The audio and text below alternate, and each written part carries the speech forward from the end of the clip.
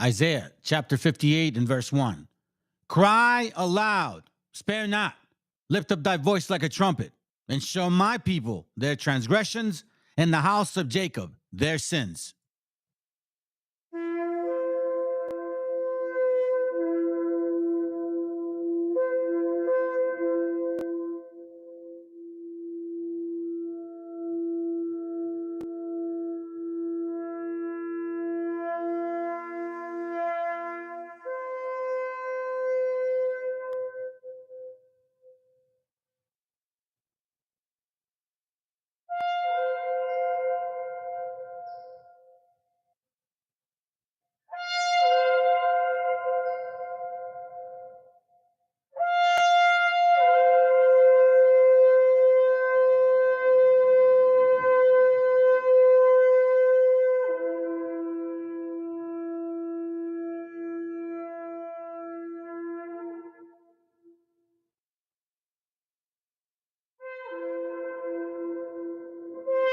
Copyright disclaimer. This content does not belong to Bible Chronicles or claim this intellectual property. The content provided today has and always will belong to the content owner.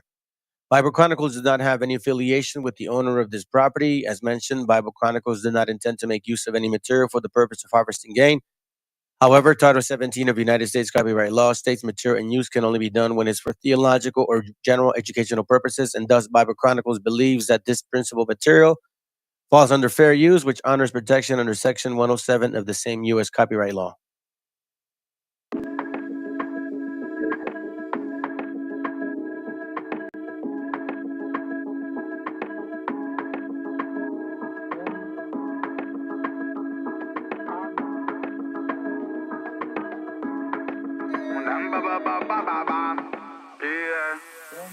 Viven huyendo de la envidia como los niños en Siria de la bomba que le manda el Pentágono. Y todo el día, mamá mía, keeping it mood, that's so real. Love was man, I never fear, never, no.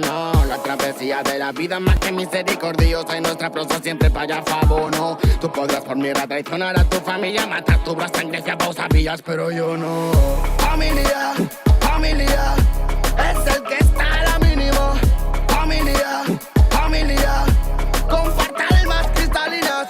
Familia, familia, Rastafarian familia, familia, familia, Magna White son familia, ya no maniga. خوات يالي شو من حالي وشو من حالي هاللي بالك ربي كبير وربي عالي واللي جاي الدنيا اليوم وباغي سالي ربي يغفر لي ولا دراري خوات يالي شو من حالي وشو من حالي هاللي بالك ربي كبير وربي عالي واللي جاي الدنيا اليوم وباغي سالي ربي يغفر لي ولا دراري. Un sueño donde no había amor, se perdía el color de una flor, se marchaba lentamente, con el sol en el horizonte, pude hacer algo para calmar mi dolor, y es por eso que le pongo flow, viviendo alto siempre, burruco bimba, y es que todo por la familia, burruco bimba, y es por eso vengo a bendecir. Burruco bimba, y es que todo por la familia. Burruco bimba, y es por eso vengo a bendecir. Familia, familia, es el que está a la mínimo. Familia, familia, comparte almas cristalinas. Familia, familia, Rastafarian familia. Familia, familia, Magna White son familia, ya no maniga. Magna super slalom, subiendo a nueva escalón. Metallic in the salon, esquivo like si de Stallone. Esos pies van del palo, pero bitch no rascan balón. Aunque me enrollo nada, cáñamo, nunca me paro. Aunque van tras de mí, no se pueden medir. Buscan el elixir, está metalizado. Y es que yo soy así, no van a descubrir sexy flow y skill con este descaro. Si familia necesita de ti, Figaro. Burruco Connection, Antarctic Field, dígalo. A mí nadie aérea de París, día yo. Los magnetes han llegado, están aquí, víalo. Para soportar el dolor como no imaginas, es la vida en ámbar. Aunque creas que no puedes tú solo con la movida, yo llevaré tus bambas. Familia, familia, fighting the hate and the media. Familia, familia, it's original, man. Familia, familia, fighting the hate and the media. Familia, familia, Yo soy un rocket, ellos a brillar. Con los míos siempre se lo baila. Menea melena, remueve la vaina. Aunque agarre fuerte el fruto para que no se caiga. Son los magna de boss final. Con los míos siempre se lo baila. Menea melena, remueve la vaina. Aunque agarre fuerte el fruto para que no se caiga. Son los magna de boss final. Disparo a millas sin mirar y sin mirar sin asimilar que es la puta herida de tu vida hurgo. Los manas de la chatarrilla hacen pa' pillar piltrafilla, tres no nos pilla y se va con la furgo. Te hará falta una pedicura y una cura si se apura, quizás llega la locura de mi turbo. Dale vueltas a la partícula, deja ya la mandíbula quieta que sola llega a Luxemburgo. Niño que para la compota que la pera pata. Pero vinimos a mejorarla, Pa' hablar por mi familia y tengo autoridad. saben que no puedo cagarla. Y poner ritmo y los manos les toca cuatro patas. ¿Quieres esa vaina va a probarla? Estoy aquí en el party donde se gana. What the fuck, what the girl, what an alma. Vivimos huyendo de la envidia como los niños en Siria de la bomba que le manda el Pentágono. Y todo el día, mamá mía, keeping it mood, so real. Lo es man, never fear, never, no. La travesía de la vida más que misericordiosa y nuestra prosa siempre para allá fabono. Tú podrás por mierda traicionar a tu familia, matar tu bro, sangre, fiapo, sabías, pero yo no. Familia, familia, es el que está a la mínimo. Familia, familia, comparta almas cristalinas. Familia, familia, Rastafarian familia. Familia, familia, Magna Boy son familia, ya no maniga. Bombo cry, sing it, sing it, sing it, sing it, cross the line on them. Warrior, vengo con los míos, Magna Gate, I fire them. Bombo cry, sing it, sing it, sing it, sing it, cross the line on them. Warrior, vengo con los manas, esa gate, I fire them. I could stop, shut up on the microphone ballad, and let's smoke the marijuana, psycho Buddha bombo clat. Bang in the street, fire burn if feel away. Rastaman over Illuminati, play the kill. Stop, shut up on the microphone ballad, and let's smoke the marijuana, psycho Buddha bombo clat. Bang in the street, fire burn if feel away. Key Cray is a king, Magna sting. Nobody, no kill them. In a crazy style. Chale, no fire them. It's a Rasta ganja. Nobody, no kill them. It's a crispy style. Tally, no fire cream. It's a Rasta ganja. Familia, Rasta chai is familia. Key Cray is familiar. Familia, pure nego is familia. Familia, Siku, Ki Magneto, familia. Familia, Es el que está a la mínima. Familia, comparta almas cristalinas. Familia, Rasta Zion familia. Magna Boy que te hablaste, manego.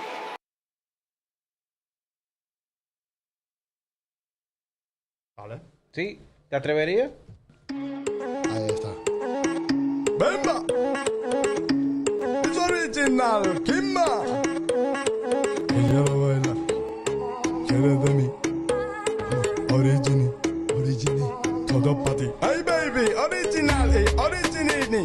Yo no tengo un cromo de panini. Si viene el Kimba lo reventó con el fucking altavoz. Si vengo por el liga, estoy con el chico para soltarlo bien tranquilito. Ese Kimana, el Kimaneto, porque tiene el ritmo y esqueleto. No vi, ella no vio nada. Cuando suelto ritmo parece la bocanada. No soy un dragón, pero suelto llamaradas. No soy un cabrón, pero sueno que te cagas. Original y parecen bandadas de cuervos volando que viene a matar. Si quieres algo del Magneto, siempre ves buscando un ritmo.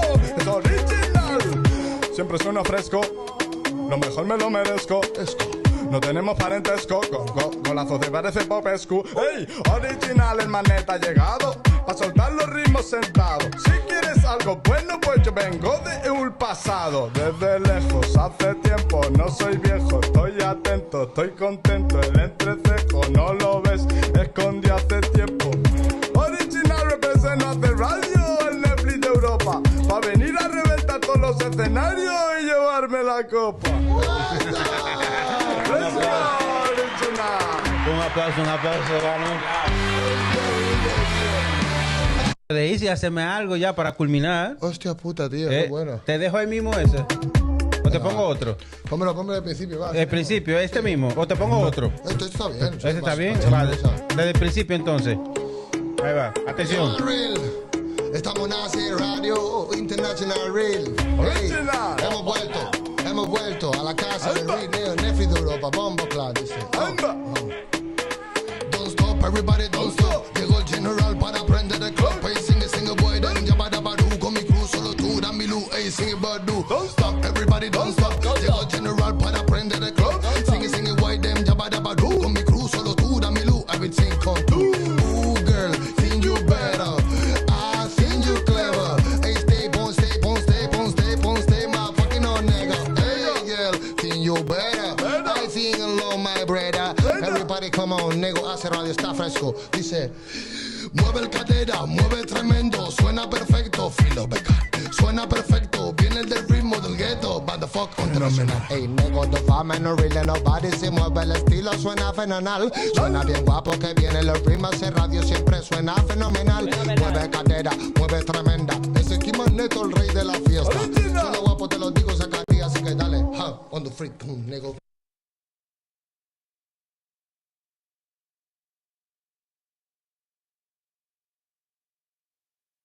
Viene a decirnos con mucha firmeza y gran convencimiento lo mismo que nos decía en el siglo XVIII el barón de Holbach, ¿no? Un filósofo francés de origen alemán. Si nos remontamos al comienzo, entonces hallaremos que la ignorancia y el temor crearon a los dioses. La fantasía, el entusiasmo o el engaño los adornaron o desfiguraron. La debilidad les rinde culto, la credulidad los conserva, la costumbre los respeta y la tiranía los apoya para que la ceguera de los hombres sirva a sus propios intereses.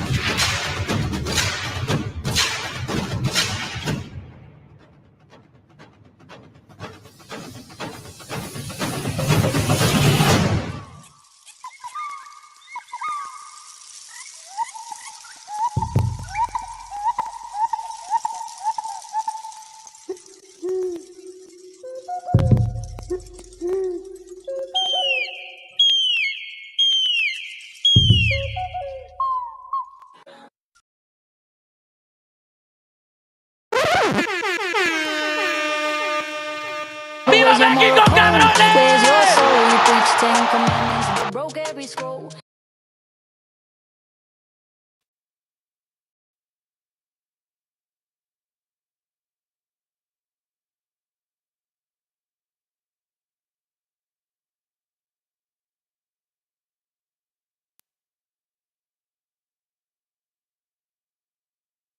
Okay, testing 1, 2, 3. Here we go. All right, fam. Excuse me. Okay, good to have you guys here. Let me give you guys a head in advance that I'm using a new old mic, and let me know if the sound goes up. Okay, the old mic I can't use because.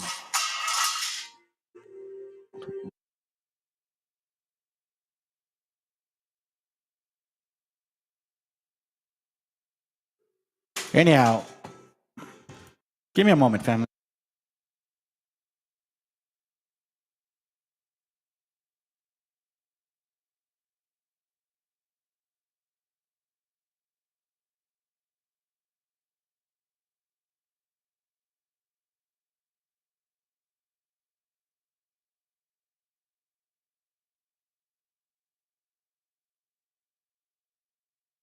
All right, family. Sorry about that. Okay, let's get going, man. Let's get going. All right, what up, bro? Let me have you guys come in real quick. What up? What up, Kuya? What up, Kuya? All be revealed. Sir CC Pantability, something like that. My bad if I said it wrong. I need you guys to pay attention to this picture because a lot of this, a lot of what's going on right now, it has a lot to do with that. Okay, so I was wondering how to title this. I was like, the revolution will not be televised. You know, that's pretty normal. Like, you know, you hear that. So it's the retribution would not be televised because that's really it, man. Look, I'm telling you, family, for you guys that are new to this channel, I am the only channel that has been talking about this exact same thing since late 2022. Okay, and I said that it had to do with this combination of people right here and right here. You see, this is not very, unfamiliar with them. You have to understand that these people here created this thing here. Okay? And remember the signs. Remember the signs, right? So we're going to go deep onto some things. I'm going to show you a lot of video today. I will do some reading because I want to prove a point for all you collaterally damaged dumbasses. I told you. You that are from another nation, you were, you appreciated the power that your elitists were giving you. Now you're going to find out that you're just a serf, a fucking slave. And every single time that you feel like the slave you are, they propaganda your ass with, it is the Mexicans' fault. You're poor, you're broke because the Mexican people did that to you, not somebody else. Do you know what I'm saying? Let me use it. Hold on, I don't really like this. Testing 1, 2, 3. Yeah, I don't like this shit. I can barely hear myself. So be mindful of what we're looking at here, okay? Be mindful. I'm about to show you a video. It's about 15 minutes. Stick around. I see skies of blue and clouds of white, the bright blessed day, the dark sacred night, and I think to myself,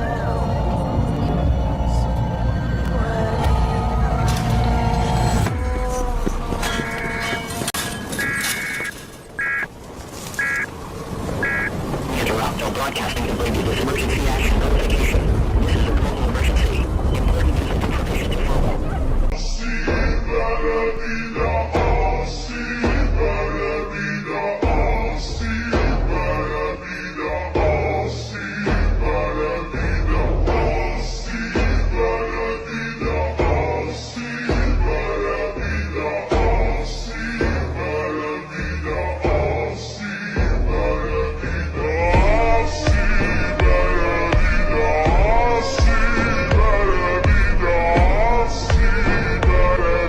Who are those people that's going to purify this land?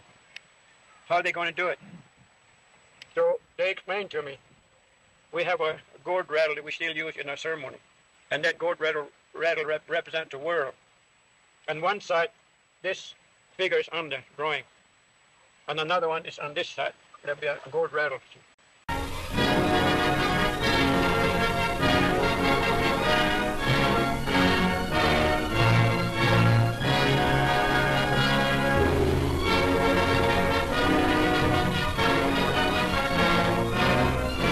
We still use them. But one old man told me, take a look. Whoever has this symbol in this world going to take us up 2 times. Surveillance footage of an armed group of men carrying flags emblazoned with swastikas marching through the streets of Columbus, Ohio. The troubling incident happening Saturday afternoon. Each person dressed head to toe in all black, masks concealing their faces. They shouted vile and racist speech against Jews and people of color. And it just came to me quickly. And I wondered, what nation ever shown something similar to this one? Because they will be very intelligent people. They're going to produce many inventions of all types. They're going to be so powerful that they're going to use that to shake us up real hard. and they're going to almost destroy themselves. But later, out of it, a new generation is going to rise. This time they will know what to do in the right manner, for the right purpose. Then around it, there's a sun symbol. Those people are very intelligent people that have that symbol. They have produced many things, invent many things, and they become powerful. And they also shake us up second time, with the help of another. These two have... How are we doing, people? It's Revival of Wisdom. We're back today talking about sun worship. Okay? And please enjoy, sit back and enjoy the video. First thing we need to understand is that the sun is the risen savior. It's the light of the world. Without the sun, we have nothing. Shook us up 2 times real hard, warning us. And they almost destroy themselves. But out of it, a new generation is coming, stronger, much better equipment, everything, powerful things going to be developed by these 2 people. Then the third one that will finally bring about purification of this land in this continent would be a man with red cap, red hat, or red cloak. Deluge of illegals, bloodthirsty terrorists, savage gang members pouring in by the millions and millions. Drug dealers, human traffickers. Our cities have already become hellholes. A crime-ridden, gang-infested terrorists, pedophiles, stone cold killers. You can't walk across the street to get a loaf of bread, you get shot. Teenagers cut to shreds. They'll walk into your kitchen, they'll cut your throat. Now, we do not know who that nation is or what people, but they say those people will have a large population, and they will also have much scientific inventions of all types, very powerful.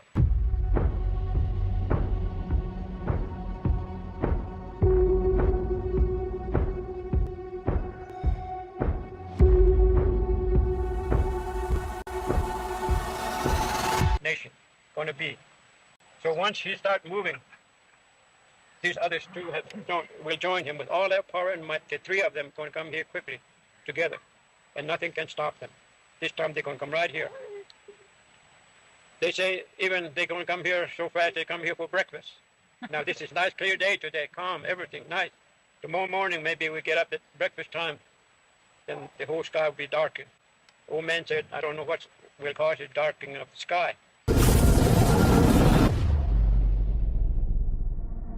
I see skies of blue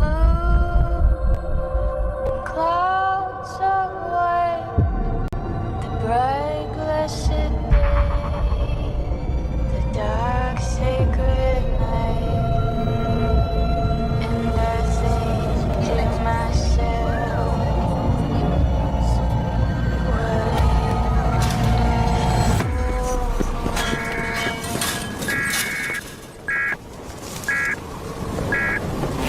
broadcasting and bring you this emergency action notification. This is a global emergency. Important information to follow. Then he said the people will be raining from the sky. And in one day they're going to get control of this whole continent. And they're going to cut us up into 4 sections. And they're going to look for a leader that still remains, a native leader, still remaining to the spiritual path. And to him they will gather people here to him.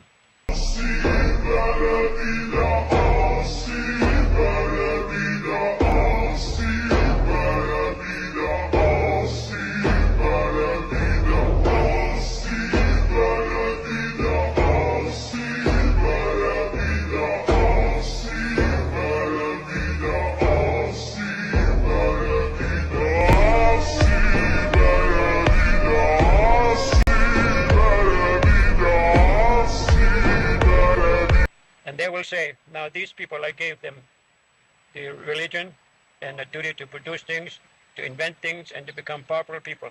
When they came here, what have they been doing to you now? There's a weapon that powerful countries use to get rid of leaders they don't like, leaders from other countries. It's called a coup. It's a French word that means a punch or a blow, because it kind of means coming in and forcibly punching out a government from power. No elections, no process, just power being seized. Just someone being pushed out and someone being put in. Suppose he was the last chief still remaining in this area. They will ask him, and they will say, well, those people have destroyed my people. They've taken care of and taken everything from my people, land, rivers, and hunting rights, and everything that I use. Here is the story we have been told in Columbus's travel journal. They were discovered. But there is no such thing as alternative facts. There is something we need to talk about. Three words that summarize the whole history of humanity. Civilization, colonization, extermination. This is the origin of the ideology of white supremacy. They just took it away from me against my opposition. Then those that have done that, what we call purification, would be the real wicked people.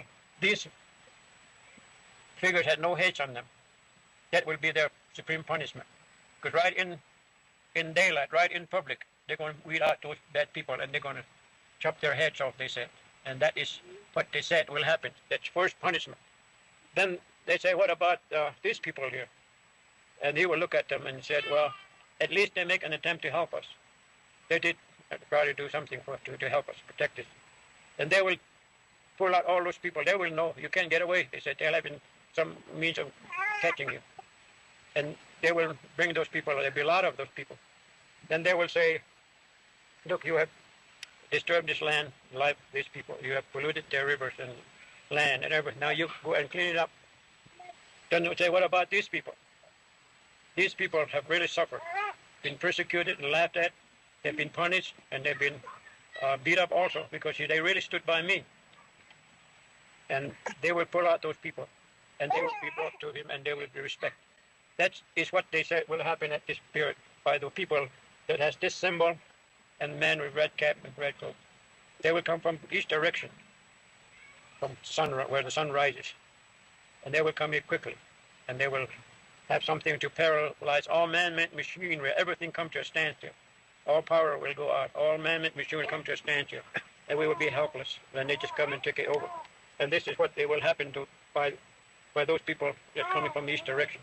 Now, if those people are commissioned by the Great Spirit to do that for the Great Spirit, if we can't clean it ourselves here, and if they fail, then the Great Spirit said there are another people coming from west direction. They'll be coming here for a long time. They're just taking this time. Slowly they're coming and building up more power, more people, more invention, and all that, and they just kept coming.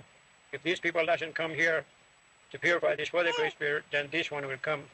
And they said, when that happens, don't get on the housetop and watch, because those people are coming from the west direction. There'll be millions of people coming up on the west coast, like ants crawling up on the land. And they will have no mercy for anyone. They'll be very cruel and severe. They're not going to ask questions. They're just going to whip everything as they come. They're going looking for someone that will hold on to this spiritual path here. They're going to do that. This is what they said is going to happen. But these two purifiers on both sides are coming to this continent here where we started from. And we came back. We just about to destroy ourselves, mess it up. We can't straighten ourselves up. Then these purifiers will have to do it. This is what they said will happen here. So whoever comes out, then we will meet the Great Spirit. But if not, if no one listens, then these elders, religious men, will go down into the kiva, go through a ceremony. Then they go over a prayer to four corners of this earth, to the above and to the below, and said, all right, none of these, my children, my people have listened to me or helped me. Now you take over.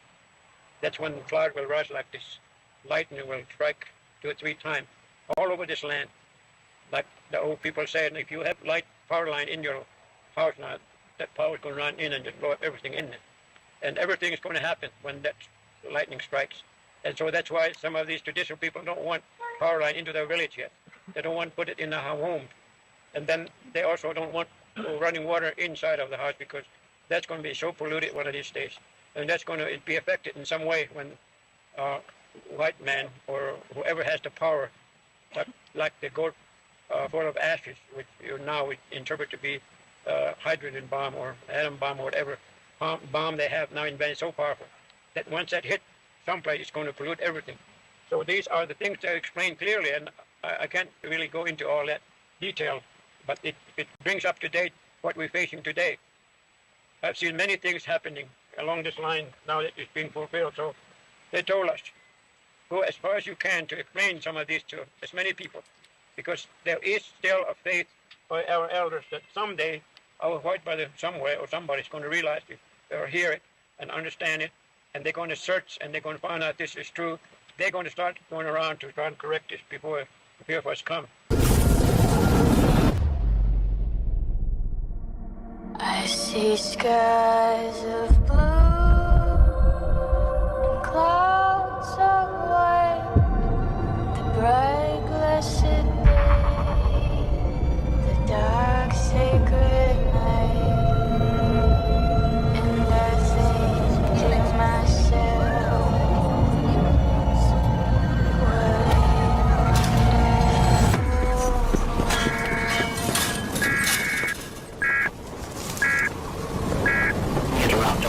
Emergency action notification. This is a global emergency. Emergency information forward.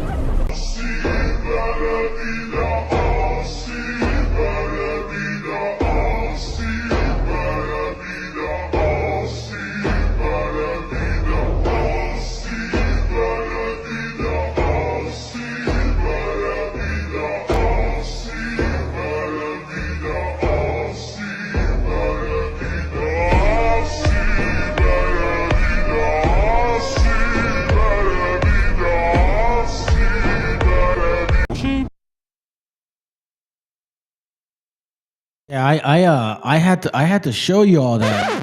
You know what I'm saying? I had to show you all that, bro. When you go into Second Ezra, the chapter 13, I shared this with y'all the other day. The peaceable multitude, right? This is what it's actually talking about as well. When people will be violent towards each other. You know what I'm saying? And then the destruction comes through. Let's read chapter 16 though, because I think that it says a lot here. Okay. Chapter 6, 2 Ezra 16, verse 18, it says, the beginning of sorrow and great mournings, the beginning of famine and great death, the beginning of wars, and the powers shall stand in fear. The beginning of all of evils, what shall I do when these evils shall come? Behold, famine and plague. Now, you guys obviously know what's going on with the farmers, right? I mean, come on, you can't go manifest massive deportation and think nothing's going to occur to your food. And anguish, tribulation and anguish. Let alone the plagues, by the way. Behold, famine, plague, tribulation, anguish are sent as scourges for amendment. Meaning you owe something. Meaning you broke the law. That's what you did. But for all these things they shall not turn from their wickedness, nor be always mindful, of the scourges. No, as you can see. They're pushing hard, fam. They're pushing hard against you. And see, this is what I've been saying. Matter of fact, brother, you know this, bro. You've been watching me since, I believe, 2022, right? I've been saying this shit was going to happen. You see, now, all of you Tobe Trike Chart believers have nothing to say because they don't give a fuck about what goes on in Africa. Do you know what they're attacking? Our gente. You know who else they're attacking? Those people over there where Israel is. Not Israelis. Over there. Do you ever think about why that happens to happen? Specifically to those particular people. You think it's the oil? Or is the oil a coincidence? It should not be, right?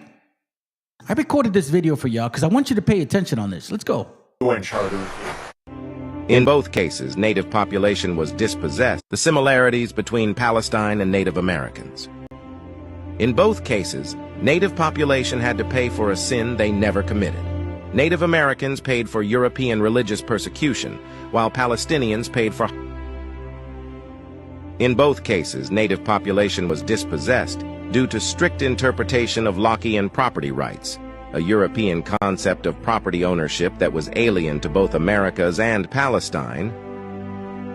In both cases, European settlers claimed that they are bringing civilization to the land.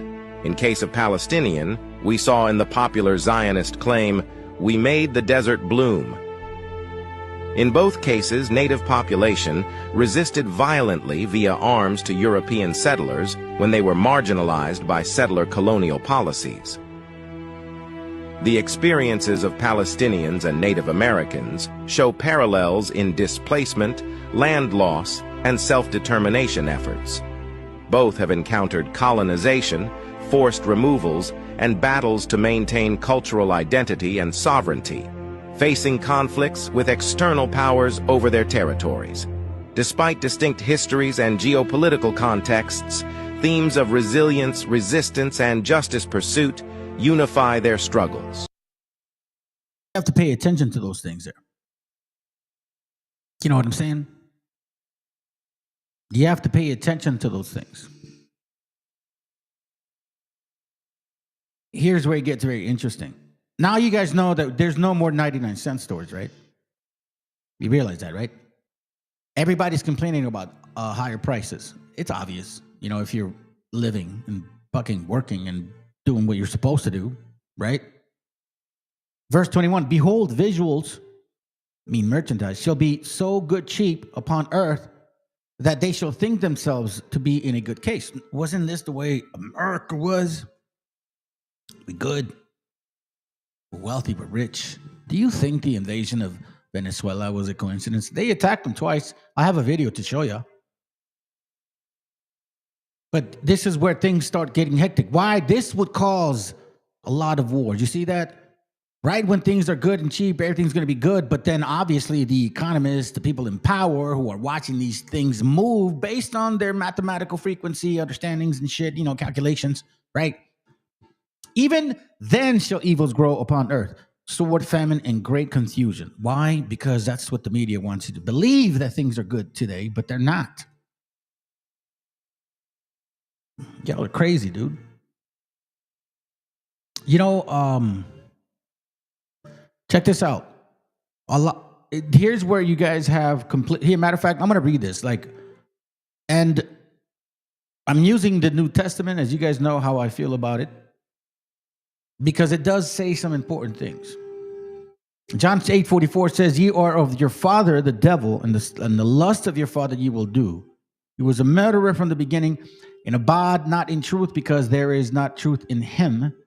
When he speaketh a lie, he speaketh of his own, for he is a liar and the father of it." I wonder why. What you do, start a fucking war, just don't let them get out. If I go down, I will bring all of you down. This sounds a little rough. Are you feeling all right?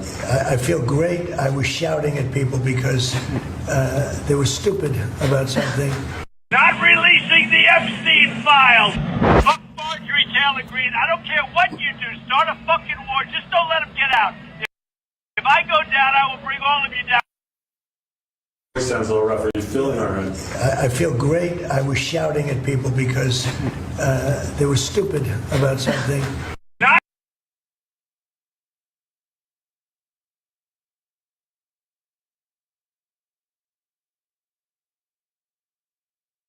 I remind him of his daughter, and she said, well, she's 13 as well. So he knew the first time that he saw me. But he comes over mad because I was crying, and he said that I should be thankful that someone like Donald Trump took my virginity. He basically didn't say took my virginity. He said, I should be glad that someone like Donald Trump popped my cherry, and not some pimply little 14-year-old. And I just was like, what if I said, what if I get pregnant? Not even talking to him. I didn't want to talk to him. I was talking to Tiffany. And he said, well, you'll get an abortion then, bitch, and then just walked away. Why the Jeffrey Epstein case would be of interest to anybody. It's pretty boring stuff. It's sordid, but it's boring. Donald Trump had specifically asked about me because I remind him of his daughter. And she said, well, she's 13 as well. So he knew the first time that he saw me. But he comes over mad because I was crying, and he said that I should be thankful that someone like Donald Trump took my virginity. He basically didn't say took my virginity. He said, I should be glad that someone like Donald Trump popped my cherry, and not some pimply little 14-year-old. And I just was like, what if I said, what if I get pregnant? Not even talking to him. I didn't want to talk to him. I was talking to Tiffany. And he said, well, you'll get an abortion then, bitch, and then just walked away. Why the Jeffrey Epstein case would be of interest to anybody.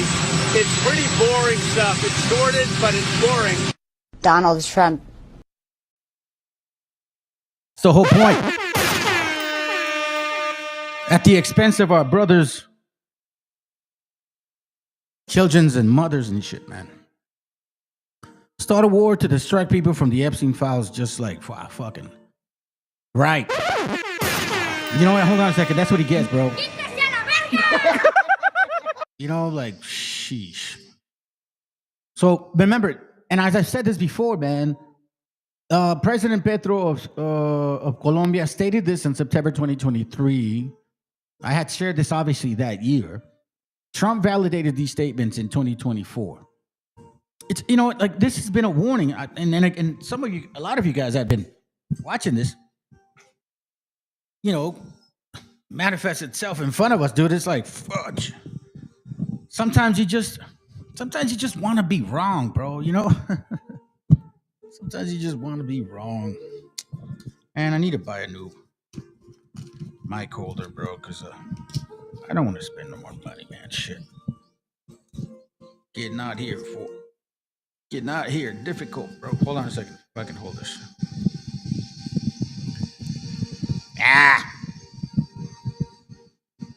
Let's listen to it. Del norte está acercándonos a la extinción de la humanidad. Entonces, los problemas políticos y de inestabilidad de nuestros países crecerán. Crisis climática que será respondida por el norte como en Palestina. No los van a invitar, no les van a permitir la entrada, ametrallarán y usarán campos de concentración. That brings me to what Trump is now vowing over the weekend, and this should be known so you understand what we get from Trump tomorrow night at the debate might not be this extreme.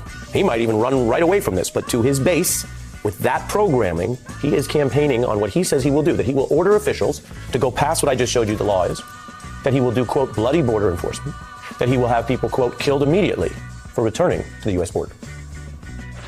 Getting them out will be a bloody story. Should have never been allowed to come into our country. If you come back, you will be executed, you will be killed immediately. Not going to be easy, but we'll do it. They've been saying this shit since the get-go. For you idiots that voted for this shit, it's fucking nuts. Y'all are fucking nuts, bro. Y'all are stupid nuts. Here is second attack. Just reported not too long ago. It literally happened. This was reported. I got it at 8 minutes. I was busy. I couldn't do it right then and there, but it's within an hour. Okay, let's go.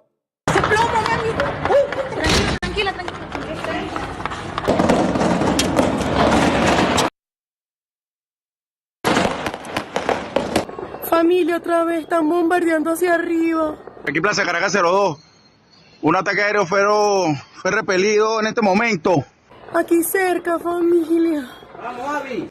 No sabemos qué tipo de aeronave fue, pero fue repelida por...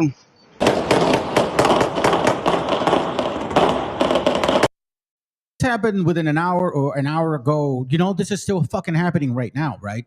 While you guys are watching your channels, everything's comfortable and shit. This is happening to people. Let's just imagine if this started happening in your fucking neighborhood, man. All because of supposedly Madero was a narco trafficker. Okay, you got him. What the fuck more do you want? Oh, no, now your government ain't listening. Listening to what? You just got the fucking narco guy. Oh, you mean not listening to your what? Your oil elites? You're going to kill your own children for fucking oil? For lithium, for gold? Has this ever changed since 1492? This is why I keep telling you, family. Who else have they gone to not just mess with the resource, but literally took the land and taken it from you for their benefit? Watch this. Deuteronomy 28:46 says, and they shall be upon you. I'm sorry, and they shall be upon thee for thy. Fuck, man. Let me read. Let me slow down. And they shall be upon thee for a sign and for a wonder, and upon thy seed forever. What? These particular things that are going to happen to you. Which is what? Verse 43, the stranger that is within thee shall get above thee very high, and thou shalt come down very low. Remember 1492? Right? Verse 42, all the trees and fruit of thy land shall the locusts consume for themselves.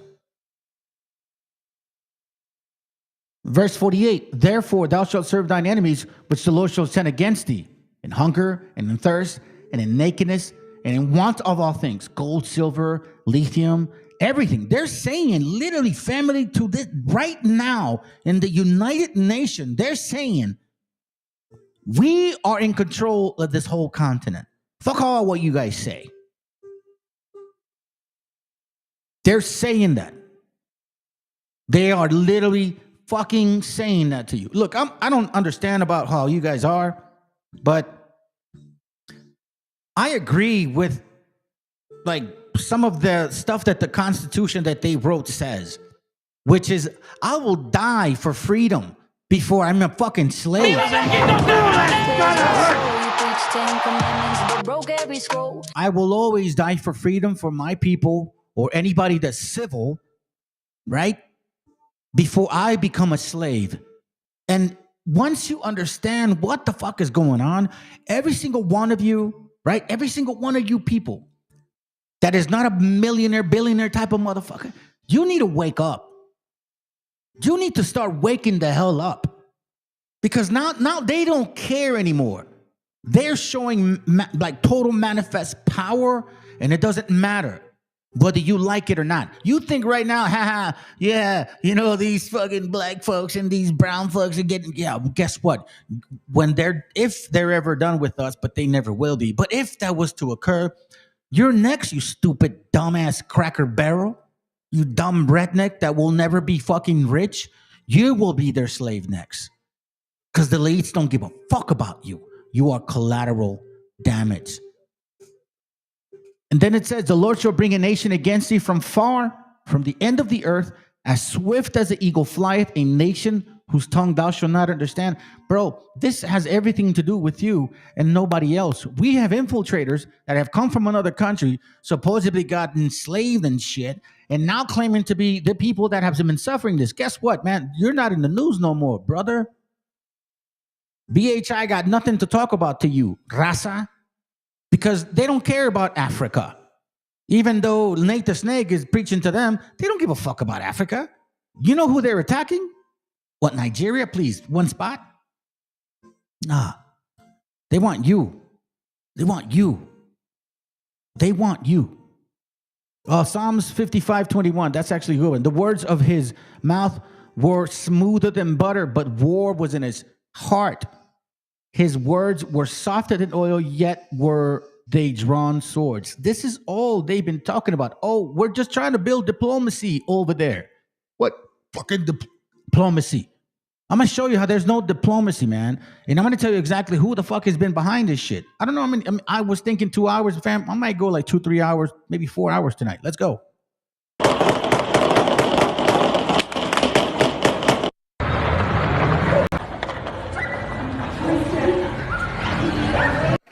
Para todos aquellos que estuvieron y están festejando la intervención de los Estados Unidos de Norteamérica en Venezuela, pues bueno, el dictadorzuelo de Miraflores ya se fue, ya no está. ¿Qué hacen? Atacando a los civiles. ¿Qué hacen en áreas de civiles? ¿Qué hacen en colonias donde viven los civiles? ¿Qué hace el ejército norteamericano? ¿Qué hace? Tú dime. Generando caos, generando odio, miedo, destrucción, todo por el petróleo. Para todos aquellos que aplauden la intervención en Venezuela y que desean una intervención en México, después de intervenir, vendrán por ti, por mí, por los tuyos, por los míos. No van a distinguir entre fifís, entre morenos, entre blancos, entre ricos y pobres. Vendrían por los recursos. Y no importa quién esté ahí, hay que destruir, hay que refincar, como en Gaza. En Gaza destruyeron todo. You see what I'm saying? This is the only channel that has been showing you guys the connection. Ain't no one else been doing that. No BHI. No, none of you fucking dumbass 12 chart camp pushers, bro. Raza, you need to get the fuck out of those rooms. Those people are lying to you. They have nothing to do with your authority or your seed or your privilege in a sense of who you are according to the Bible. You guys are the Israelites of this great, beautiful history. Do you understand that? Why are they attacking us and them? You need to start waking the fuck up. Matter of fact, you know what? A lot of you Rasa that believe in what I believe in, we talked about this every now and then. Some of y'all said, man, I don't know, bro. Rasa just doesn't want to believe. And remember the story? Remember the Jacob's trouble? And it's going to start. And when it starts, it's fast. It doesn't take 100 fucking years or 150. How long have they been teaching BHI shit? I've showed you books. Even since 1840 something and shit. They've been trying to claim that shit. And I'm like, where's your black Jesus at, bro? That brother ain't here yet. So Jacob's trouble is going to be fast. Fast. And I mean fast. And now we're here. Because this is the awakening. This is the moment that they're going to shake your ass to understand who the hell is your creator and what does he want from you. Because this is true right here. Proverbs 29:2. When the righteous are in authority, the people rejoice. But when the wicked beareth rule, the people mourn. Who's right now ruling? The so-called Jews, right? They're not rejoicing. This right here is not a joke, fam. Todas las colonias. Y ahora hay que remodelar, donde ya no vive nadie, por cierto. Ya no hay quien reclame la propiedad. Segundo ataque.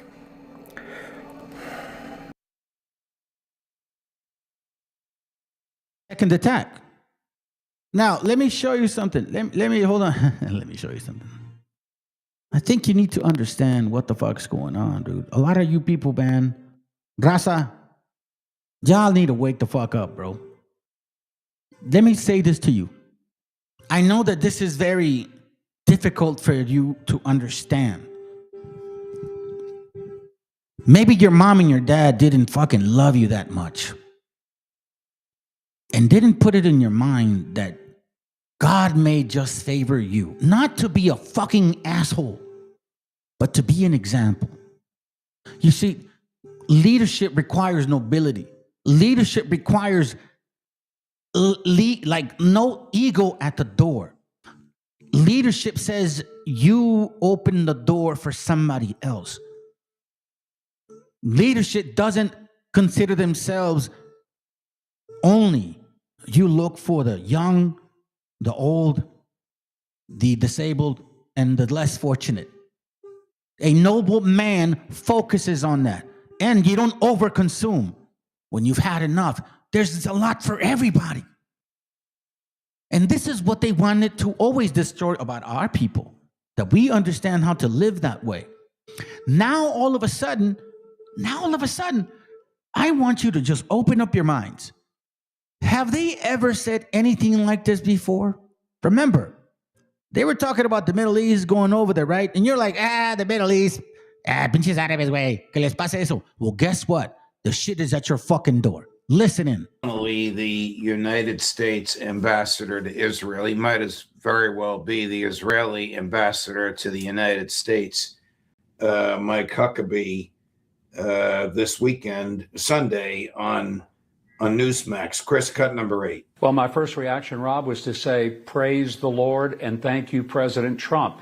A lot of people may not make the connection as to why this matters to us in the Middle East. What they don't know is that Hezbollah is very active in Venezuela. The ties are deep, and Hezbollah operates in 12 different countries throughout South America. It is not just a threat in the Western Hemisphere. It is a threat to the Middle East. So for the president to go after Venezuela not only deals with narco-terrorism and the many deaths of Americans who are killed by the poison of drugs, it is going to make life for those of us living in the Middle East much better, much safer to take Maduro out, to recognize that Hezbollah is active here, targeting not just Jewish people in all over South America. Hold on a second. What the fuck? What? Now, when have you heard of Jewish people being attacked in Colombia, Venezuela? When the fuck have you heard that, fam? You see what I'm saying?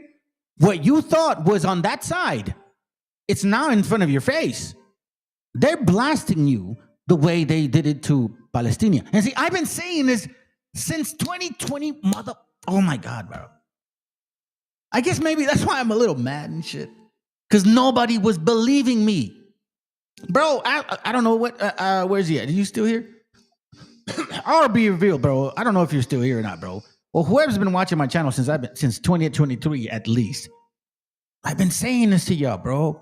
And everybody like didn't believe it. whatever. You're full of shit. Now we're here. Now they're saying that supposedly Jewish people are being attacked by us, our gente. Ties are deep, and Hezbollah operates in 12 different countries throughout South America. It is not just a threat in the Western Hemisphere.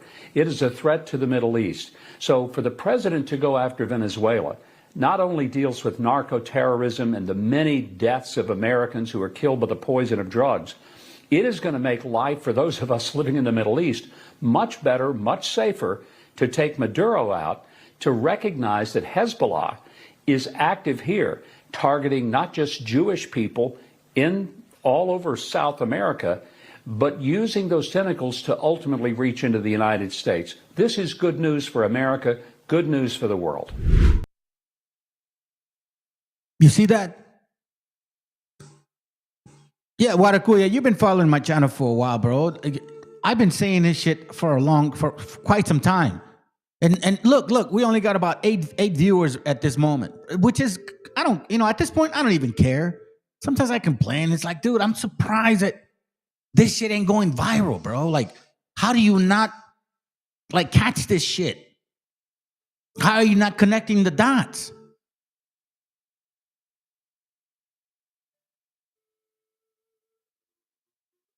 Isn't it crazy how Mossad is funding the cartel in Mexico?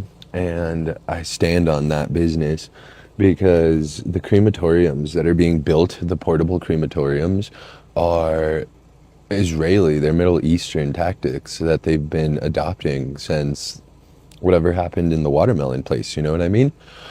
So, long story short, there's a lot of word, there's a lot of talk about all of the sovereignty in Mexico being destroyed. So there is old people who have lived so long, and they know exactly how to live off of the land without the need of the system at all. So there's this whole narrative that the cartel is going and taking their land so that they can build meth labs and sell fentanyl.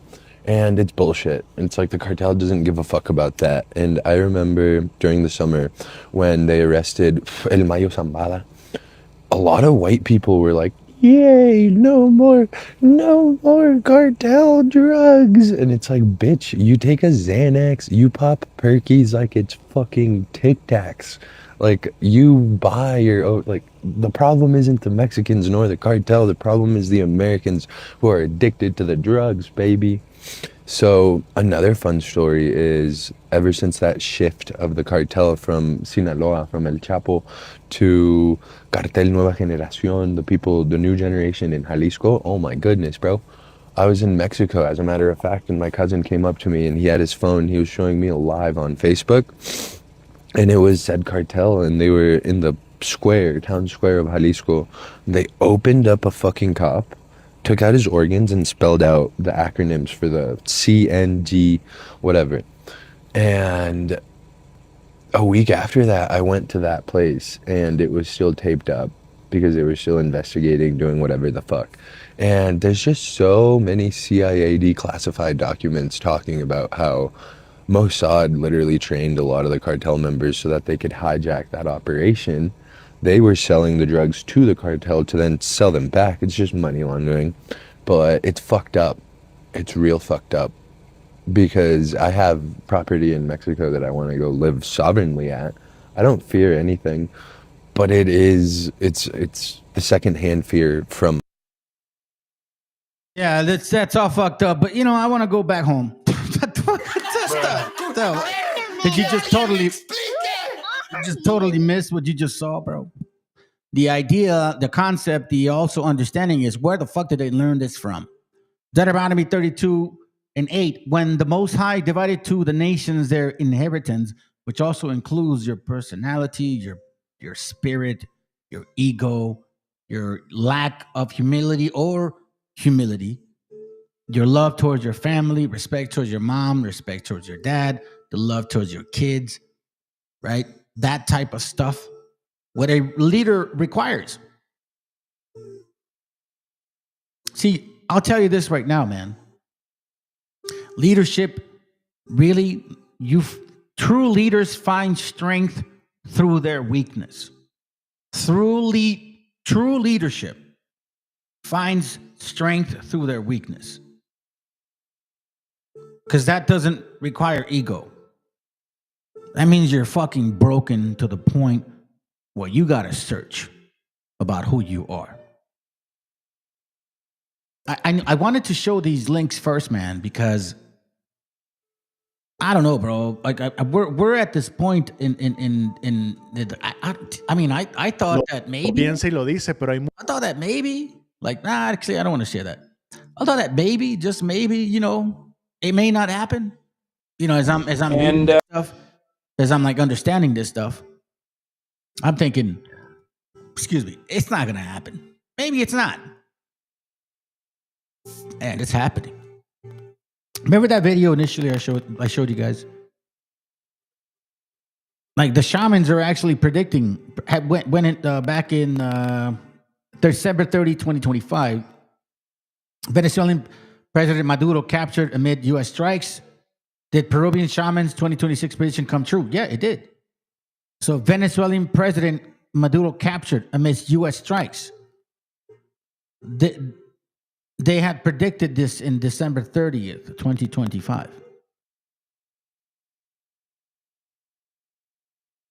Do you understand that? Do you understand? What was the video about the native brother that said about the people with the red hat? The shamans are going to pray to the four corners. They're going to try to understand what the fuck is going on. Look, right here, it says it. Look, this was this. You know, the thing that just happened, not just once, but twice. They predicted it.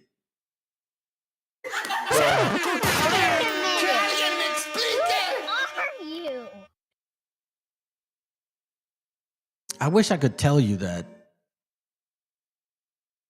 this shit is not real, but man.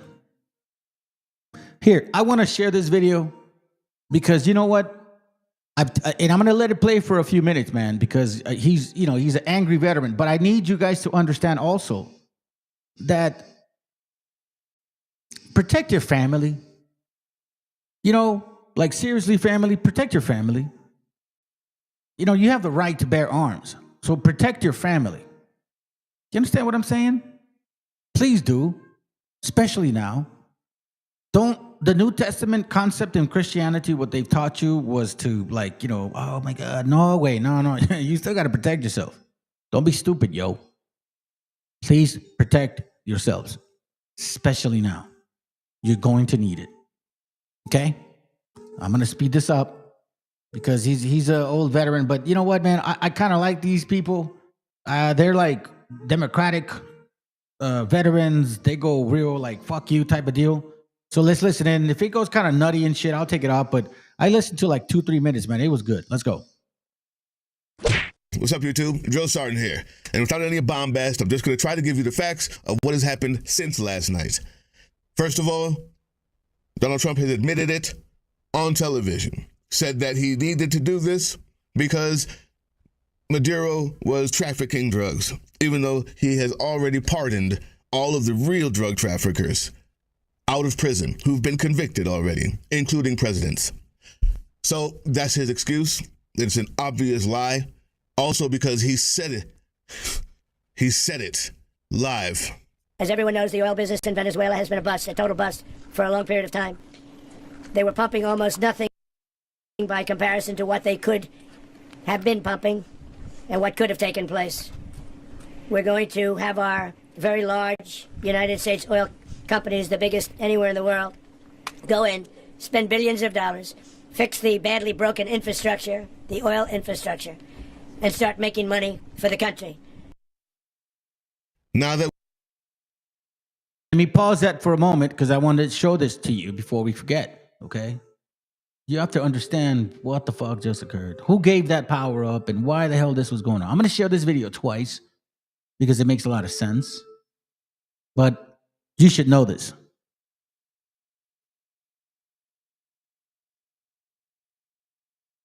This is supposed to be the woman who's taking over Venezuela. Not only is she pro-Israeli, she's pro-Likud. She signed a cooperation deal in 2020 with Netanyahu's Likud party.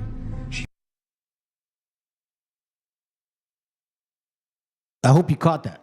We've cleared up why this is done. For the oil companies to make money and him to make money. Let's also clear up another more nuanced portion of this tale. Don Jr. is involved with a company, and I'll put the name here, that has just gotten $750 million from the government. Just gotten $750 million from the government. And what they do is mine rare earth minerals. Venezuela has the most rare earth minerals that we know of on Earth. That's two. There's a lot more companies and a lot more backdoor dealing going on with this corrupt president and his son-in-law. But we're just going to stick with these line of facts having to do with what happened last night. The next thing that I'm going to show you that Trump said on television is the dumbest, most childish, Lego-playing, schoolyard bully, ignorant, foolish thing I've ever heard from a president. Now, I will continue to make sure that his voice is standable by keeping it with the chipmunk voice, because no one can actually listen or hear his slurring words anymore without wanting to vomit. But I will have to show you what he said, because you won't believe it if I didn't show it to you. We're going to run the country until such time as we can do a safe. Let me read some of your verses, bro. I like them. Hosea 4:6 says, "My people are destroyed for lack of knowledge." What does that mean? For lack of understanding of who the hell you are, why this is happening, how come it's recycling over and over again since 1490 F2. This has been happening. What is it going to take? You bending your knee to worshiping the damn devil, which it's called the Virgin Mary. Sorry to offend some of y'all, but that's a fucking fact. You're worshiping the wrong creator, because that's not even anything. That's just an image, which is why you're destroyed. Because thou hast rejected knowledge, your heritage, I will also reject thee. It's kind of like when your dad gets mad at you and says, "Fuck you, get out of my house." Bro, and he throws you out. It's like that. You reject him, he's going to reject you. That thou should be no priest to me, leadership, seeing thou hast forgotten the law of thy God, I will also forget thy children. This is continuous, right? But you know what? This is what it took. This is what it's going to take. Because some of us are still going to be able to say what we're saying today. You're going to hear what we're saying right now. And you're going to reflect on how come this is happening to only certain people.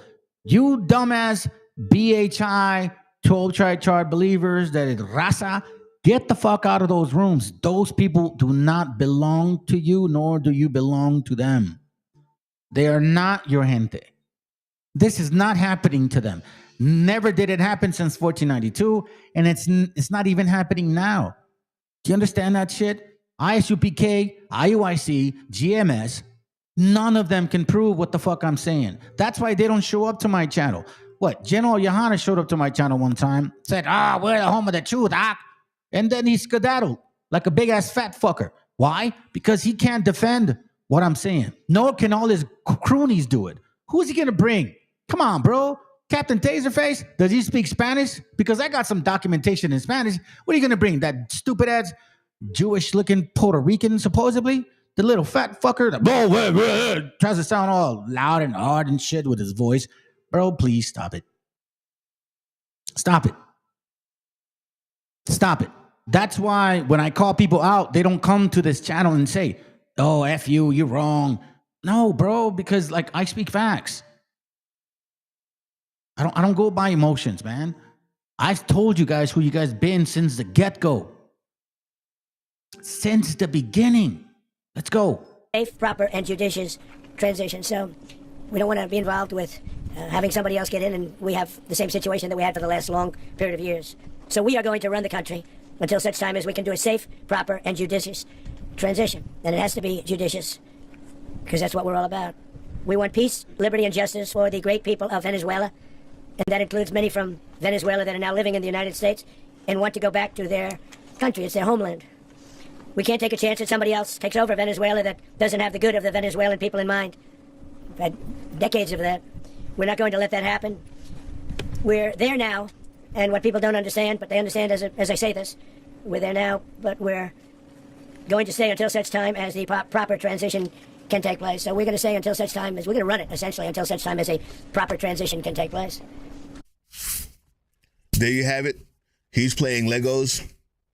He's playing board games. He believes that we're just going to run it. You can't even run this place well. We're the shithole country. Healthcare is dying, gone. We can no longer fund childcare in all 50 states. Yesterday, that was ended. The only thing you can't afford is gas because the gas prices have gone down around the world. This place, your groceries, your healthcare, the education for your children, the viruses, thanks to an anti-vax movement run by the Health and Human Services of this country. Measles is back. We are the shithole country. And our president is playing Legos and patty cake and thinks he's just going to run a country. We're going to take it over and run it. How? You cannot run this place. That's the news. Oh yeah. And there's one more piece that we need to know while we're just walking in there with our dick hanging out, talking about we're just going to run a country of millions of people who already live there. We've done that before. It took hundreds and hundreds of years of war and battle. It's called colonialism. Revelation 13:10, perfect time. He that leadeth into captivity shall go into captivity. It's called slavery. It's called 1492. He that killeth with the sword must be killed with the sword. Here is the patience and the faith of the saints. Check this out. Let me show this to you, man. Let me see if I can forward it over here. I think this is it. Watch the speech, bro. Y'all need to be really mindful of what the fuck. Listen, I'll die for freedom before I become a slave, especially now that I know what the fuck's going on. Fuck you, goddamn God. Christmas Christian invaders. Christmas Christian invaders. In case you never heard of something so like that, you need to understand what the fuck we're dealing with, family. You think I'm kidding when I say Christmas Christian invaders, huh? You're like, nah, it's probably lying, whatever. Nah, it's true. There is such a thing. There is something called the Christmas Adventure Club. They try to hide that shit from you. But there is also this thing called the double Yankee Inquisition Completum. You guys ever heard of that?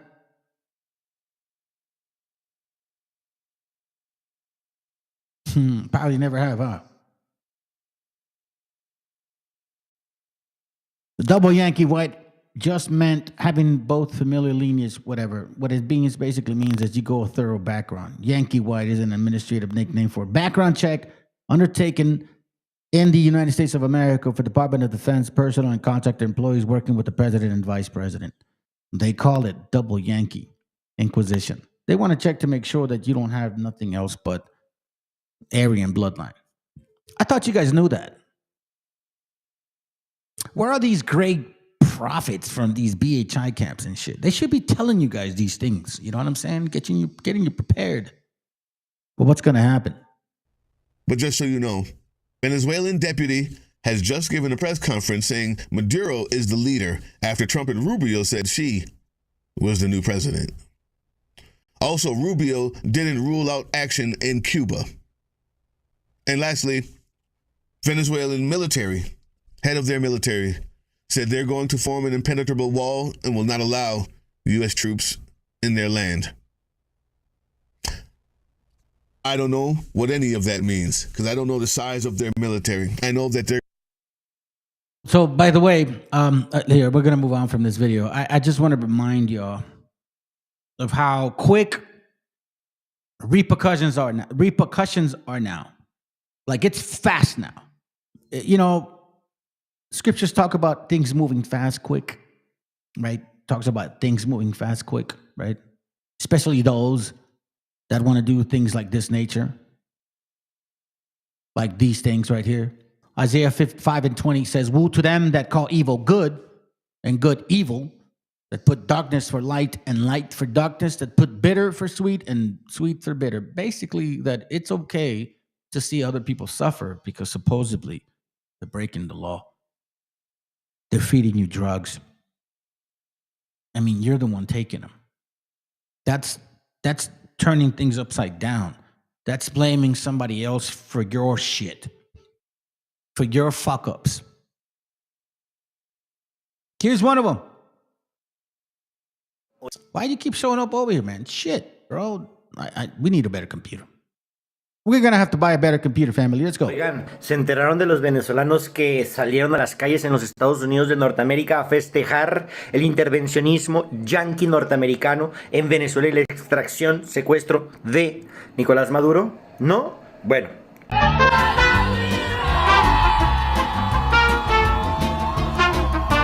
Entonces, estos mismos personajes salieron a festejar desde los Estados Unidos que ya eran libres. Pero ¿qué crees? Resulta que estos mismos fueron detenidos por el ICE.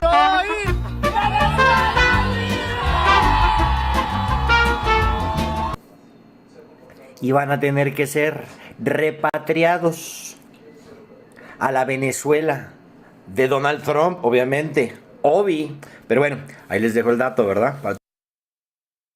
Wait, raza, you need, you other raza, right? Like Mexicans. You need to understand that when you fuck up like that, te vamos a rayar, güey. Like, we're gonna go full fucking throttle. We're very good at making fun of your stupidities. That's one thing that Mexicans are the best at. Making nicknames for your stupidities. Let's go. A todos aquellos que dicen que son libres, pues van a ser libres allá en Venezuela. Ay, Dios mío, este chiste cada día está peor.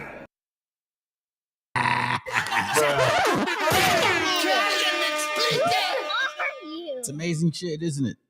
All right, now let's get into the nitty gritty. Let me tell you something about why they hate this man. Here's why, fam. Maduro. Jesus Christ, bro. Jesus Christ, bro. Check this out. Let's officially begin. Oh, the communist leader of Venezuela, who I guess were on the way to killing or something, forcing out, regime changing him.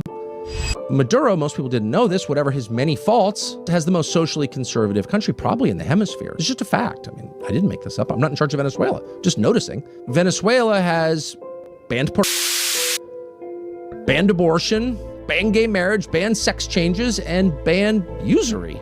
You don't have credit cards with 40% interest in Venezuela. Hear that?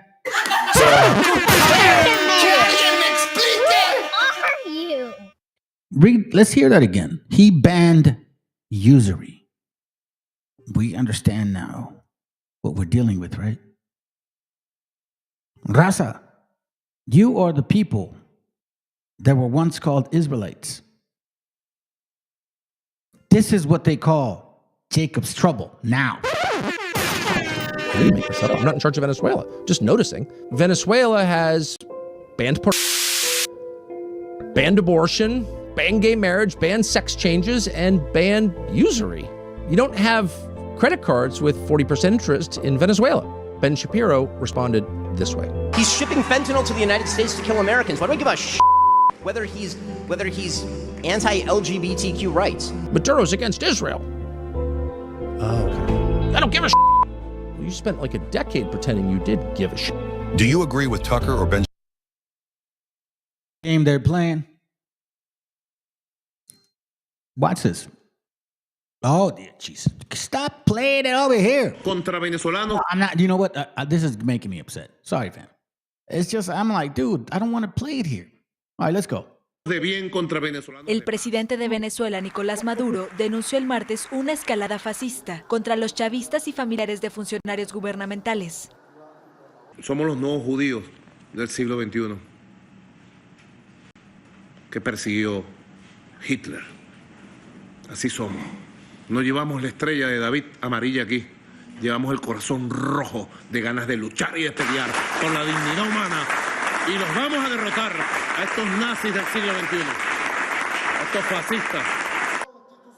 Maduro acusó nuevamente a la oposición de hacer terrorismo como parte de un plan para darle un golpe de Estado. Yo hago responsable a Julio Borges, líder y jefe de la Mesa de la Unidad Democrática, por todos los desmanes, toda la violencia, toda la insurgencia armada, todo el odio fascista, toda la persecución y la división que están generando a nivel nacional y en algunos lugares del mundo. Desde que iniciaron las protestas contra Maduro el 1 de abril, han muerto 42 personas, y tanto el gobierno como la oposición se culpan mutuamente de la violencia. You wonder why all of this shit is happening. You're like, well, what's the big deal, bro? Like, why are they interested? Here's why this is happening. Okay? This is a perfect article that can summarize the situation. It's what they call the leftists. AMLO, Chavez, Maduro, Bolivarian, like basically the leftist pro-people movement. Robert Lansing, former Secretary of State under Woodrow Wilson, wrote in 1924 that Mexico is an extraordinary easy country to dominate as it is necessary to control only one man, the president. We must abandon the idea of installing an American citizen in the Mexican presidency or any other country for that matter, as that would only lead us once again to war, which is what's happening right now, right? The solution requires more time. We must open the door to our universities to young, ambitious Mexicans or any indigenous that is pro-people for that matter, to make the effort to educate them in the Anglo-Saxon way of life that benefits them, that's about them, that's about their privilege, that's about their life, that's about their elitism. You know what I'm saying? The only way Anglo-Saxons get fed is because of people like you and I. You let every fucking white man know that's called the sons of Esau, the daughters of Esau, because that's who you guys are. The so-called white man is Esau in the Bible, okay? Unfortunately, we're related to you motherfuckers. That's a fact. Mexico, however, watch this, will need competent administrators. And over time, these young people will come to occupy important positions, and we will eventually take possession of the presidency itself. This is why they do coup d'etat. Because if you're not under their instructions, then you're a problem. And without the United States having to spend a single cent or fire a single shot, unlike today again, for the second time, they will do what we want and do it better. Because raza, for some reason, you fucking hate your own brothers and sisters more radically than we ourselves would have done. Why do you think you talked about that kid ripped up the body of a man and spread the fucking words, initials of that gang? Who taught them that? Who taught them that hatred? Lansing's counsel, directly or indirectly, was well taken. The United States did not subsequently place a puppet on the Mexican presidency chair as it did with the laundry list of Mexican land laborers, right? So it didn't do it to us initially. It did it to everybody else. And over time, it did open its doors to Mexican political elites to come and study at its illustrious centers for higher education. A simple look at its roster of presidents over the last 25 years confirms the success of Lansing's precinct vision. They educated Miguel de la Madrid, Masters in Public Administration in Harvard, Carlos Salinas de Gortari, PhD in Economics, Harvard, Ernesto Cedillo, currently Yale professor. They also taught Vicente Fox, supposedly studied at Harvard, but definitely sold a lot of something, and Felipe Calderon as well. Do you understand what that means? This is when my family left Mexico. Right here. When this fucker made everything, privatized everything in Mexico, we left. And this is when they lost a lot of smart motherfuckers. I'm going to say it right now, fam. I don't boast about myself because I didn't achieve no greatness like of what society thinks I'm great. But when they did some IQ test on my shit, it scored well above 125. I didn't even know what the hell that was. Supposedly, the IQ test says that if you're well over 119, you're like a genius and shit. Well, I scored well over that. But, you know, because of the way I look, they consider me stupid. And that's the insecurity that a lot of us had. That's why we try to fit in with the white man. Because like, nah, I'm fucking smart, bro. What the fuck you talking about? I'm like those other people, but at the same time, you diss your own gente. Because they taught you this. They taught you and made you believe that if you understand their concept, that you'll be better. But it wasn't about better. It was about you serving them.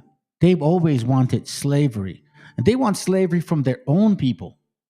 They don't give a fuck about their own gente. You want to know what I know? You want to know what I know? I'm going to show you. This is from a book. Bro, this shit is fire right here. Watch this. It's called, and I wasn't going to read it tonight, but I'm going to read it. Fuck it. Might as well read it. It's called Cannibals All, or Slaves Without Masters. George Fitzhugh. Okay? Watch this. This is interesting. Let me see if I can read a couple pages. I just want to show you this. Watch what it reads.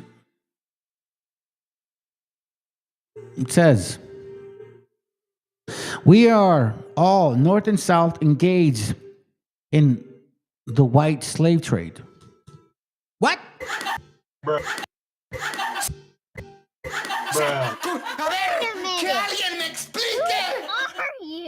White slave trade? Yeah, engaged in the white slave trade. And he who succeeds best is esteemed most respectable. It is far more cruel than the black slave trade, because it exacts more of its slaves and neither protects nor governs them. You understand that? Let's continue. We boast that exacts more when we say that the profits made from employing free labor are greater than those from slave labor. The profits made from free labor are the amount of the products of such labor which the employer, by means of the command which capital or skills gives him, meaning money or ability, takes away, exacts, or exploits from the free laborer. The profits of slave labor are that portion of the product of such labor which the power of the master enables him to appropriate. It's going to explain it real clearly in a bit. These profits are less because the master allows the slave to retain a larger share of the results of his own labor than do the employers of free labor. But, let me go back. But we not only boast that the white slave trade is more exacting and fraudulent, in fact, though not in the intention, than black slavery, but we must also boast that it is more cruel in leaving the laborer to take care of himself and family out of the pittance which skills or capital have allowed him to retain. When the day's labor is ended, he is free, right? Like you and I. We're not slaves. You know, when we're done with work, we're free. That's what we say. But is overburdened with the cares of family, bills. You have to take care of your shit now. You're free, but then you got to take care of your house, your kids, like, you know what I mean? You look over them, right? Which makes his freedom an empty and delusive mockery. But his employer is really free. It's true. And may enjoy the profits made by others' labors without a care or trouble as to their well-being. Now, why does he say that? Because of this. The Negro slave is free too when the labor of the days are over, and free in mind as well as body. For the master provides food, raiment, house, fuel, and everything else necessary to the physical well-being of himself and his family. You see that? So when he's done with toiling, he don't worry about the bills after that. He did his part. The food is there, the clothing there, the housing's there. Like, he don't care, he don't concern himself with the bills. It's not like today, like where you go to work for a company and then you don't worry about your bills. Like you go to work for them and they handle your shit. No, fam. No. Now you still work for them, but then now you have to use the money that they gave you to then make yourself survive. You see how we're all fitting into this space of slavery, like collateral damage. You see, us that are natives, like since the get-go, we're familiar with this. We don't give a fuck. But you white boys and black boys and Arab boys and Asian boys, you know, I'm talking about men, but you guys act like boys. You don't realize that this is what's going on with you. They've been enslaving your ass for a long time. This is what it's talking about. The Negro slave is free too when the labor of the day are over, and free in mind as well as body. For the master provides food, raiment, house, fuel, and everything else necessary to the physical well-being of himself and his family. So like, for example, if they got sick, he had to pay for it, not the slave. But this is going somewhere. The master's labor commences just when the slave's ends. No wonder men should prefer white slavery to capital, to Negro slavery, since it is more profitable and is free from all the cares and labors of black slave holding. Now, reader, watch what he says. If you wish to know yourself, to descend or decant on your own deformity, read on. See what he says? So like, he's going to tell you some shit right now. If it doesn't affect you, continue reading. But if you would cherish self-conceit, self-esteem, or self-appreciation, this goes to all you fucking dumbass cracker barrel bastards. You are no fucking different than we are. When these elitists got control of you, they're going to treat you no different than they will treat us.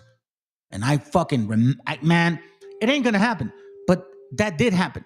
That happened to you in Europe.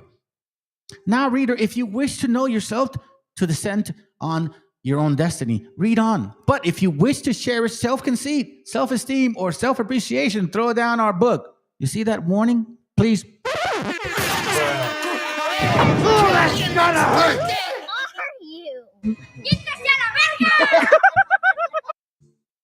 We're going to go deep into the rabbit hole now. Okay? Fuck that puto! Fuck that puto! The elite has just told you, for we will dispel illusions which have promoted your happiness. So like, for example, until you realize that you're being broke, guess who they're going to blame? They're going to blame us. Oh, that's gonna hurt! They're not going to blame themselves. They're not going to blame the riches that they've been managing for years, that they can give you access to. No, they're going to blame us because they made you self-conceited. Your self-esteem is so fucking boasted. I hear you guys at the fucking store with your white mama. Oh, Harvest. Tell me about these stores that we're walking by and you see the kid all fucking loud and shit being rude to them, bro. Stop it. Self-conceit, self-esteem, self-appreciation. It's all an illusion. Throw down our book, it says. Hold on. For we will dispel illusions which have promoted your happiness and show you that what you have considered and practiced as virtue is little better than moral cannibalism. Why? Because they call it survival of the fittest. But you will find yourselves in hold on, numerous and respectable company. For all good and respectable people are cannibals, all who do not labor, who are successfully trying to live without labor on the unrequired labor of others. Like, for example, when you own your own business and you have employees, they're your slaves. Because back in the day, if they were your employees, they were your considered slaves, which meant they would work for you. You had to feed them, nurse them, care for them, provide insurance for them, take care of their health. As a matter of fact, in this book, it even says that the kids, the elderly, and the disabled didn't work. So the master slaver would have to take care of them. Do you see the transition of how capitalism moved on from physical slavery to economical one?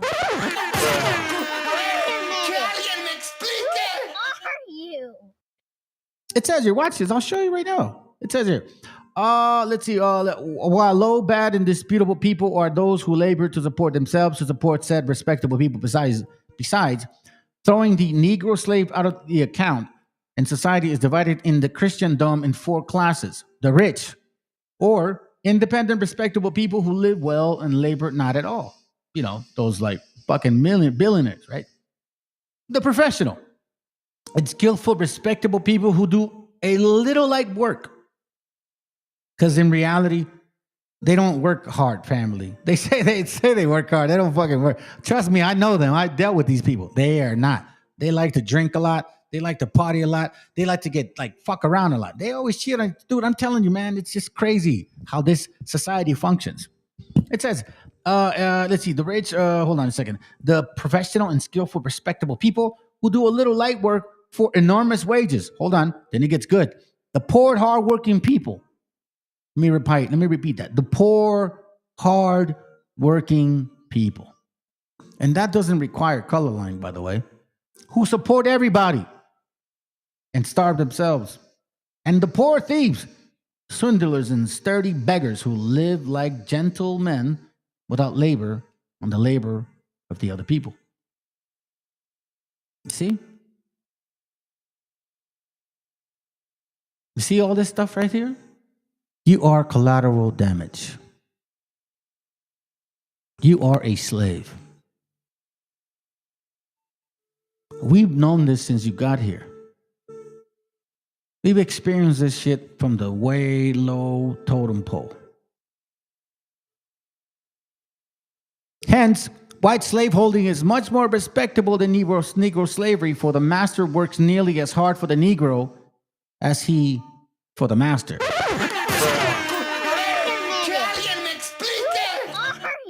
You are going to learn very hardcore that this shit is not a joke. Pero tú no ves la amenaza que es para nosotros, el imperio de los Estados Unidos. ¿Por qué cree que Estados Unidos quiere atacar Venezuela? Bueno, ahí está la historia reciente. Yo te voy a decir la causa más importante. Aquí mismo, está la reserva de petróleo más grande de este planeta. Aquí en Venezuela tenemos petróleo para más de 100 años. A Estados Unidos se le está acabando el petróleo. La razón de mayor peso de que Estados Unidos quiera poner aquí un gobierno subordinado a él, al imperio, como lo tuvieron durante mucho tiempo, es el petróleo venezolano. Quiero hacerle una pregunta sin que a usted le moleste. ¿Está usted paranoico con Estados Unidos? No, de ninguna manera. Yo solo soy realista. Si tú le pudieras hacer esa pregunta que me has hecho a mí, lo que pasa es que no podrás porque la mayoría están muertos. Hazle esa pregunta a Jacobo Arbenz, que era presidente de Guatemala cuando yo estaba naciendo, tú no habías nacido.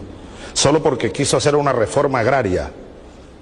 Lo invadieron Estados Unidos y lo derrocaron. Tú pudieras hacerle esa pregunta a João Goulart, el brasileño, lo derrocaron Estados Unidos. Tú pudieras hacerle esa pregunta a Salvador Allende, el presidente mártir. Tú pudieras hacerle esa pregunta a Juan Bosch, el expresidente dominicano derrocado por la invasión de los Estados Unidos. Tú pudieras hacerle esa pregunta a mi general Omar Torrijos, asesinado por la CIA. Y ya, muchos más. ¿No es paranoica? ¿Es la verdad?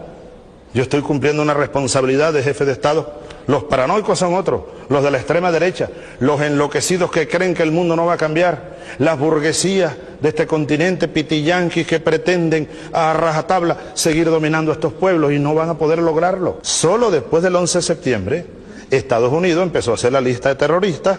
Bueno, y a mí me tienen también en esa lista. Estados Unidos, el gobierno de Estados Unidos, lanzó una bomba atómica sobre Hiroshima, una bomba atómica, y otra sobre Nagasaki. Eso es terrorismo.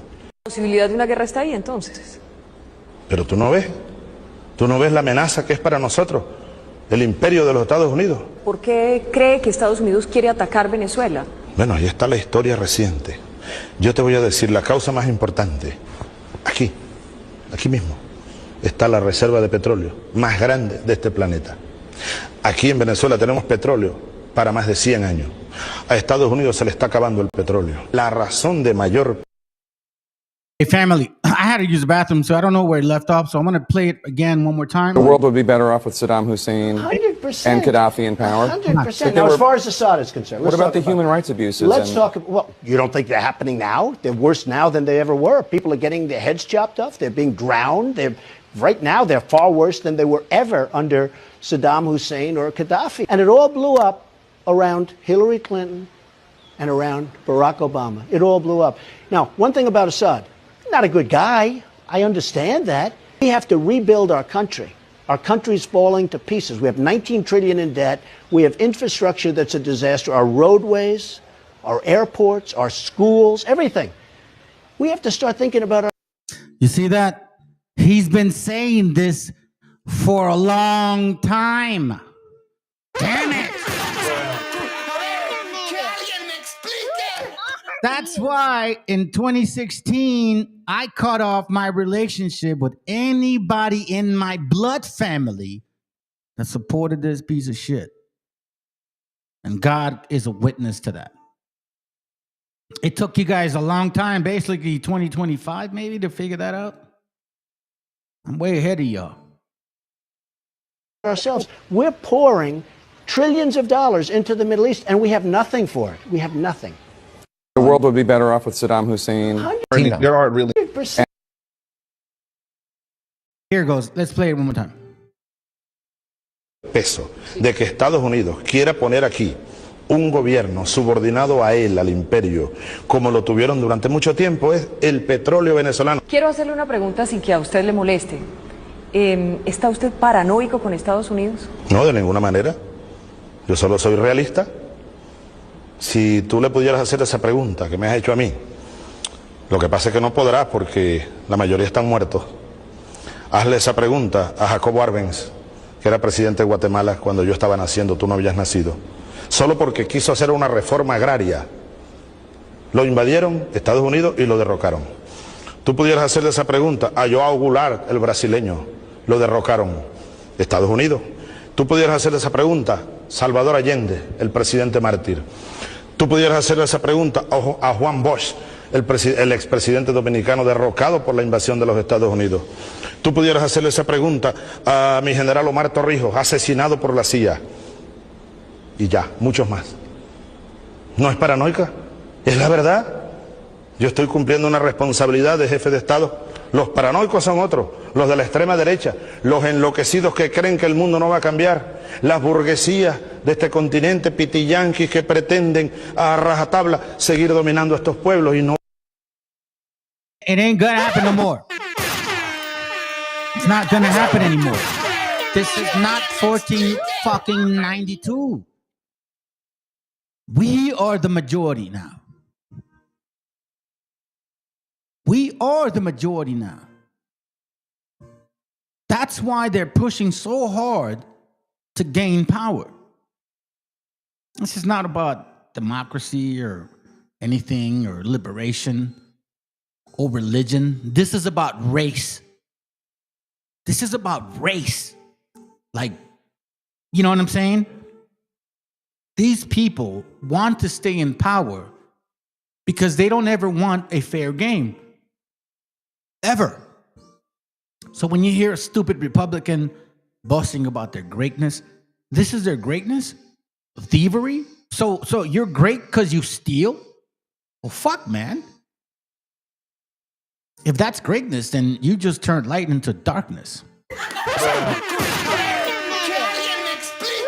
No van a poder lograrlo. Solo después del 11 de septiembre, Estados Unidos empezó a hacer la lista de terroristas. Bueno, y a mí me tienen también en esa lista. Estados Unidos, el gobierno de Estados Unidos, lanzó una bomba atómica sobre Hiroshima, una bomba atómica, y otra sobre Nagasaki. Eso es terrorismo. ¿La posibilidad de una guerra está ahí entonces? Let's continue to move on. I got some stuff to show you. Because I've been waiting to get into this particular stuff. And I think, brother, you showed this video on your channel, All Be Revealed. I'm going to play it here right now. Because it's important, bro. Come on, family. Like, why are we being dumb, bro? This has been going on for quite some time. It's not even about, like, civility anymore. I get it. Nobody wants to be around crime. I get it. This is not civility. This is oppression. This is saying, I have a weapon, fuck you. Imagine somebody coming to your house with a gun, moves in, and takes your wife and your kids while he's pointing a gun at you the entire time, and that's how he rules your house, how would you feel? How would you feel? Oh, that's gonna hurt. That's what happens. Contra un narcotraficante que es presidente. Se trata de los Yankees, la nación más agresora en la historia de la humanidad. Se atrevieron a lanzar bombas atómicas sobre ciudades indefensas. Ahí están Hiroshima y Nagasaki. ¿Qué cosa es? Han invadido Panamá, bombardearon y mataron a miles, quemaron un barrio entero para llevarse a Noriega, acusándolo de narcotraficante. Y allá está preso el que era presidente de Panamá. No es. Yo tengo varios alertas que me llegan, incluso desde algunos espacios que no son realmente aliados, sino gente seria, preocupada, de la operación que está en marcha, diseñada en el Pentágono, para señalarme a mí. Eso viene aproximándose. Y es una operación de varios años. Hace varios años me lo dijo alguien. Me dijo, te van a terminar acusando a ti de narcotraficante, a ti, directamente. A ti, Chávez. They blamed him for being a narco trafficker. Isn't that what they said about Maduro? Now you're going to find out who's behind that shit, though. Because, see, in this channel, we don't bullshit. You're going to find out who's behind all of this. And it's those people that want your heritage. Khazars, converts, the synagogue of Satan. You know who you are. I know you hear me. I know you're watching me. But you see, you can't know nothing because you know who I am as well. Let's go. No es que el gobierno apoya o que se permita, no. Se van a tratar de aplicar la fórmula Noriega. Es uno de los planes que en Estados Unidos se ha venido desarrollando. Están buscando la manera de que se asocie a Chávez directamente con el narcotráfico. Y luego cualquier cosa es válida contra un narcotraficante que es presidente. Un viaje a cualquier país del mundo y llega un comando y se lo llevó. No, se trata de Estados Unidos. No. Invadieron Irak con la excusa de que había armas de destrucción masiva. No las hay, no las hubo. Pero igual ahorcaron al presidente. Sin juicio ni nada.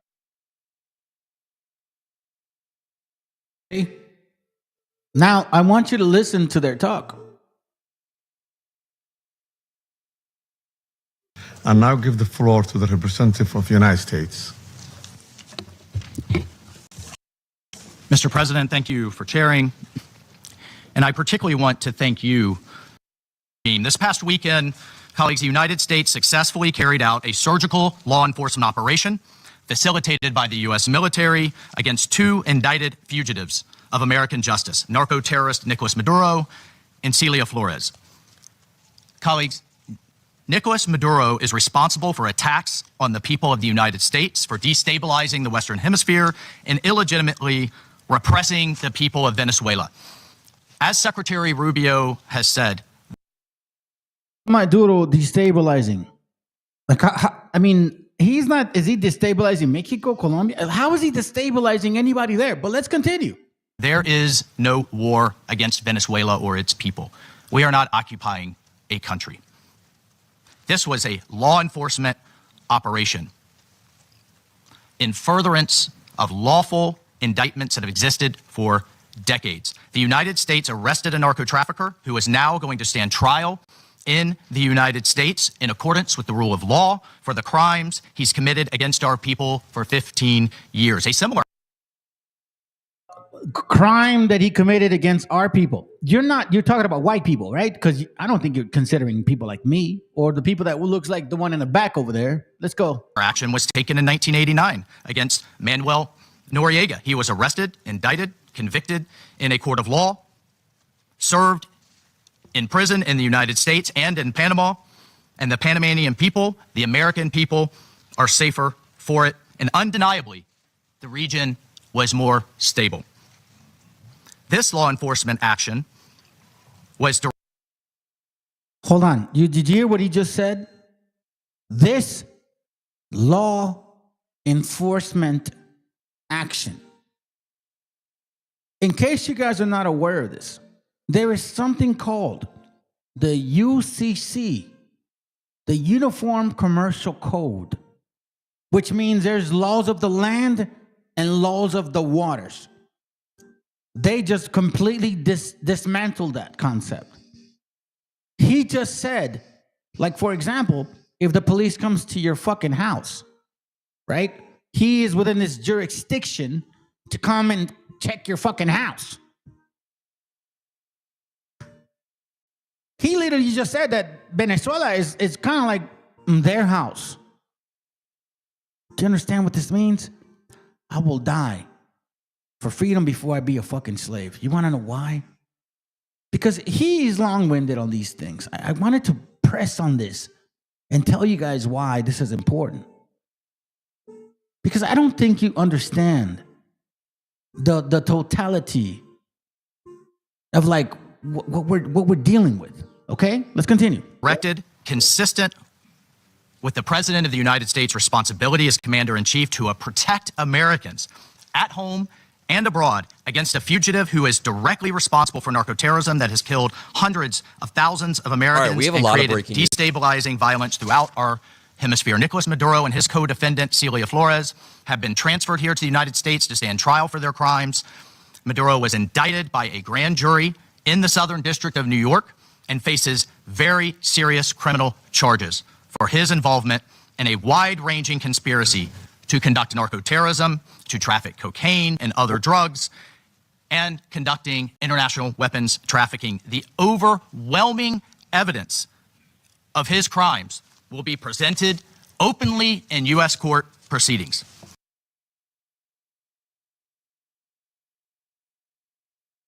All right, so we see that, right? Okay, now this is the reality. This is the reality right here. All right, you ready? Let's go. Clips, but I'm going to let this play out before giving my opinion. Make sure you drop a like. Make sure you subscribe to the Adam Mockler feed below and check this out. The question about who is now running Venezuela is one that even members of Congress who are big Trump supporters say they're not quite sure about. Senate Majority Leader John Thune told CNN's Manu Raju that he doesn't know what President Trump meant by his assertion that the U.S. is running Venezuela, and he said he needs more information. Can you tell us what the president means when he says, is acting President Delcy Rodriguez in charge? Is she running Venezuela or not? Well, what the president said is true. The United States of America is running Venezuela. By definition, that's true. Jake, we live in a world in which you can talk all you want about international niceties and everything else, but we live in a world, in the real world, Jake, that is governed by strength, that is governed by force, that is governed by power. These are the iron laws of the world that have existed since the beginning of time. But in terms of day-to-day operations in Venezuela, that is acting President Rodriguez, right? It's not some sort of American emissary. No, what I'm saying is, we'll keep going here, Jake, so I want to say what I'm saying and you'll follow up. But what I'm saying is just one level above that, which is that by definition, we are in charge. You see, he's like, well, country to country. He's like, this Khazar, fuck you, Stephen Miller. This piece of shit Khazar, this convert that does not belong, not part of the Bible, okay? He just said the same shit that Nazis say. This is Nazism, family, okay? I don't understand why you guys aren't seeing this. The Nazis, first of all, white nationalized themselves, started talking shit about all these other people. These motherfuckers in the background created that shit. First of all, okay? And then when they said, well, you know what? We're just going to go expand this. That's what they did. They jumped into Poland, and then they wanted to expand after that. What is that saying? This is exactly what happened. Turned white nationalists here, and then they went into Venezuela. Who do you think is next? See, you guys are fucking stupid. A lot of you dumbass Venezuelans, I mean, I don't understand, bro. You're either dumb or you're dumb. Like, seriously, you're celebrating that shit, and then while you're celebrating that shit, you're getting bombed again, and then while you're celebrating that shit, you're getting deported. You fucking idiot. And I don't care if you hate my channel. Fuck unsubscribe for all I give a shit. Listen, in case you guys are new to my channel, when I come to this level, it's because you don't understand how many of our gente is suffering. Like, this is just talk. We're just talking, but we're not living it there. We're not there when they're going through that. Because we have the United States military stationed outside the country, We set the terms and conditions. We have a complete embargo on all of their oil and their ability to do commerce. So for them to do commerce, they need our permission. For them to be able to run an economy, they need our permission. Okay, a few things. Little bitch talks, bro. If for them to be in the economy, then you might permission with a little bottom fucking stupid lip. Bro, listen, Khazars, you will get destroyed. Thus say the Lord. And other Danish officials are responding to a Twitter post from your wife, Katie Miller, herself a former Trump White House official. Look at this disgusting smirk. The disgusting smirk on this guy's face. You think it's funny? The Greenland premier had to come out for national security reasons. The Danish prime minister responded to this in an interview earlier today, as reported by Bloomberg, quote, "I believe one should take the American president seriously when he says it wants Greenland, but I will also make it clear that if the U.S. chooses to attack another NATO country militarily, then everything stops, including NATO, and thus the security that has been established since the end of the Second World War." Can you rule out that the U.S. is ever going to try to take Greenland by force? Well, let me go back a step. The president has been clear for months now, so I know you're treating this as breaking news. The president has been clear for months now that the United States should be the nation that has Greenland as part of our overall security apparatus. Wait. Sorry to pause, but that is basically just a yes. In the clip I played prior, Stephen Miller was melting down, yelling about how strength equals, if you're a strong country, that means you could take over a weaker country. Man, shit, man. Whatever. Let's continue. Hold on. Let me skip this. I want you to understand what he's saying. I'd like to reset, Jake, by making clear that it has been the formal position of the U.S. government since the beginning of this administration, frankly, going back into the previous Trump administration, that Greenland should be part of the United States. They want to rule you. The Jewish Khazars want to rule you, fam. Have you noticed the cabinet of Donald Trump? It's all full of these Khazar converts. In case you didn't know that. It's true. But, some people get offended when I say shit like that. Hold on a second. My background sound came on. Hold on. Music. I don't know why they didn't. Hold on. Here, give me a second, fam. I'm trying to put my background sound. Here it goes.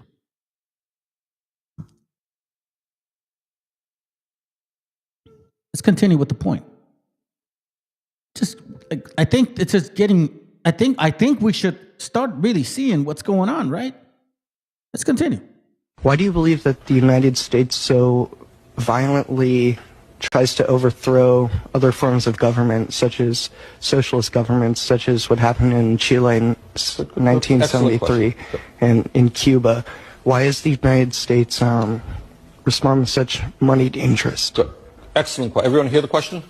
But if you check American history, sometimes the president will tell you, well, we're always defenders of freedom. We believe in freedom. But if you check history, what you will find is that in many years, especially in Latin America, which way back from when President Monroe developed his Monroe Doctrine, we have the right to own Latin America, and we will tell any government there what we want to happen. That's the simple truth. So throughout our history, we have overthrown many, many governments. We didn't like their form of government. In the case of Chile, in 1973, what you had is an election in which a guy named Salvador Allende won the election. Problem is, Nixon and his friends didn't like him. Why? Because Salvador Allende fought for the poor people and the working people of that country. He believed that the resources of Chile, their copper mines and so forth, should belong to the people. And he won a free election. No one denied that for a second. It was a tough election. He didn't win by much, but he won a free election. There was another election. His party got more support. He was overthrown by the CIA and corporate interest, because corporate interest preferred, of course, that the United States companies dominate that country. And a lot of what politics is about, going way, way back to the 19th century, to England, France, is the domination of colonies so that big companies in a given country can take the resources. That's your white power. White power. Hey, hold on. White power. Want to know what your white power is? Is my fucking nutsack. That's your white power. Is my ganas to fucking work, to feed my family. That's your white power.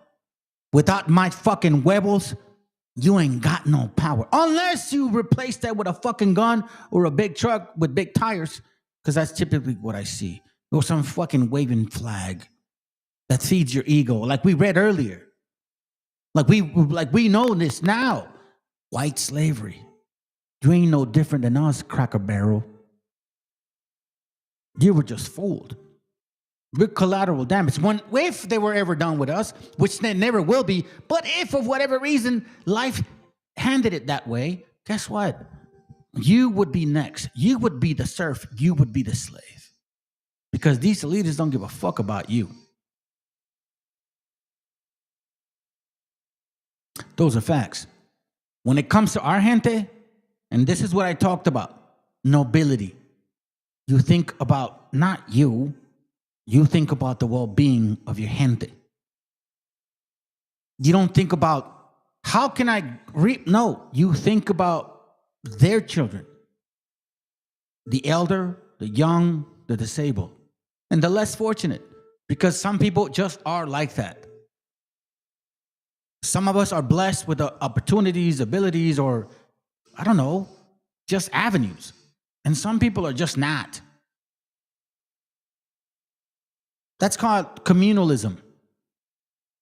That's everything against capitalism. Capitalism means I have to take from you to benefit for me. This is what this book is talking about.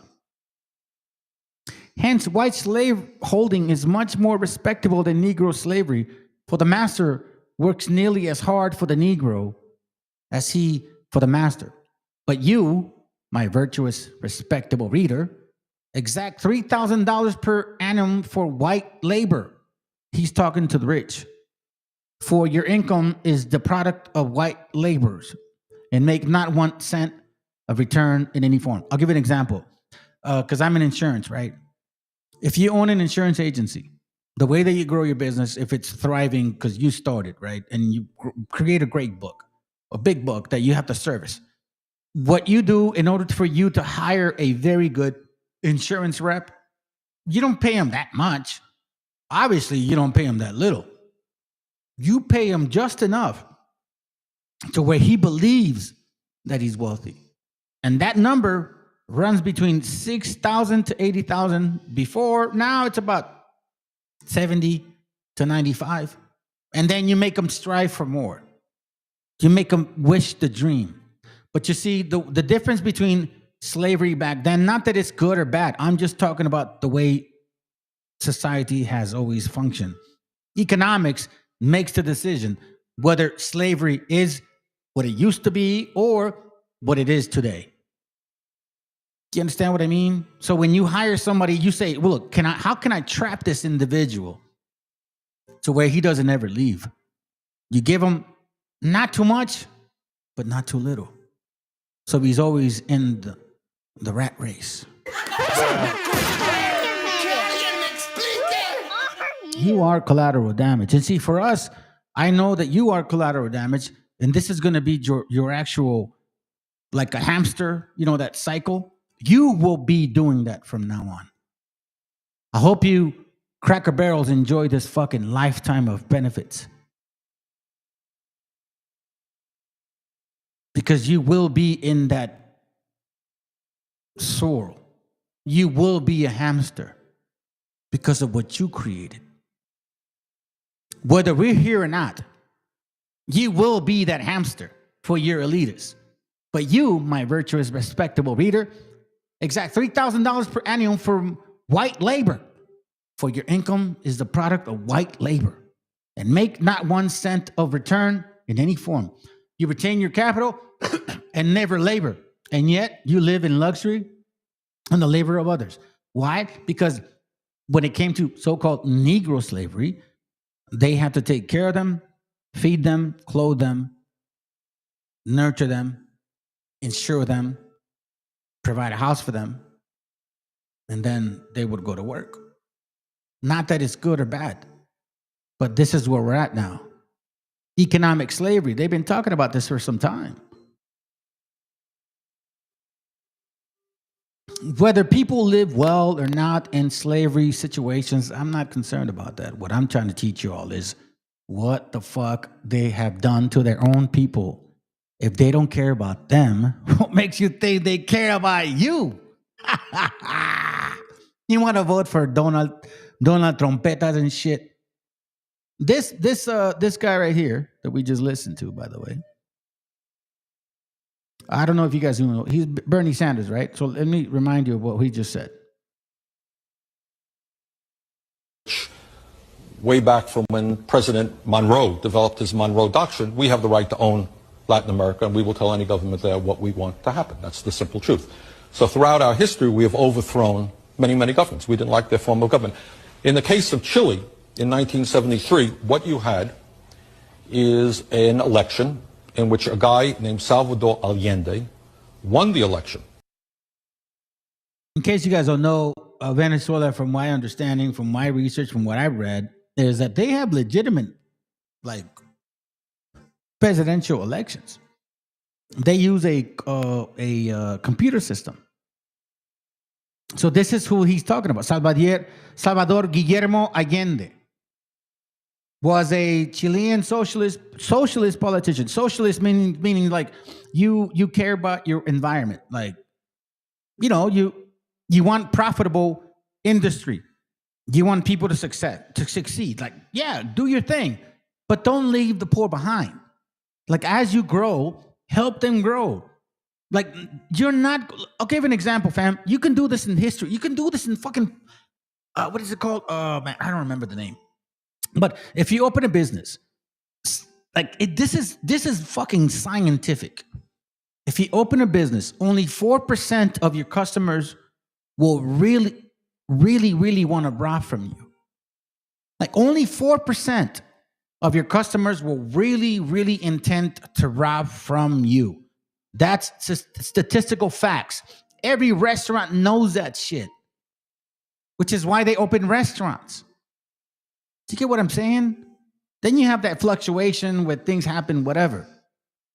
But for the most part, I don't see why people should not fucking care about themselves. I mean, raza, we are those people. Do we let our parents go live in some fucking stranger's house so they can die?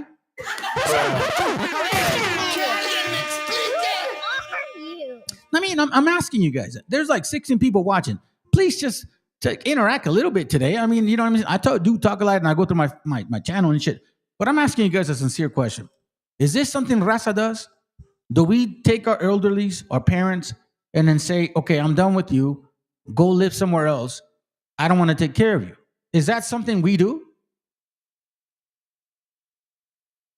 Chris, is that something you do? I'll be real. Sir, Sampin, whatever, whoever is listening, is that something we do? Let me remind you that Medicare is socialism. Insurance is socialism. Workers' comp is socialism. Like, when you think about insurance, it's socialism.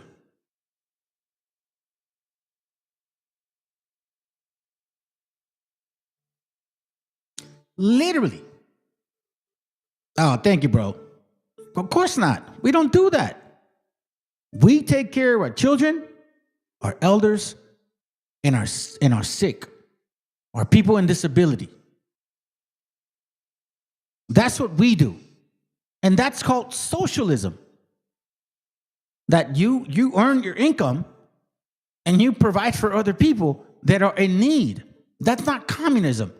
That's socialism. Esau doesn't fucking do that. As soon as you get old, Mr. White Man, Mr. White Woman, your child is going to get rid of you. But you know what? I don't blame them. Because as soon as they turn 18, you want to get rid of them. And that's called individualism, which translates to capitalism. An individual mind wants to capitalize on you. An individual mind wants to capitalize on you. They don't care about your well-being because he's an individual. He's for himself. He cares about himself. And this happens in marriage too. You see, this is what you guys don't understand. That's why You Anglo-Saxons, when you turn 18, your daddy wants you out. And then that's why you Anglo-Saxons, when that 18-year-old son that you kicked out when he was 18, when you turn 65, he wants you out. That's called individualism. That means I'm going to capitalize on you now. I'm going to take advantage of you. That's what capitalism means. Taking advantage of the other. Or, to better say it, capitalism is kind of like a bully, taking advantage of the weak.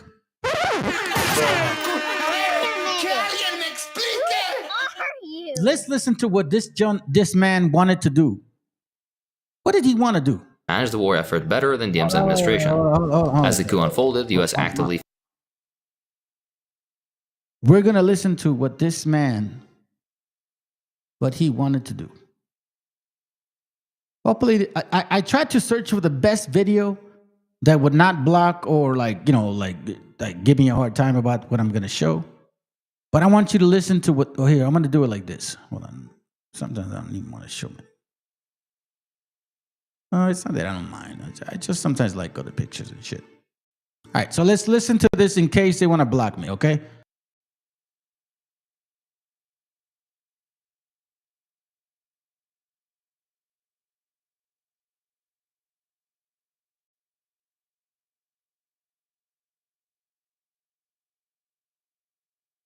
Let's listen to this, fam.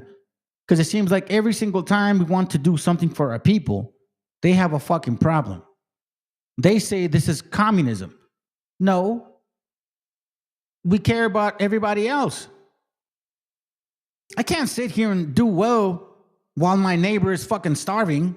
I can't live like that. That does not resonate with my spirit. Let's continue. On September 11th, 1973, 28 years before the attack in the US, a violent US-backed dictator took over Chile, bringing upon the country decades of terror.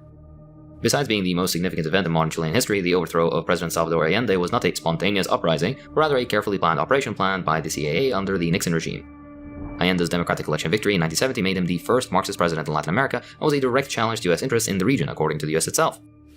His policies of nationalization and wealth redistribution threatened American business profits in Chile, particularly in copper mining.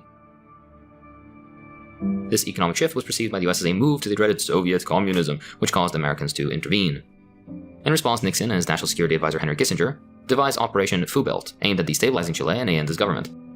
Kissinger famously said, "I don't see why we need to stand by and watch a country go communist due to the irresponsibility of its people. These issues are much too important for the Chilean voters to be left to decide for themselves. Democracy only when it suits them, meaning suits the interest of the ruling class." This operation involved both economic and political strategies to create a pretext for a military coup. The directive from Nixon was clear: to make the economy scream and generate social unrest that would justify military intervention, the typical American playbook with sanctions. It should be clear that you live in a rigged game at this point. Obviously, the CIA's involvement would be and was central to this plan. Their strategy, divided into Track 1 and Track 2, focused initially on attempting to prevent Allende's inauguration through political means, including bribing Chilean congressmen. When this approach failed miserably, the focus shifted to Track 2, which involved supporting military dissidents and engaging in economic sabotage. The CIA funded anti-Allende propaganda, supported strikes, and orchestrated protests to simulate domestic discontent.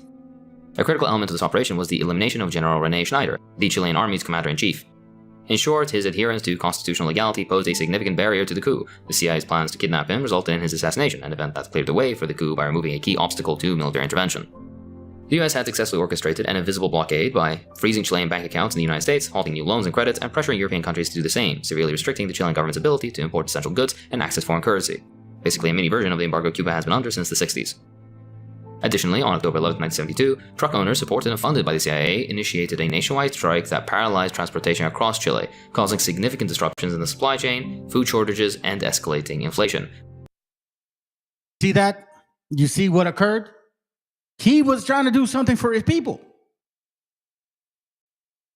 Why is that bad? Why should that be a problem? Because I'm trying to look out for my parents, my brothers and sisters, or my neighbor in case they may need some help. Really? Look, listen, this is like, and I want to embarrass you fucking dumbasses, bro.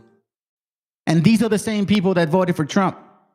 Okay, except the ones that got deported. Back in South Florida, while many people are celebrating the end of the Maduro regime, there are some who have families living in Venezuela, and we have video from people there who witnessed the U.S. enter the capital of Caracas in the dark of the night to capture President Maduro and his wife. CBS News Miami Steve Majori is your reporter live in Doral. And Steve, these families are overjoyed but also worried at the same time. That's right. These families are glad that they can celebrate the capture of Nicolas Maduro and essentially the end of his regime, but they are still worried for family members down in Venezuela here. You can see, I'm going to show you what this has been like. This crowd has only grown throughout the morning here outside of El Arapazo here in Doral here, and we've spoken to so many families, and some of them have actually sent us video that their relatives took down in Caracas as these strikes took place. Take a look. Maria Estanca's family took this video in Caracas as the U.S. military launched strikes in Venezuela's capital and captured the president, Nicolas Maduro. It's so scared.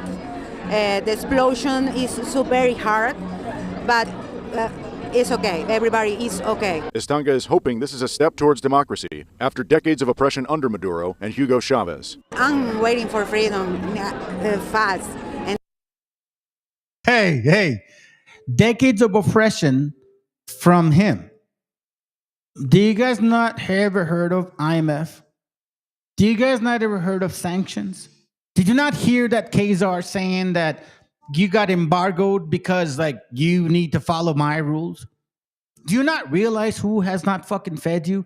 And then you're happy of the fact that the people that have not fed you supposedly come and rescue you. God damn, you fucking Venezuelans are pendejos. Yeah, I fucking said that out loud. Let them know. Seriously, bro. the next days, we're waiting for freedom. Hold on. Not only do you vote for Donald Trump, not only do you fucking cheer of the fact that he goes and bombs your space, then while you're cheering in the street, they deport your fucking stupid Venezuelan ass. You know, it's almost like American Chola, bro. American Chola is no different than the stupidity. He would have fucking gone out there like, yeah, and then seen all his brethren getting deported and shit like a dumbass. Hey, American Chola, you never answered my question. Ever at all. I guess people are just afraid of the facts that I say some shit. And the transition. I think it's the end of that era. Danny Ortigoza says this is a new chapter for his people and says it's the winding down of generations of tyranny. He says he misses his family down there, but hasn't been able to go see them. I haven't been with my family for the past 10 years. My father died 2 years ago. American Chola, did you vote for this shit? You said, I voted for a president that didn't want no more wars. Biden and Kamala Harris were to go for wars. I heard you say that shit in your radio, bro. So what's going on, bro? Now that he's bombarding fucking Venezuela and shit close to your own people, what the fuck you gonna do? Or are you just kind of like a simpleton little short fat fucker that doesn't understand politics, but wanted to ride with the money and shit? Because that's really what it is, man. You know what I'm saying? Some people just like, how can I say this? Mira, cuando eres pendejo, güey, you're just a pendejo. There are levels to this game, fam. I'm not boasting about what I know. Because I was a pendejo too at one point in my life. You know, but guess God said, nah, you can't be a pendejo no more. But then sometimes God says, nah, you're going to be a pendejo and shit. Like that motherfucker right there. Hey, American Cholo, are you happy about this? Because, you know, they don't give a fuck about who you are. They will deport your ass just like they're doing it to these people. Look, these guys are celebrating and they got deported in their celebration. Gabriela Ramos also misses her family, but wasn't comfortable taking her daughter there. But she says today's action could make her more comfortable going back. I have a daughter that I haven't been able to get over there, and have been able to go to Venezuela about 9 years already. So for me, this is a great day.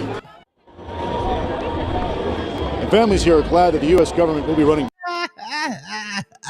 You Trump voters. You guys were Trump voters. Yeah, that's what happens with Trump voters, bro. Trump ends up like, here, I'll show you. Let me remind you of something. Okay. Because some of us actually do a background check on what we believe in. At least I'm not saying I'm the smartest motherfucking person, bro. Trust me, I am not. Pero aunque sea, yo lo pienso, güey. Okay? Check this out. This is supposed to be the woman who's taking over Venezuela. Not only is she pro-Israeli, she's pro-Likud. She signed a cooperation deal in 2020 with Netanyahu's Likud party. You guys heard that, okay? You guys heard that. Okay, here we go. Watch what occurred just not that long ago. Watch what occurred. Hey, you voted for this? On behalf of... Hey, Raza, you are voting for this shit? You guys voted for this confusion? Seriously? You voted to like be against your own people?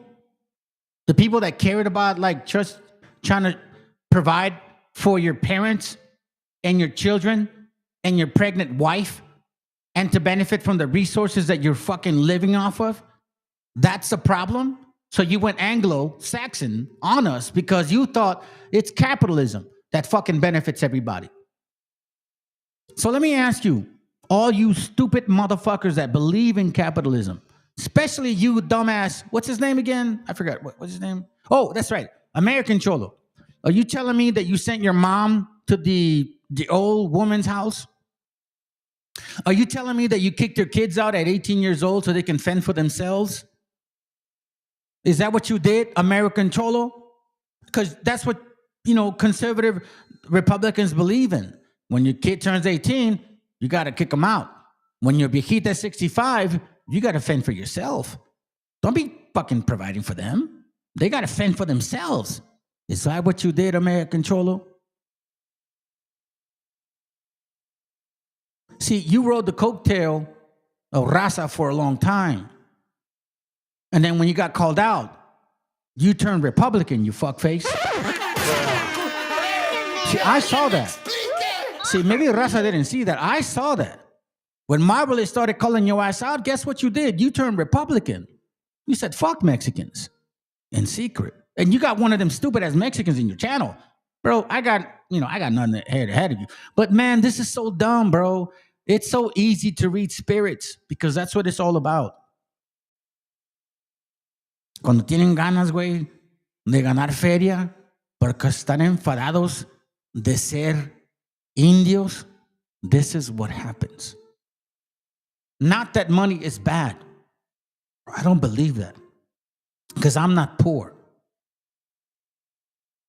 But for people like these, money is bad.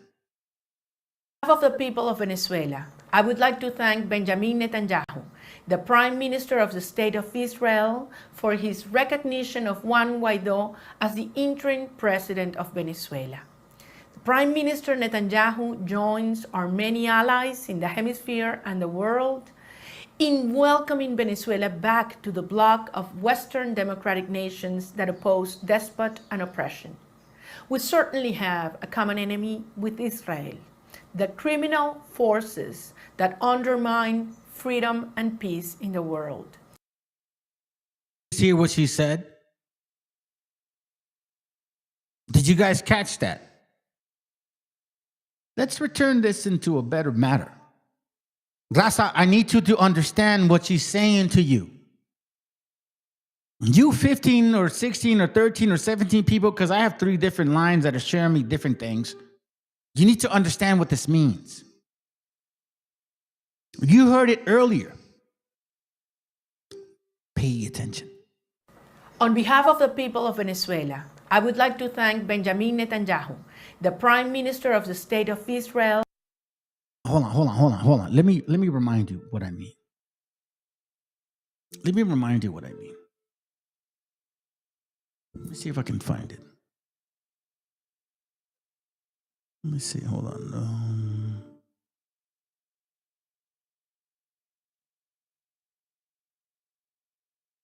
Is it this one? Hold on a second. No. I want to make sure that you guys understand and we follow this, because this is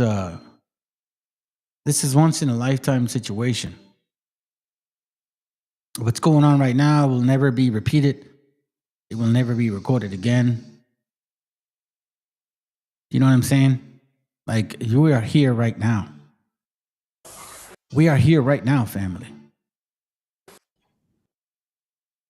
This is the matter of time where you need to wake the fuck up. This weekend, Sunday. Okay? I need you to wake the fuck up, fam. Seriously. I need you to realize what's going on. See, what happened in the Middle East is here now. Do you understand? You're going to see the fury of the fucking hate that these people have towards you now. I'm going to tell you right now because it's going to see it right now. Sunday on Newsmax, Chris, cut number 8. Well, my first reaction, Rob, was to say, praise the Lord and thank you, President Trump.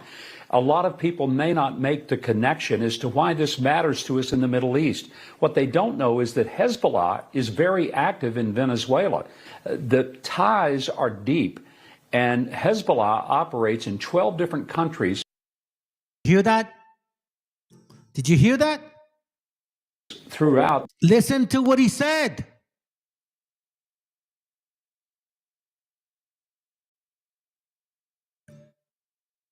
Second Ezra 9:1 says, he answered me. Hold on, let me get it on this picture, man. This is a good one. I like that one. I appreciate you posting the verses up there, bro. Please, if I don't read them all, man, don't get offended, okay? It's just, I'm going through my class, but please keep doing it. Second Ezra 9:1 says, he answered me then and said, measure thou the time diligently in itself. And when thou seest parts of the signs pass, which I have told thee before, then thou shalt understand that this is the very same time wherein the highest will begin to visit the world which he made. These are good signs, man. This is what I say. This is Jacob's trouble. You are the real Israelites. Not these Trump-type chart preachers, not these Negroes, not these strangers, not these white boys, not these Anglos, not these Ashkenazis, not these Khazars. You, the Hebrews of the Bible. And that's why nobody comes to my channel and tells me otherwise. You better wake up.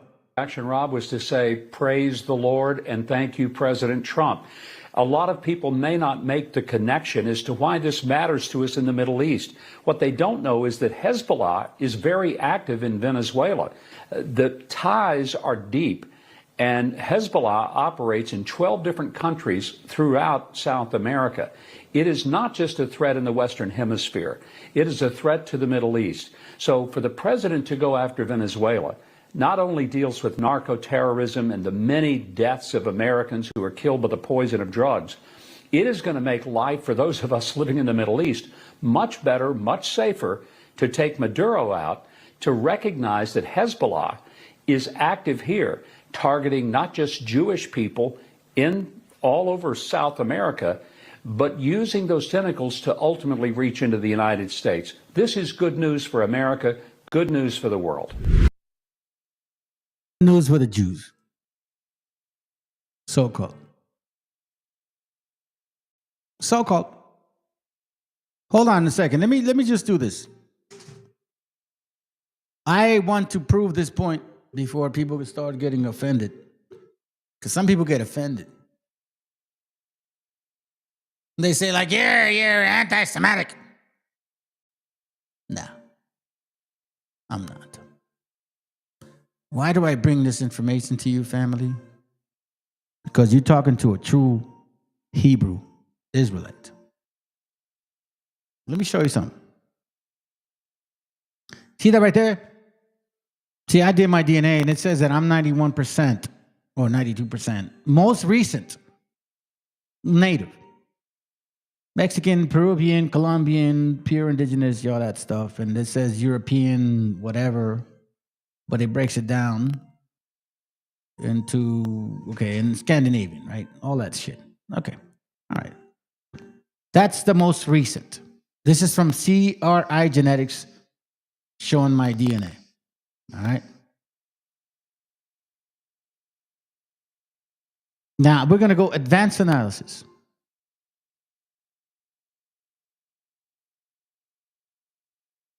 It says here that I am technically 92% mixed, admixed, indigenous, mostly Peruvian, then Mexican, then Colombian. And 1% of all this crap, 1% of all this, 1% of all this, and hardly any of this crap, okay? Now, it says that my genotype is from Ecuador, Argentina, Bolivia, Chile, but it says also Mestizo, Aymara, Quechua. Now, I've told you guys what Quechua language has Hebrew traits, okay? So now, we're going to go to my father's bloodline. My father's bloodline says that I come from this section here. Now, we're going to come back to this tracer in a little bit. Because you guys would say, yeah, you came on the ships. Okay, sure.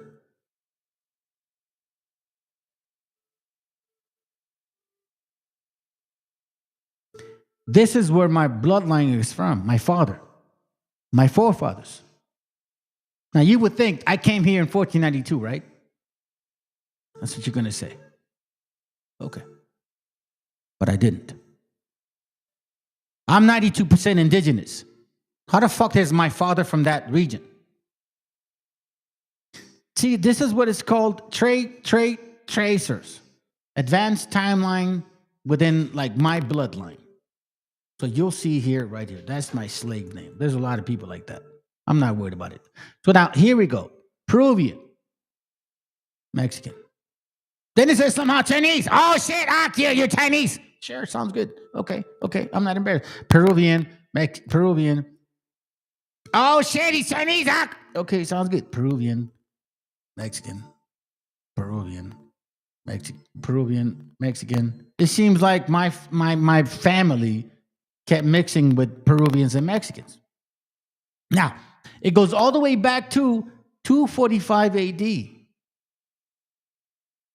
That means that they can trace my bloodline here in this continent all the way back to 245 AD. That's as far as it can go. So, if I'm 92% or 90-something% indigenous, and they can trace us back, not me, all of us, because I didn't come alone. My parents didn't either. They can trace us all back to 245 AD. And this haplogroup says that I was one of those bloodlines that came from this region right here. Which, by the way, in case you guys are trying to be indigenous and shit, and you're like, fuck you, we're not those people. Well, the Q branch from your indigenous DNA was broken off of this RB1 branch as it moved forward. So technically, you are really part of my nutsack, not to be offensive. But sometimes I got to say that shit because you guys don't believe none of this stuff. So make it make sense. How can you say that you can trace me back all the way to 2,000 years, but at the end of the day, my father's from that section over there? You see, the reason I share this is because I'm not anti-Semitic, family. Neither are you. I didn't come here alone. My parents didn't walk over here with their own fucking sandalias and chanclas and shit, and somehow, some fucking way, became these people. No. We came together. You came with me. I'm not alone. That's what I just showed you is not something that is individualized. This is a migration. Do you understand that shit? So this right here is hatred towards who you are. For his recognition of Juan Guaidó as the interim president of Venezuela. Prime Minister Netanyahu joins our many allies in the hemisphere and the world in welcoming Venezuela back to the bloc of Western democratic nations that oppose despot and oppression. We certainly have a common enemy with Israel, the criminal forces that undermine freedom and peace in the world. Venezuela was one of the nations that back in 1947 in the General Assembly of the United Nations supported Resolution 181 that led to the creation of the State of Israel in 1948. Since then, we had good and strong diplomatic relations. That's why we, the Venezuelan people, Good and good sausages that are rubbing up her fucking legs to be strong, huh? You whore. I mean, you sold out your people. Watch, I'm gonna show y'all. That's why I say what I say, because guess what? She helped the coup d'etat, and then they coup d'etat her. people look forward to the reestablishment of diplomatic relations with the State of Israel. I want to reaffirm the valuable contribution the Jewish community has given to the development of Venezuela through decades. And even though many have been forced to leave our country, we want and expect that they come back to rebuild our nation. Venezuela's reconstruction will require strong support and involvement in areas such as medicine, security, rural development, and technology, where Israel can be a genuine partner. I want to express how meaningful it was for the Venezuelan people that this recognition to the genuine government of Venezuela came precisely the day of Holocaust recordation. I myself look forward to visit the State of Israel as soon as we conquer freedom. We will prevail. She's gonna put the little fucking fake ass hat on and shit and then claim to be Israeli. Listen, at the end of the day, God decides. That's what it is. We basically have been waiting for this thing to happen. Chavez took power in 1998, changed the constitution in 1999. I'm a lawyer in my country. Right. And since then, the totalitarian regime started. So I am 43 years old. Basically, since I turned 18, I have had this regime in my country. Do you think on that basis that people in the Donbass region in Ukraine who identify themselves as in some way ethnically Russian or closely tied to Russia should then welcome Putin invading Ukraine to support them? No.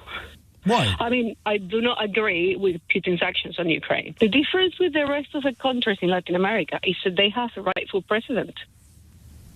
Not us. We had a narco dealer, illegitimate, illegal president. What happens if you're welcoming the deposition of Nicolas Maduro, and then Trump sells you out and doesn't support Corina Machado? Where does that leave you then?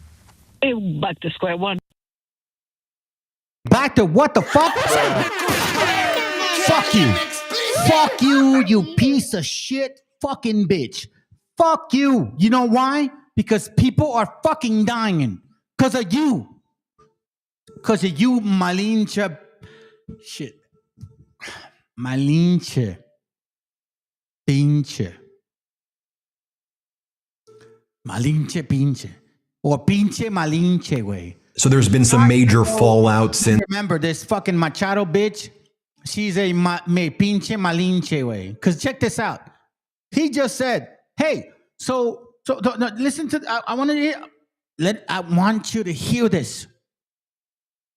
Because listen, this is once in a lifetime, family. This is not going to happen again. We're in the middle of it. In the middle of it. We had a narco dealer, illegitimate, illegal president. What happens if you're welcoming the deposition of Nicolas Maduro, and then Trump sells you out and doesn't support Corina Machado? Where does that leave you then? Back to square one. We basically have been waiting for. So see, back to square one. We basically keep waiting for them to come in and fucking liberate us and shit. You mean you've been waiting for a fucking salchicha to go plug you in the butthole so then you can fucking get pleasured from all the shit that you've been saying? They didn't even pick you. Look at your begging fucking ways. You beg these Khazars to, oh, I'll be over there. They don't give a fuck about you. Because you know why? You're a goyim. You're a goyim to their eyes. In public, I might add. Here, play this clip. Are the U.S. aware of the location of opposition leader Machado, and have you been in contact with her? No, we haven't really. No, we haven't. Mr. President, do you have any hesitations about Machado? Mr. President, on Monday. Oh, I think it would be very tough for her to be the leader. She doesn't have the support within or the respect within the country. She's a very nice woman, but she doesn't have the respect to be the leader. Nobel Prize winner. Then. Thank you. I'm gonna call you Machado, pinche malinche. La Machado, pinche malinche.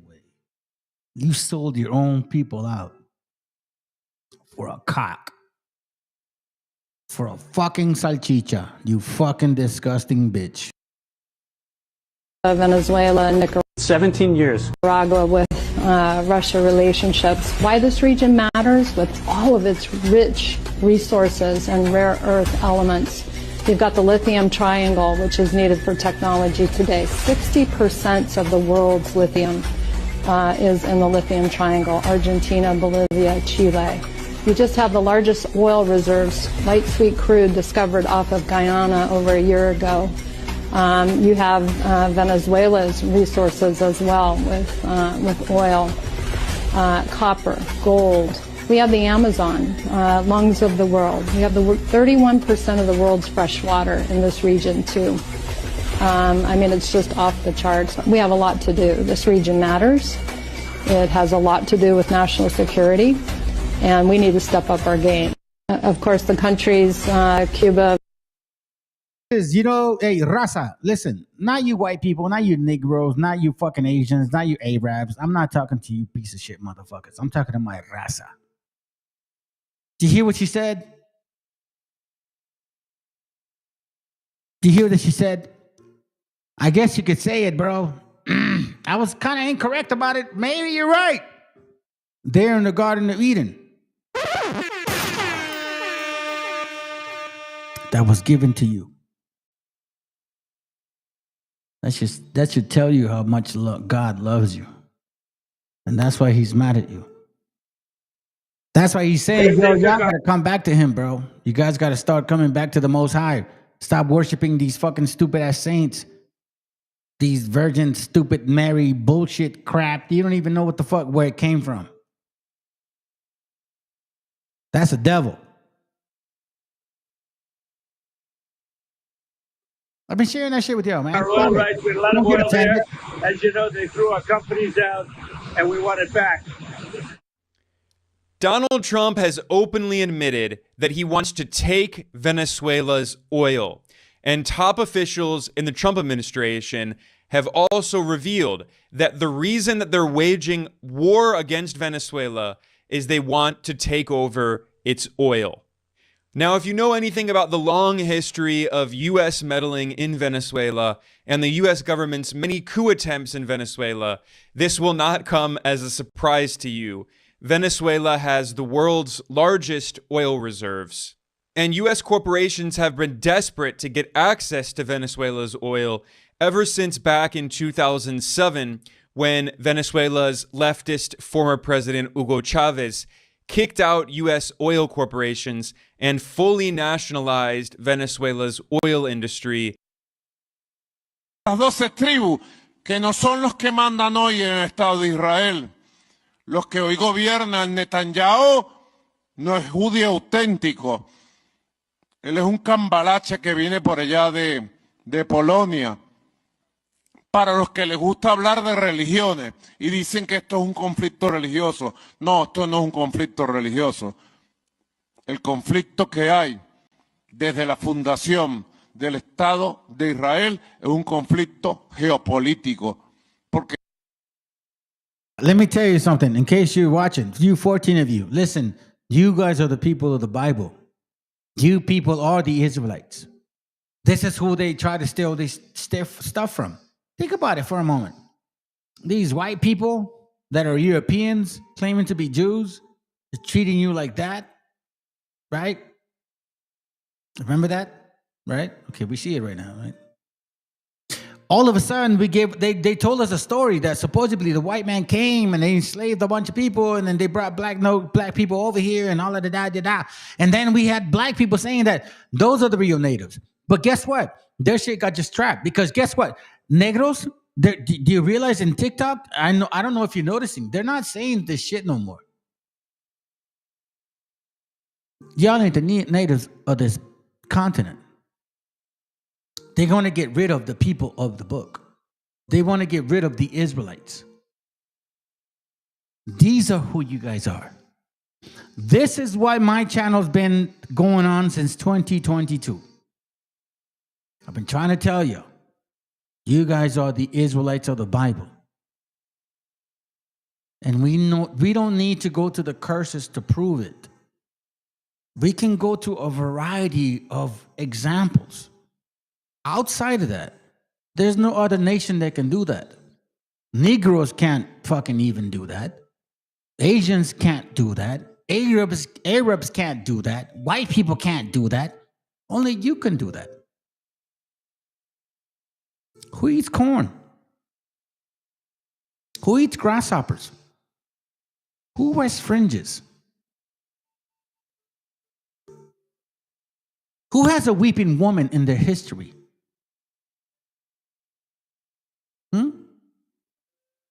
Who wears sandals? Who uses a molcajete? You guys are. You people are the ones that do these things. No one else. No one else does that. No one else eats grasshopper. What other nation in the world do you know of that eats grasshopper? No one. Jacob's trouble is now.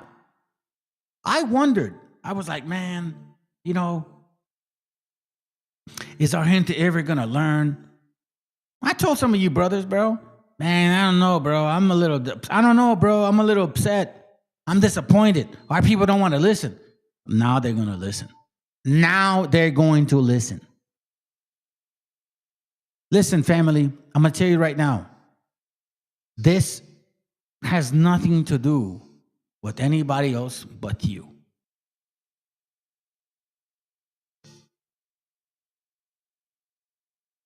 Let's continue. Ese Estado lo crearon para conquistar todo el Medio Oriente y Asia Central y quitarle las riquezas y colonizar a esos pueblos.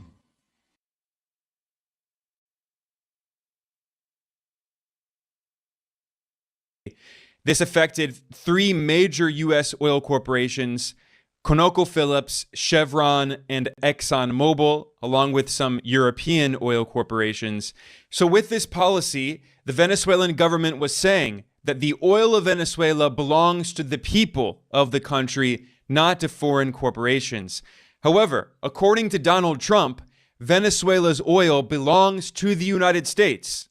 Trump was asked about this by a journalist who pointed out that Trump has declared a full-on naval blockade of Venezuela to try to prevent Venezuela from exporting its oil to China, to starve Venezuela of oil revenue to try to cause an economic crisis that leads to regime change.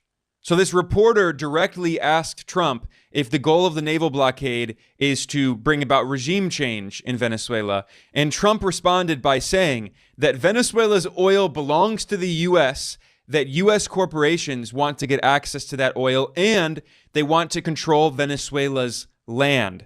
Listen here to this clip. Unfortunately, the audio quality was very low because Trump was speaking right next to a plane that was very loud.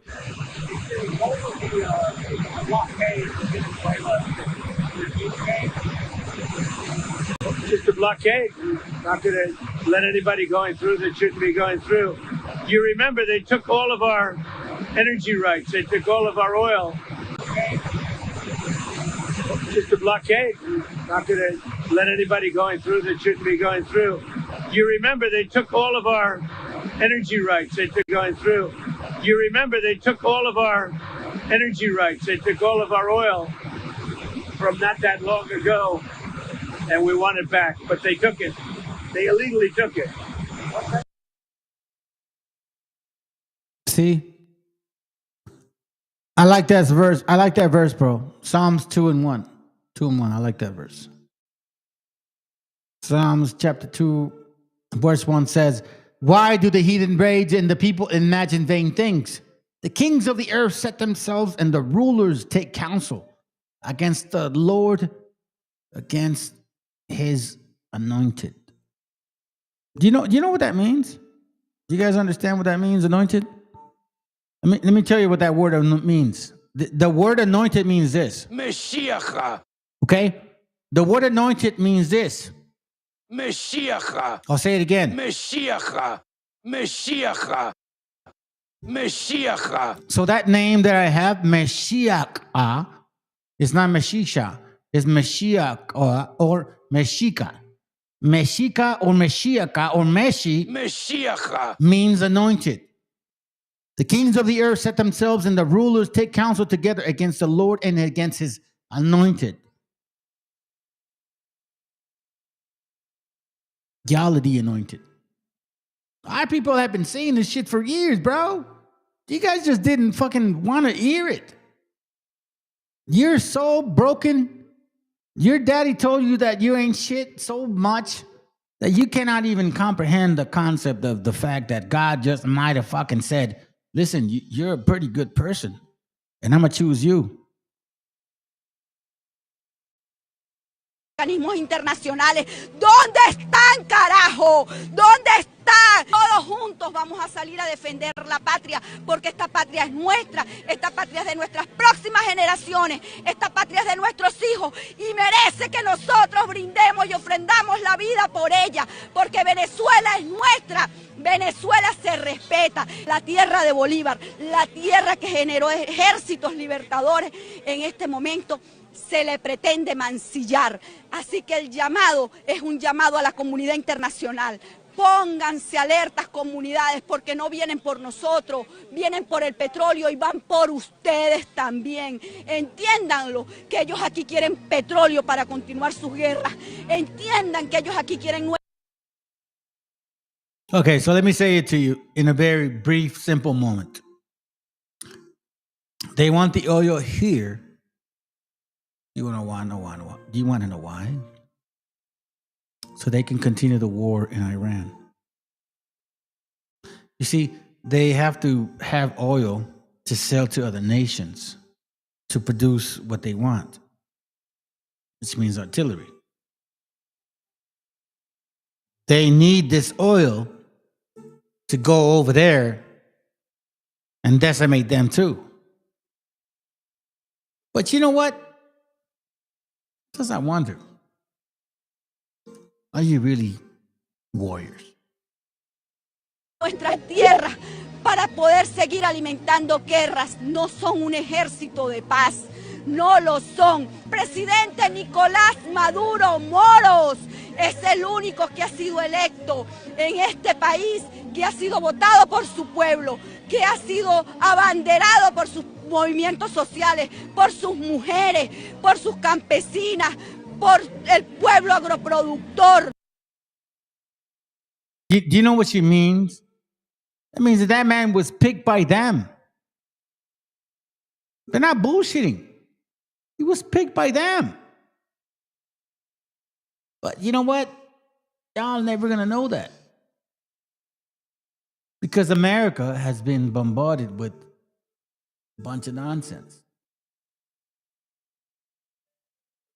Bunch of distillery is what we say, distillery. But let me see if I can get this video. Is it still up? If anyone can identify what... Here we go, here we go. I want to play this with y'all. Because listen, family, we're coming together, man. Listen, that's why I showed you my DNA. Listen, look, we're not too far apart. How can I be an indigenous man and then show my bloodline from over there where Abraham came from. And then at the same time, we hear stories about we were the 10 tribes, migrated and all that. And all of a sudden, I show that shit. I didn't come here alone. We make beautiful women like that. Stop lying to yourselves, bro. God loves you. Maybe your dad didn't, but our Father does. Maybe my mom didn't show you enough love. My mom did.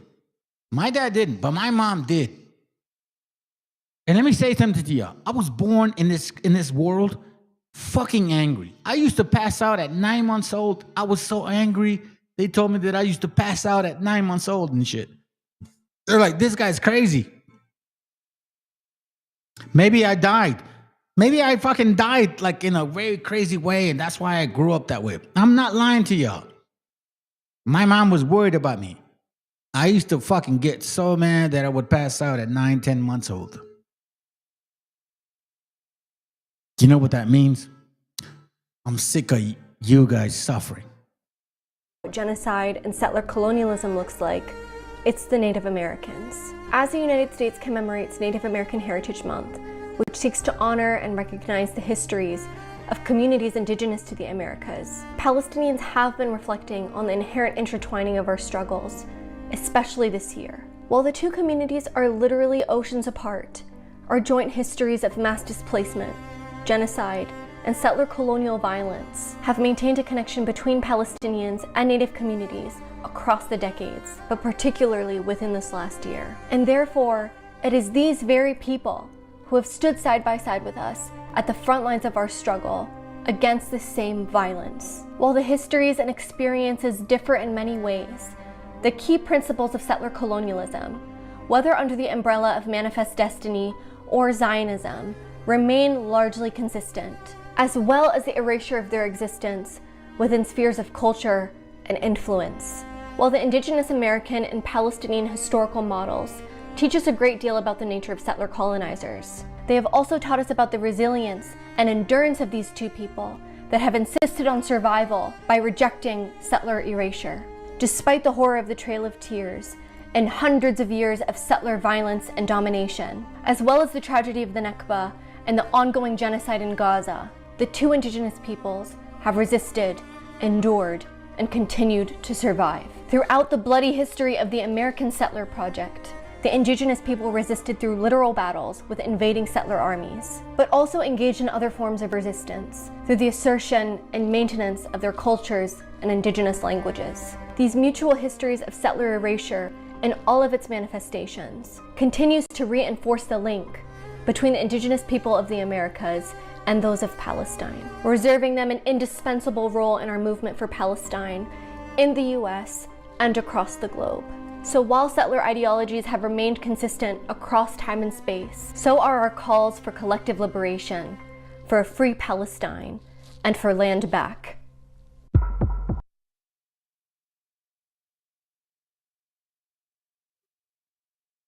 We need to stop denying our heritage, family.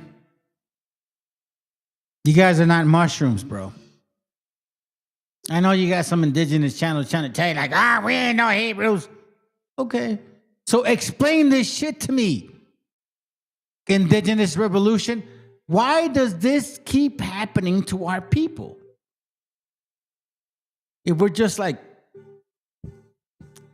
I don't know, natives. Why? Can you remember that? Can you at least explain that? Is that possible? I'm gonna show you guys something shit that's going to blow your mind right now. And I've shared this before. Let me see if I can get it to where it shows the videos. Here it goes right here. Okay? So let's reflect on this real quick, fam. I want you to pay attention to what has just occurred. Israel. Pues es de la mano de Genaro García Luna que Pegasus, el software de espionaje israelí, entra en México, convirtiéndonos en el primer país del mundo en adquirir esta tecnología. Y hasta la fecha, siendo México el cliente número 1 de Israel en la compra de Pegasus. Dentro del gobierno, García Luna era como la señora de los catálogos de Avon, ofreciéndole el Pegasus a quien fuera, a gobernadores como el de Coahuila, pero también a cárteles como el cártel de Sinaloa, durante el sexenio de Calderón. Pero eso quizás no es lo peor. García Luna empleó también el software Pegasus para espiar no solo a periodistas, políticos, disidentes y activistas, sino también y específicamente a los abogados y familiares de los 43 estudiantes desaparecidos de Ayotzinapa, que nos siguen faltando. Caught that? I mean, they talk fast because we don't speak Spanish, like on a daily living. You know, I understand that. Israel. But I want you to understand what she's saying. Israel has been in Mexico for quite some time. Cárdenas Palomino, los titulares de la coordinada red criminal de policías bajo el PRI y el PAN, que protegían redes de secuestradores inculpando a inocentes para dejar a los verdaderos criminales fuera del ojo de la ley. Y por si ya les gustó el juego, hagamos el ¿Dónde está Israel? Con ustedes, el empresario Eduardo Margolis. Apodado el Golem, como esa leyenda del mágico ser que protegía a los judíos en el gueto de Varsovia, un protegido de la comunidad judía mexicana por ser su autoproclamado vigilante. Ex agente del Mossad, Margolis participaba en negociaciones con secuestradores para liberar a personas de la comunidad judía que habían estado secuestrados, aunque a raíz de varios testimonios se cree que no solo participaba en rescates, sino también en los mismos secuestros. Una trama en la que participaba junto con García Luna y Cárdenas Palomino, quienes se cuidaban las espaldas junto con la justicia y, claro, los poderes mediáticos. I apologize if this is going really fast. I mean, it's just that, I mean, I tend to like process information like that. My apologies, okay? I'm not trying to be like Vendando bandas de secuestro. Shit. My apologies. Hold on, let's go. Falsas, achacándole sus víctimas y encarcelando a personas inocentes para mostrar una imagen de combate a la delincuencia por parte del gobierno. En medio 1968 es el año de la masacre de Tlatelolco, cuando se asesinó y desapareció brutalmente. Before we move forward, pay attention to what I'm saying. Pay attention to what I'm sharing. Think about this for a moment. Matter of fact, hold on a second. Let me read some of this stuff that the brother's saying. Obadiah 1:3, it says, the pride of thy heart has deceived thee. Thou dwellest in the cliffs of the rock, whose habitation is high, that saith in his heart, who shall bring me down to the ground? That's egotism. That's ego. Lego way. And that's what always brings you down, Esau. You're very egotistical. You're smart, but you're too stupid for your own game. The heathen are sunk in the pit that they made, and the net which they hid is their own foot taken.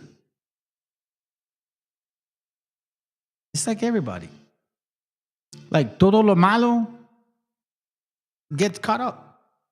Like you can't ignore life. You know what I'm saying? Like, for example, I know you guys, I know, listen, Raza, you better hear me. I know you guys got gone through this. Your mom, your dad gets mad at you, and then all of a sudden you get mad at them, and then you close the door and you start talking shit, and all of a sudden you bite your tongue. MESHIACHA. Because you are... Because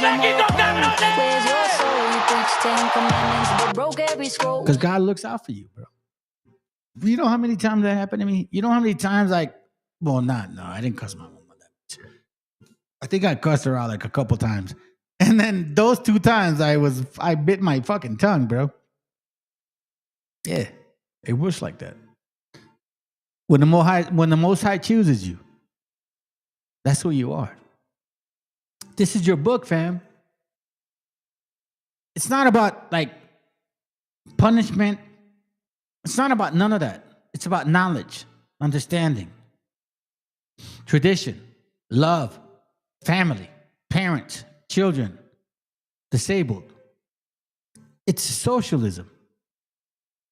It's about us taking care of each other. As a matter of fact, the New Testament even says that. Look, I'll say it like you. See, you fucking stupid ass Christmas Christians don't even know what you're fucking talking about. I believe in Acts, what is it? Acts. Okay, hold on a second. And I can't, and forgive me because I haven't gotten into Acts for a while. But in Acts, in one of these chapters, and I know one of you guys can remind me, it goes through a process where they make all the Jews sell their shit, or at least the portion of it, right?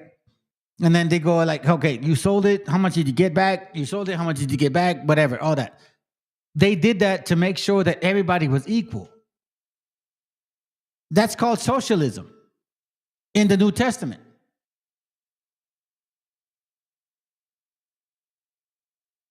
You don't know the Bible. You're just a hater. A cientos de personas, estudiantes y trabajadores que atendían un mitin estudiantil en la Plaza de las Tres Culturas en la Ciudad de México.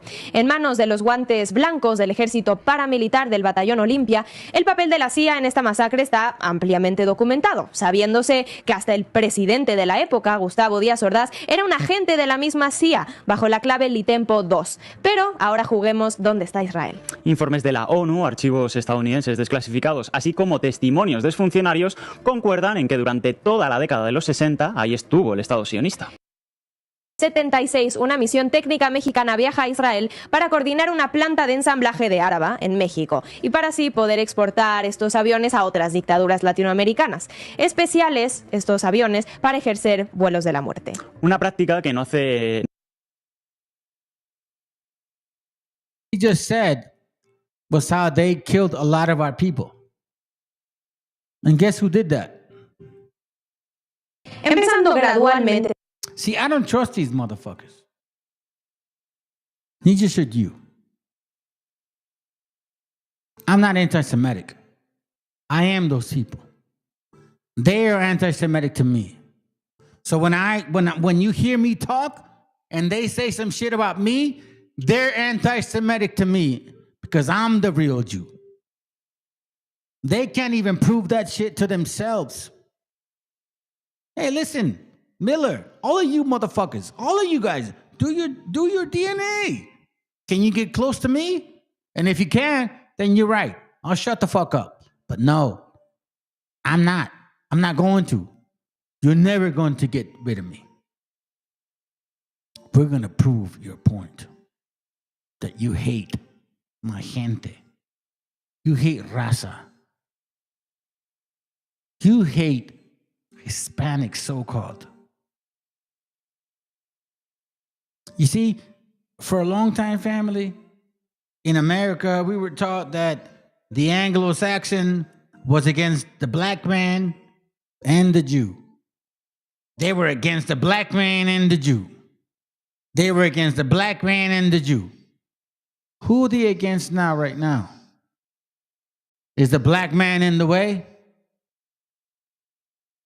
Is he involved? Is he helping you? Are these Negroes at any point to your possible liberation? Where are they at now? What the fuck? You see? You see that? Our Hampton needs to start waking the fuck up. No one is on your side unless you know who they are. Look at this shit, bro. This is sad to me. Can't believe that this, and you guys just ignore this. Desde los años 60, se encamina ese conjunto de medidas represivas militares y políticas para disolver movimientos de oposición con medidas de terror. Y la metida de dedo de Israel en el terrorismo del Estado mexicano llega en la década de los 70, con el envío de 5 aviones Áraba. Antes de rifles, misiles, pistolas, ¿qué necesitaría un régimen que no puede ejercer sus masacres a plena luz del día y causando muchos destrozos para poder mantener su dictadura en secreto? Pues desaparecer a sus asesinados y torturados. Y para ello, damas y caballeros, vuelos de la muerte con aviones Áraba israelíes. Los detenidos eran ejecutados. Uno por uno, los cuerpos eran cargados al avión. El número total de los vuelos de la muerte y de aeronaves utilizadas es desconocido. Sin embargo, la investigación militar identificó 2 aviones Áraba 201 de fabricación israelí. En particular, uno con matrícula 2005, posteriormente modificada a 3005. Esta imagen es una recreación dentro de la investigación militar que muestra lo dicho por los testigos sobre que cada vuelo podía contener, como mínimo, 5 cuerpos. Según el testimonio del mecánico del Arabá que estaba presente en los vuelos, ahí se había dicho que el trabajo de nosotros era para transportar a los guerrilleros, para ser tirados en el mar. Una táctica también usada en Argentina, donde las víctimas vivas eran inyectadas. See? You see what I mean? Nobody cares, bro.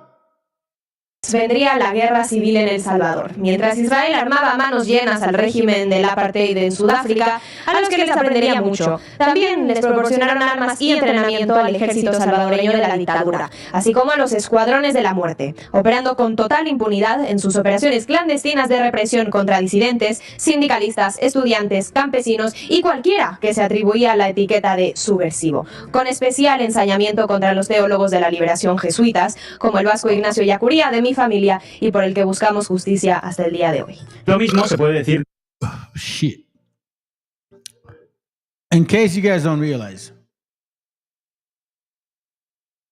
we are seeing the example of what they're decimating. A mi país, uno del que se dice quedó exento de las dictaduras militares en la región, pero que eso no podría estar más alejado de la realidad, México, que aunque perfecta y disfrazada de democracia, siguió al pie de la letra las normas para ser una dictadura digna del Plan Cóndor, con su tortura, su persecución y sobre todo su guerra sucia, y donde, como dice Alex Aviña, que pronto tendremos en mesa, al contrario de otras dictaduras de la región, tiene fecha de inicio pero no de fin. El no ser considerada oficialmente como dictadura le concede el permiso de existir ilimitadamente, pasando desapercibida. A falta de la definición oficial de dictadura, al fenómeno. Empezando gradualmente desde los años 60, se encamina ese conjunto de medidas represivas militares y políticas para disolver movimientos de oposición con medidas de terror. Y la metida de dedo de Israel en el terrorismo del Estado mexicano llega en la década de los 70, con el envío de 5 aviones Áraba. Antes de rifles, misiles, pistolas, ¿qué necesitaría un régimen que no puede ejercer sus masacres a plena luz del día y causando muchos destrozos para poder mantener su dictadura en secreto? Pues desaparecer a sus asesinados y torturados. Y para ello, damas y caballeros, vuelos de la muerte con aviones Áraba israelíes. Los detenidos eran ejecutados. Uno por uno, los cuerpos eran cargados al avión. El número total de los vuelos de la muerte y de aeronaves utilizadas es desconocido.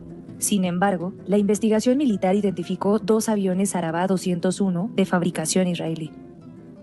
En particular, uno con matrícula 2005, posteriormente modificada a 3005. Esta imagen es una recreación dentro de la investigación militar que muestra lo dicho por los testigos sobre que cada vuelo podía contener, como mínimo, 5 cuerpos.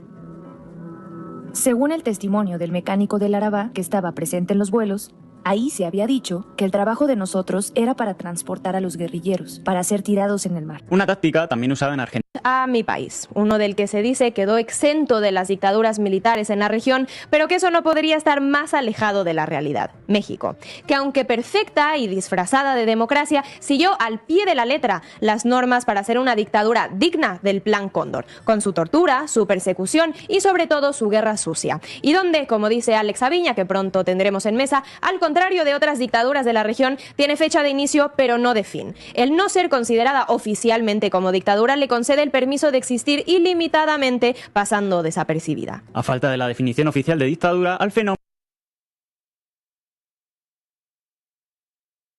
On for a while, because I wanted you guys to understand how deep this shit is. They don't care about you. This right here. Settler erasure largely consists. Hold on. Well, the history is like that. It doesn't matter. Your struggle, who you are, what your mom felt,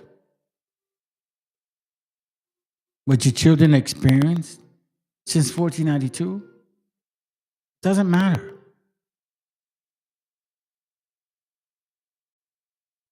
It doesn't matter to them. You're not human.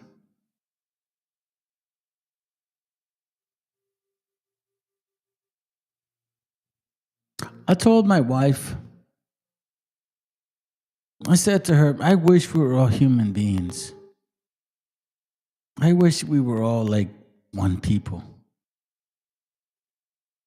Yeah, I said to her, I wish really we were.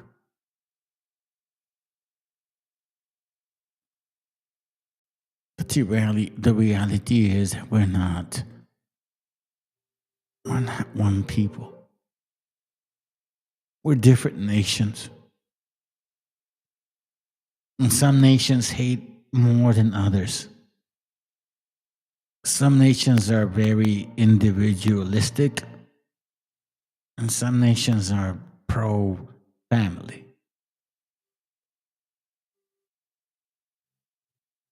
I wish it was not like that.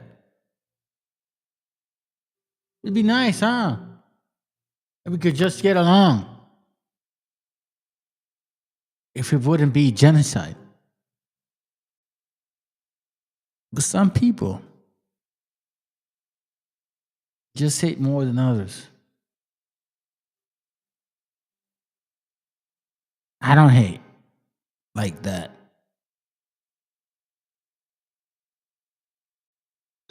But I do hate when you hurt my people. Heard of the Mexican? Listen to this. Has been trying to create an artificial Armageddon and then rule the world from Jerusalem. And the Chabad cult, for example, thinks that after this big war between Gog and Magog and 90% of people are killed, and every Jew will have 2,800 slaves and they'll rule the world, you know. And so there's that group that's been pushing that. And they're a powerful minority within the Jewish community, but they've been the ones behind all the troubles in the Middle East, if you ask me. The easiest way to understand that is to look at history. And history shows there's three big groups there. There's the Persians, then there's the Turks, and then the third one is the Arabs. The Aga Khan, he's a descendant of Prophet Muhammad and also heirs to the Assassins, who are still around and quite active. The thing the Jews need to realize is that the Holocaust was caused by Zionists. It was engineered to force the Jews out of Europe and into Israel for this project, you know, involving Gog, Magog, Armageddon, and all that stuff. So that they need to understand. If they don't understand that, they're never going to be free.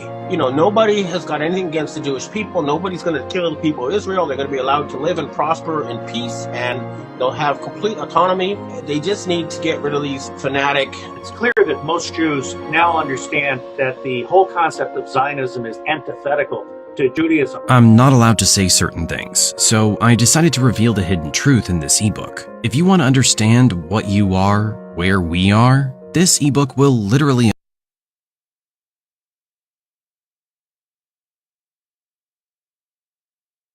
Hold on, fam. I had a video to show you, but apparently they took it off. Apparently they took it off. They took it off. Oh, fucking shit. Wow. Okay. Well, I guess maybe this will do. This will do. Listen to this. Okay. Listen, I'm gonna let it play because I gotta go pee. Hold on a second. Definitely Russia. Here we go. Definitely Russia. That's confident. I like it. Who says Russia? Anybody agree with her? Hands? Okay. Great. Who else? China. Stop yelling at me, but China is a good answer. Anybody? Who else? China? North Korea? North Korea.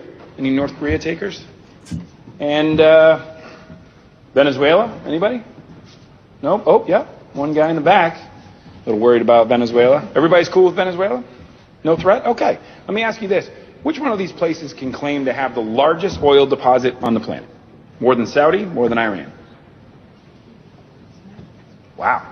Okay. What about things like gold? More than all the mines in Africa combined? The fact is that Venezuela is arguably the single greatest resource of oil and minerals on the planet. So, why is this country in the midst of one of the greatest humanitarian crises in modern history? Let's meet President Nicolas Reyes. After rising to power on a wave of nationalist pride, in a mere 6 years, this guy has crippled the national economy by half. He has raised the poverty rate by almost 400%. Luckily for the rest of us, he's up for re-election.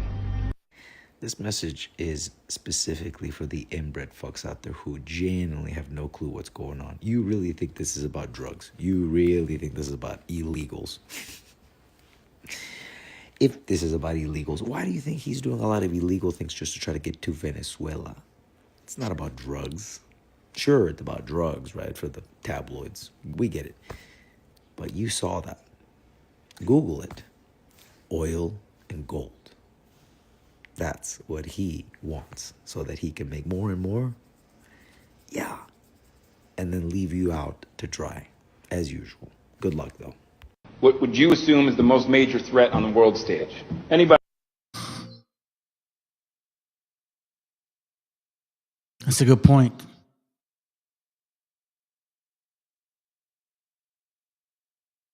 Share this shit real quick. You out, bro? Good. Go to sleep.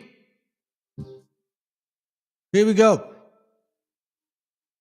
Because in case you guys are not aware of this, this is where it's at. I've been sharing this to you guys for quite some time. And several of y'all don't really understand what we're talking about. You know, this is not new. This is not new at all, man. There's a movie called, what's it called? I don't remember the exact name. It's this movie right here. You need to look up this movie. This is a sanctuary city full of thousands of wet and stinkies. You understand that shit? This is what these fucking so-called Jews say about you, Mexicans. These Khazars, converts, they don't like you, fam. They fucking hate you. They want everything to do about nothing with you. So I don't give a fuck about what they say. I mean, how else can you express this?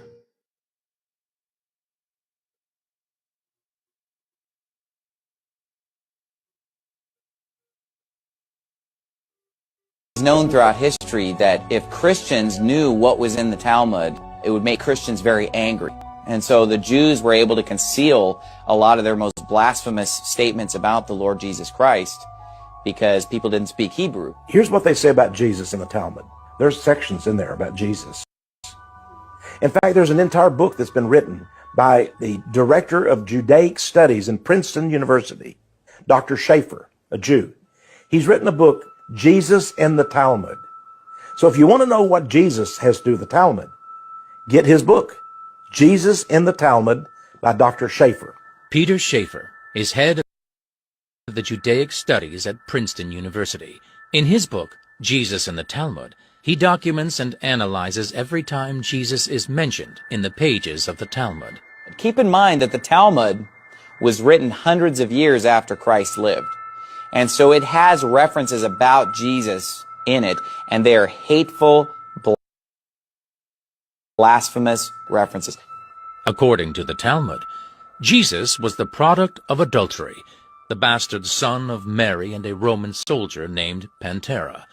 He spent his early life in Egypt, where he learned black magic, idolatry, and sorcery. Jesus was born to a whore. Mary was a whore. She had sexual relations with many men. The father was a Roman centurion. The Jews have always known throughout history that... I'm going to end it with this because they should know better. They should know better. And we're seeing World War II right now happening, but a lot of these young men are going to die. That's a sad shit, bro. You're sending your kids to get killed. Like, seriously? Like, for real? We talked about this. We've been talking about this for like a while, dude.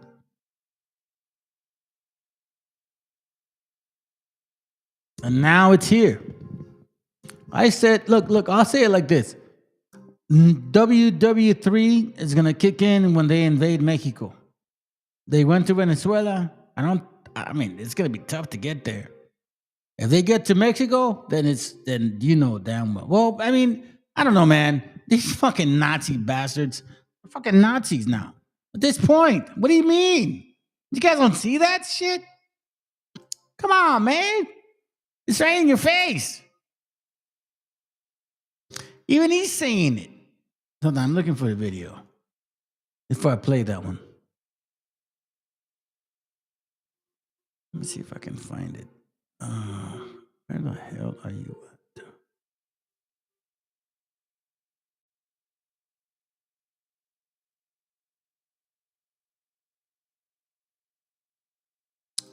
Check this out. I want to point this out to you. You see this right here? So this fucking guy, Mike Davis, this cracker barrel fuck fakes right here. He says to the president of Mexico, zip it, Claudia, or you're next. You know who he is? Do you know who this fat fuck is? This piece of shit fucking Joto? This weak ass of a man? This fucking fuck face right here. You see? They're big ass, they're big talkers, bro. Look at them. Shut up. We'll zip it. We'll come. Bro, shut the fuck up. You're a butt plugger. You're a fucking Joto and shit. We know about people like you. No offense to you guys that are really living that life. But it's time to express and expose these fucking little bitches right here. That's who they are. That's who they are. Don't let these motherfuckers fool you. Zip it. What are you gonna do? Why don't you do it? You personally do it. You fuckface. Why don't you do it? Just like this little bitch over here. Mike, I've never called for lava to rain down from the heavens, but maybe upon Washington, D.C. Would you be that sweet red hot lava for us? I've never been called sweet, and you call me Sweet Ginger, so I've never been called sweet, so you called me Sweet Gingers, you fucking putos. Shut up.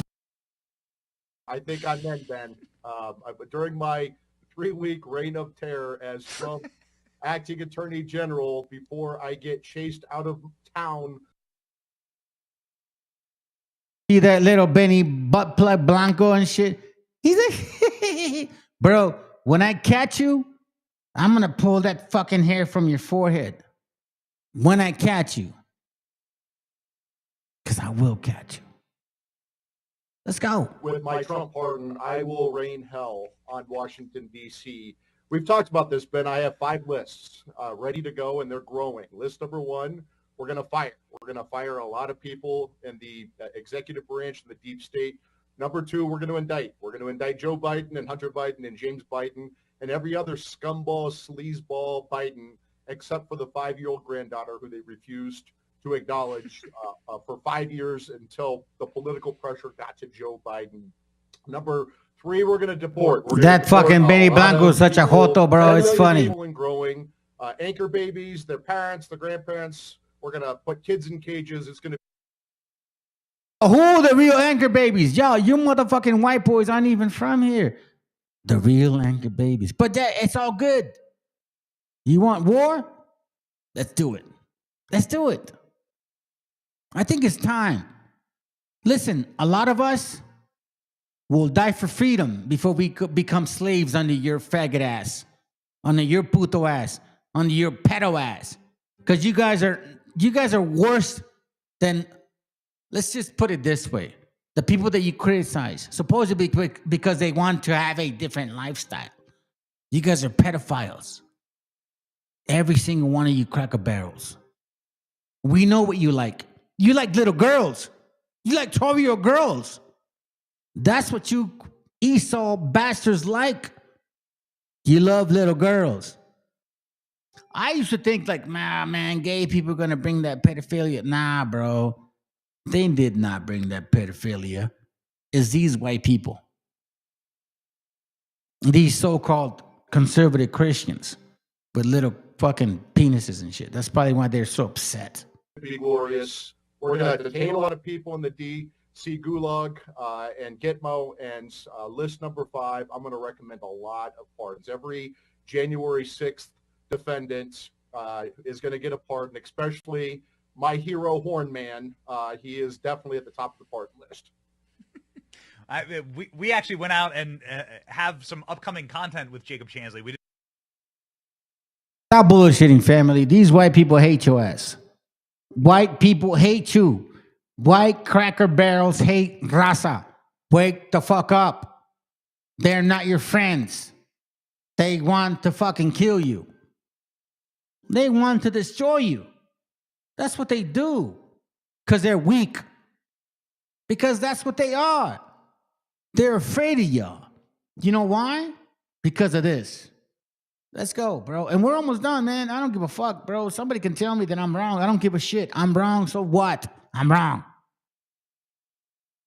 Wait, hold on a second. This is not the one I wanted to show. Sure, and if you read the book, you'll see that the activity... Shut up. That's not the one I wanted to show. This is the one I wanted to show. ¿Usted de alguna manera anticipó la victoria de Trump en los... Just remember this shit. I'm going to let it play slow. You need to understand who you are and why they fucking hate you. Okay? They hate you because they want to be you. They hate you because they can't stand you. You better be careful. ¿Usted de alguna manera anticipó la victoria de Trump en los Estados Unidos? ¿Cuáles fueron las claves de esa victoria? Bueno, yo realmente las claves fueron dos.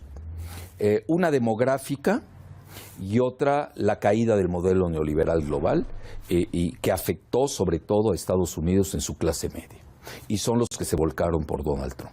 Los blancos, WASP, White Anglo-Saxon Protestant, que constituyen del 64 al 68% de la población. Entonces hay una revolución demográfica real porque los blancos saben que ya van a ser minoría en los próximos 20 años, donde el mayor segmento poblacional va a ser el mexicano. ¿Por qué pudo utilizar este tema del muro fronterizo o la continuación del muro fronterizo como lema de campaña? Bueno, porque eso, sin duda alguna, es que aquí hay dos visiones. La de los mexicanos, que obviamente es ignominioso la construcción de un muro, que la inicia Baby Bush, que eso se olvida. La tercera parte del muro ya fue construida. Les costó $3.500 millones y fue aprobado el muro por la entonces senadora por Nueva York llamada Hillary Clinton, ante las narices de Fox y Calderón. Lo que pasa es que ellos brincaron contra Trump porque ellos son instrumentos de George Soros en México. Eso no es ningún secreto. George Soros controla México. Era el vicepresidente, era el presidente oculto de nuestro país. Y obviamente esto se viene abajo. Entonces, el muro a nosotros nos ofende, pero ya está construido en la tercera parte, sobre todo en las zonas de mayor densidad poblacional de mexicanos. Si uno ve bien el border fence, que ellos lo sacan, ahí está la imagen. No se trata. Lo que pasa es que México está muy desinformado. Los ciudadanos no saben. ¿Le llama la atención de que el potencial construcción o finalización de ese muro haya sido asignado a una empresa israelí? Sí, bueno, a mí no me llama la atención porque están ligados a Netanyahu, una empresa estatal israelí, que es pero además son los especialistas en muros. Ahora, esto desde el punto de vista mercadológico de la ingeniería electorera, a Trump le benefició, a nosotros nos dañó, pero a Trump le benefició porque detectó el nicho electoral que es anti-NAFTA, anti-TLCAN, antimigratorio, porque son supremacistas, racistas, blancos, los que tienen el mayor número de armas per cápita del planeta, que son muy violentos, que eso no hay que olvidarlo, y que, pues naturalmente, ese fue y a ellos les fascina lo del NAFTA. Es decir, era un eslogan mercadológico, publicitario, para captar votos, y lo consiguió. Y nosotros no entendimos esa jugada en México. Bueno, con todo el respeto, pero yo me exceptúo. Pero ahí está el Senado de la República. poniéndose camisetas pro Hillary.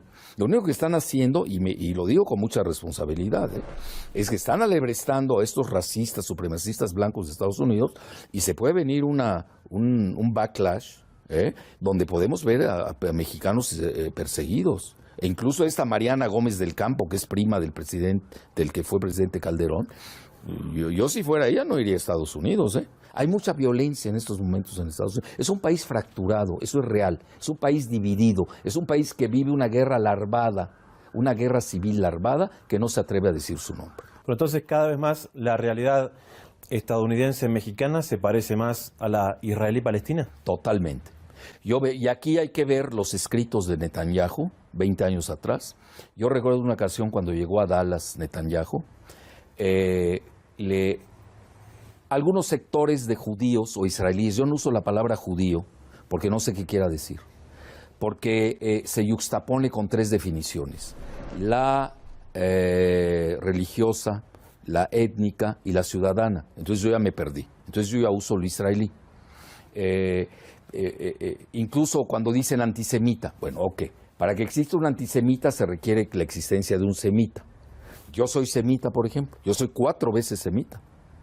4 veces. ¿Cómo sería eso? Étnico, lingüístico, religioso y cultural. ¿Usted es de ascendencia libanesa? Soy de origen libanés y me enorgullezco. Pero también sé que es una minoría y cómo sufrimos las minorías en el Medio Oriente. Yo lo he vivido. Entonces, Netanyahu hay que seguirlo.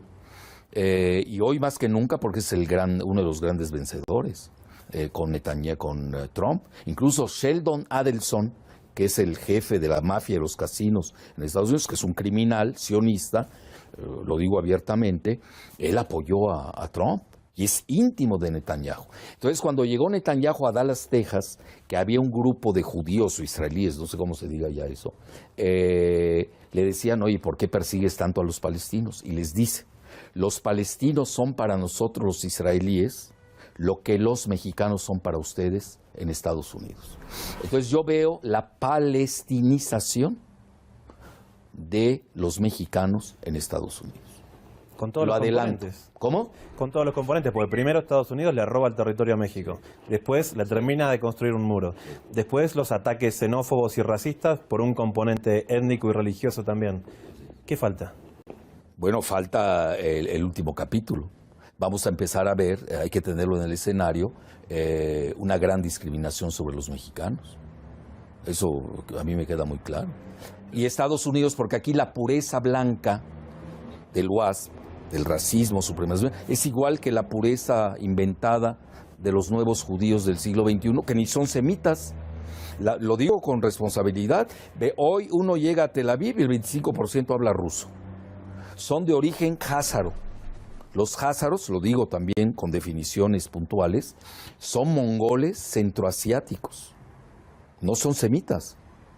Los sefarditas mizrashim sí son semitas, eso sí, son nuestros primos hermanos, pero hoy gobierna en Israel los házaros. Ese es Lieberman, ese es Netanyahu. Bueno, el padre de Netanyahu de ahí nace el sionismo con Jabotinsky. ¿De qué manera puede afectar esto en la actualidad política mexicana? Bueno, México es el gran perdedor, me duele decirlo, porque Trump es antiglobalización, es aislacionista, proteccionista, y ya vimos desde su primer discurso del triunfo, se va sobre la manufactura. Y la manufactura va a ser de $1 trillón de inversiones, es decir, 1 millón de millones en español, que van a reconstruir puentes, van a construir carreteras, es decir, el sistema ferroviario. Estados Unidos no tiene infraestructura, la abandonó y se consagró a la especulación financierista de Wall Street, que son los grandes perdedores. Esto sí le afecta mucho a México porque México entró al esquema que nunca lo votamos los ciudadanos mexicanos. Eso es importante. Yo diría a partir de la Madrid, pero lo implementa Salinas y todos los presidentes que han llegado al país y se han basado en una maquila, el outsourcing manufacturero, que es el gran perdedor en México.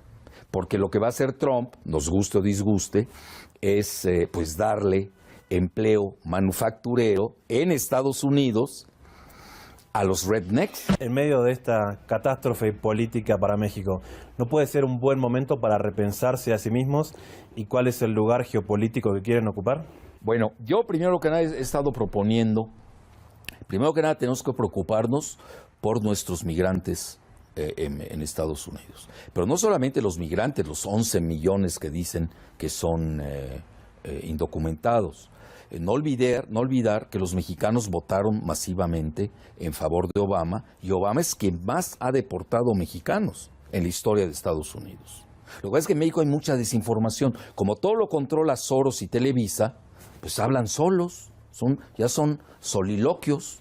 En México no hay debate, hay linchamiento. Y aquí, pues, obviamente se le avienta a uno toda la jauría. Pues, yo, por ejemplo, me he podido resguardar, porque tengo Hispan TV, Russia Today, a los chinos, a los franceses, Réseau Voltaire, incluso a Fox News, CNN. He tenido un margen de maniobra. En México no lo tengo. En México a mí me han linchado, me graban, encañonaron a mi esposa. México es un país muy dictatorial a nivel mediático. Entonces, aquí lo que tenemos que ver es, primero que nada, la creación de un ministerio de migración con enfoque de seguridad nacional bilateral, porque no solamente peligran los 11 millones de mexicanos indocumentados, sino quizás, si no se saben proteger, los casi 30 millones de mexicanos que tenemos en Estados Unidos. Y lo digo con mucha responsabilidad. No olvidemos que Estados Unidos tiene una cultura bélica, doméstica y foránea. Tenemos que conocer la psicología de los pueblos. El supremacista blanco que sigue a Trump venera la segunda enmienda de la Constitución de Estados Unidos, que es el porte de armas. Por eso el National Rifle Association, o la Asociación Nacional del Rifle, es todopoderosa, sobre todo en el Partido Republicano, y más con Trump. Se respaldan en eso. Entonces se respaldan en eso, y además tienen la cultura bélica. El pobre mexicano no tiene cultura balística, y además cada redneck trae 2, 3 ametralladoras.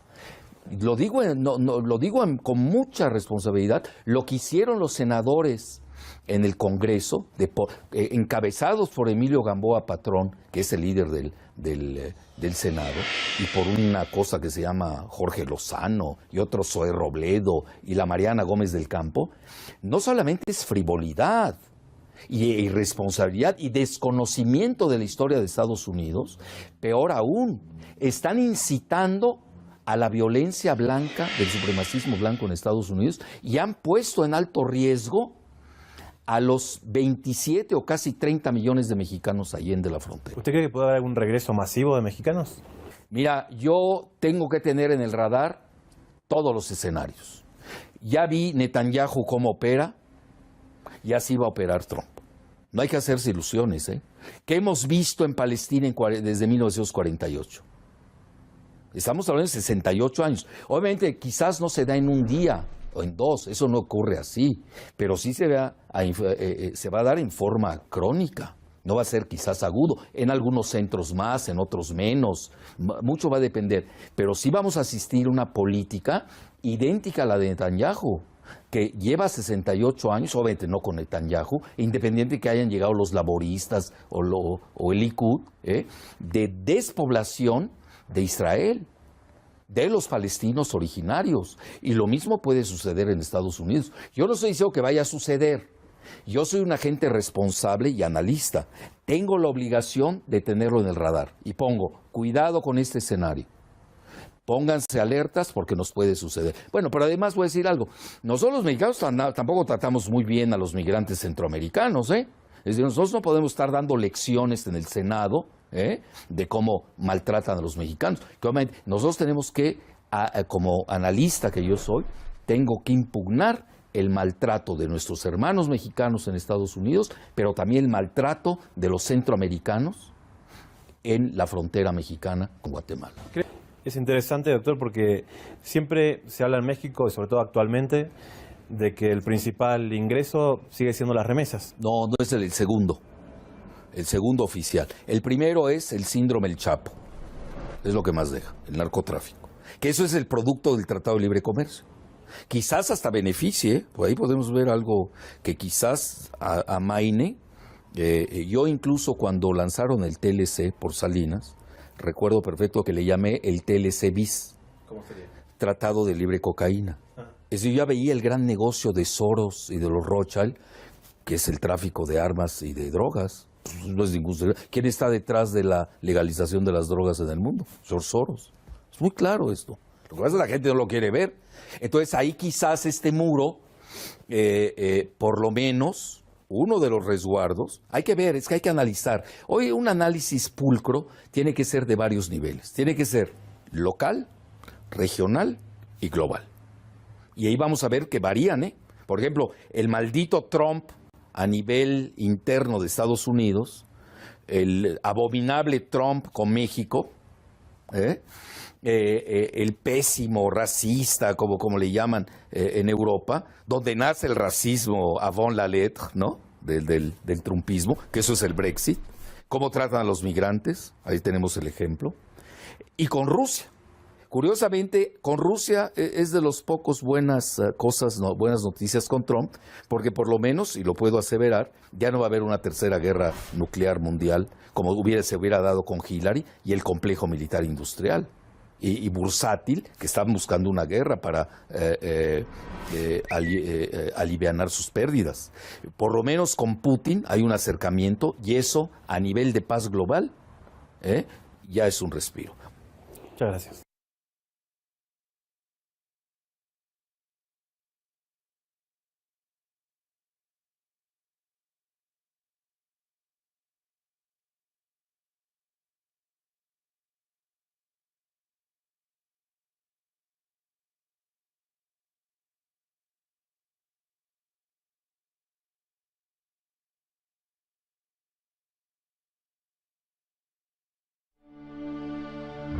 Hong Kong, June 2013. A clandestine meeting in a hotel will strike fear into the very heart of Western intelligence services. American intelligence contractor Edward Snowden leaks thousands of top-secret US documents to the press and makes extraordinary allegations about US mass surveillance. I, sitting at my desk, certainly had the authorities to wiretap anyone. The US government stands accused of illegally spying on people abroad and at home. The myth of the secure internet is blown wide open. He is, without a doubt, the most significant whistleblower of the 21st century. This film will investigate the unknown story of Edward Snowden's game-changing revelations. Why did he break his vow of secrecy? Was he manipulated by foreign intelligence services? How did he pull off his heist and avoid capture?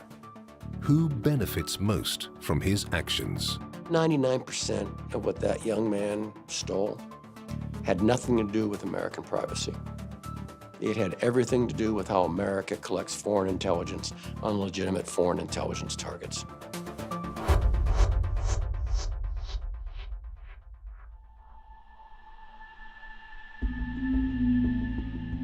A year earlier, Edward Snowden works at an outpost of the American National Security Agency, the NSA, in Hawaii.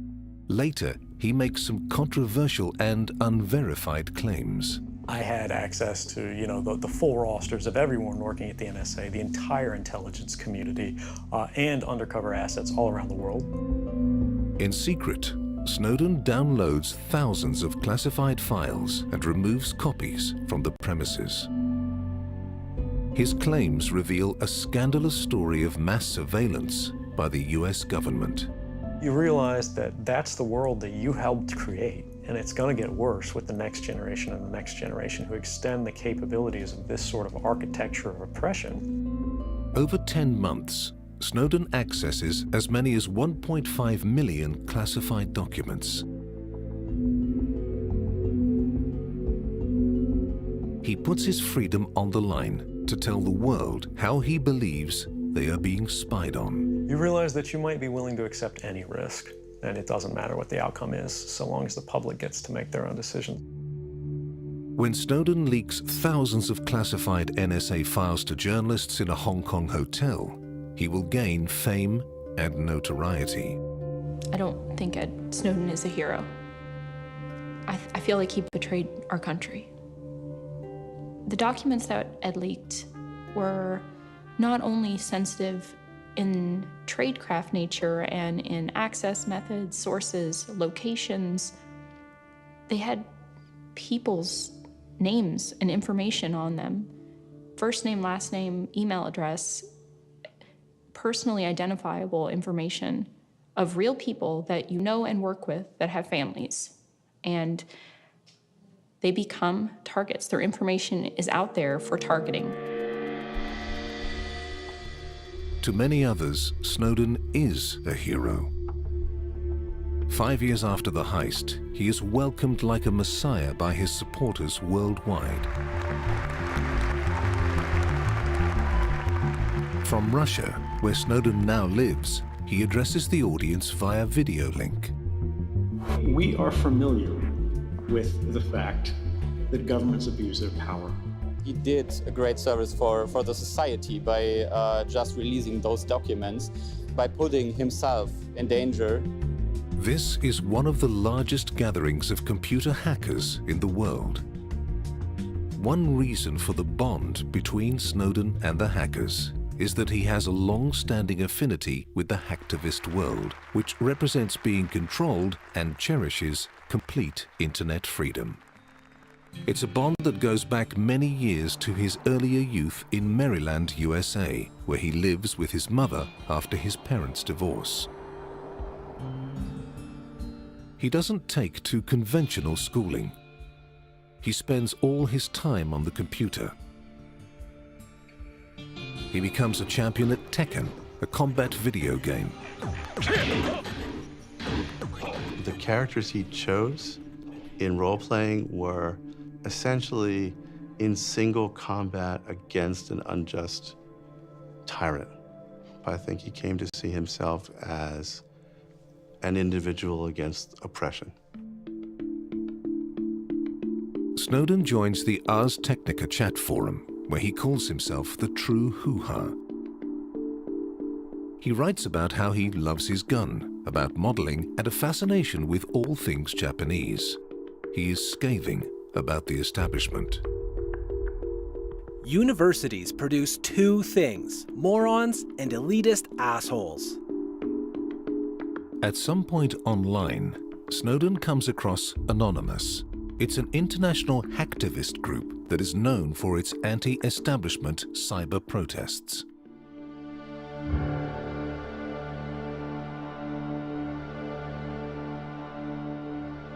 This is a time when America is in turmoil.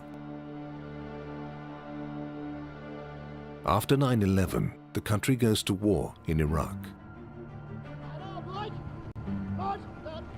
Following in his father's and grandfather's footsteps, who were both in the military, Snowden enters an Army Special Forces program.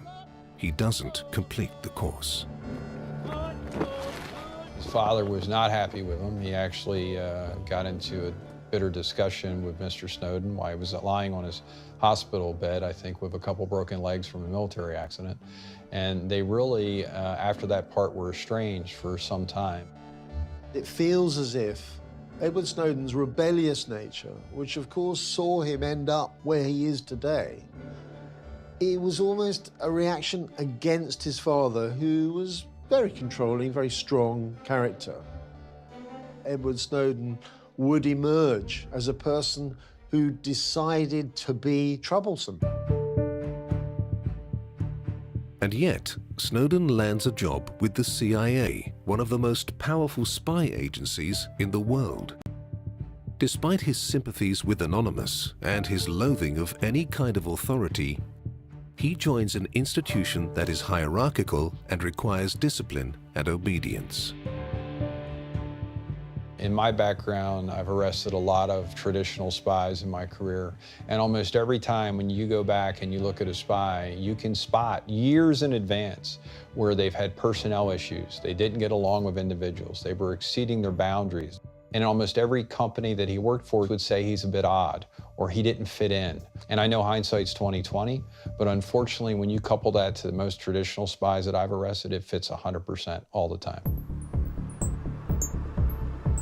Within 6 months, Edward Snowden's dream to travel and work abroad comes true as the CIA posts him to the UN's European headquarters in Geneva. He says that he was living an exciting life. He talks about riding motorbikes in Italy and traveling places. And it's not clear how much of that was online bravado, but it seemed like he thought of himself as a bit of an adventurer. Snowden's job in... You see, this is why I don't like YouTube. I actually left something behind to make sure that you guys understood what we were going to play next. But YouTube, what they do is they're fucking demons. You know why? Because they want to propagandize that fucking Khazar shit. Fuck you, Khazars. Lo aventaron luego debajo del autobús. Miller. Fuck you, Khazars. That's what I say. Fuck you, Khazars. Y'all are Khazars. Remind yourselves of that shit. It's not going to happen. I'm going to say it to you like this. I'm going to show this video right now. Okay? You're going to find out exactly what's going to happen. You're going to find out exactly what's going to happen. This is a 13-minute video. Well, I'm sorry, an 8-minute video of what the fuck they've been saying to you since the get-go. Since the time. Family, it's time to wake the fuck up. You want to be a slave?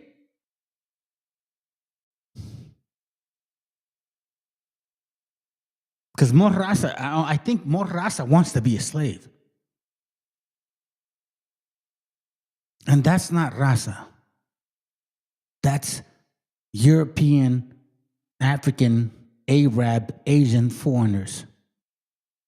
Because indigenous bloodline does not submit to fucking being slaves. Activities that the United States did in that Mexican scenario were designed to relieve the Mexican people of very major suffering caused by a guerrilla terrorist kind of activity that had taken over from the regular Mexican government after assassination. El muro, quien mejor, ahora sí vamos a la mercadotecnia de Trump, él siempre, mira, en el libro de Caspar Weinberger, The Next War, La Guerra Próxima, ya lleva más de 20 años ese libro, él, te hablo del secretario del Pentágono, habla de la invasión a México.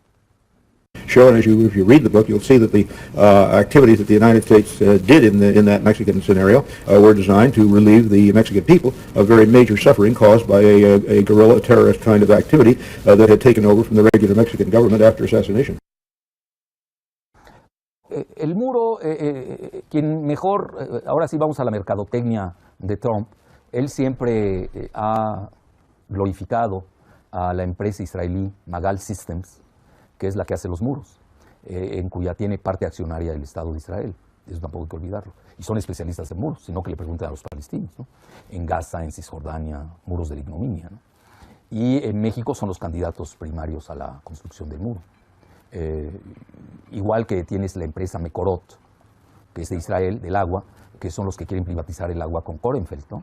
Que es un felón, etc. Entonces, mira, a la hora de las cotizaciones, hay que ver también cómo viene el proyecto de licitación del muro. Porque una cosa es hacer cementos, o colocar cemento, pues es lo más sencillo. Eso no tiene mayor gracia. Aquí la parte israelí fina es el surveillance, la vigilancia, que no es con túneles subterráneos, con sensores muy finos, toda esta tecnología que ellos manejan muy bien, y que obviamente no la maneja Cemex. Bueno, Cemex, no puedes perder de vista la relación de Cemex con Enrique Krause. Cemex es la mayor publicista de toda la vida de Enrique Krause en las letras libres, que ni es de él, es de Televisa. Entonces, es muy clara esa conexión. Yo creo que aquí la comunidad israelí va a estar metida en un lío si no define su lealtad. Porque ahorita que estamos viendo a la remexicanización de México. You hear what he said? Israelis better earn their loyalty again. After they bombarded those people over there, how are they earning their loyalty again? They're using raza to bombard you because you guys are the ones that are feeding them, those Cracker Barrel drug users, drugs. So these fake-ass Israelis, these converts, these fucking sons of the devil, now they're blaming you. And you see a bunch of Mexicans, yeah, you motherfucking zealots, so scared of your fucking own religion that you don't even, that shit is not even real. They gave you Christianity, you stupid fuck. They gave you the Virgin Mary, you stupid fuck. Now they want to kill you, you stupid fuck. But you know what? It's okay with you because your church told you that they're the real Jews. It's almost like I'm so disgusted by people like you that believe this shit. And then let's continue. Hey, listen, maybe I should just sit back and watch you guys get fucking burned. Porque a México lo habían desmexicanizado. Todo el grupo itamita lo había desmexicanizado, lanzándose al modelo neoliberal sionista. Pero los gringos no nos aceptaron. Bueno, a ellos, yo nunca estuve de ese lado, ¿no? Los sacaron a patadas y ahora se quieren remexicanizar, ¿no? Y te hablan de unidad cuando ellos siempre practicaron la desunión. Entonces, yo creo que aquí el problema es tienen que mostrar bien su lealtad. Yo, si fuera la comunidad, sí les aconsejaría que deben fustigar, criticar la construcción del muro por una empresa israelí. Igual a nivel de Mekorot, la privatización del agua. Porque sí se va a aumentar el antisemitismo definido por ellos a ese nivel. Y a mí van a ser más popular. ¿Podría pensarse en una división o balcanización de los Estados Unidos mexicanos? Mira, yo cada vez que estudio a Netanyahu, desde hace 20 años, cuando manejé el concepto, y a ti te consta la palestinización de los mexicanos, pues me basé en lo que hacía Netanyahu en Israel con los palestinos. Y es lo mismo que está haciendo Trump con los mexicanos. ¿Pero qué siguió? Hoy Israel está propiciando la balcanización de los países árabes. En Irak, en Siria, en Líbano, etc. Bueno. Y incluso hasta en Turquía, y ya no siendo árabes, ya a nivel islámico, entre kurdos y tú, a ellos les conviene. Porque eso es lo que sustenta la teocracia y el apartheid de Israel. Mira, yo te doy datos duros del ejército de Estados Unidos, sobre todo de gente muy vinculada a Israel. Por ese proyecto de balcanización hay que tenerlo presente. Mira, en el libro de Caspar Weinberger, The Next War, La Guerra Próxima, ya lleva más de 20 años ese libro, te hablo del secretario del Pentágono, habla de la invasión a México.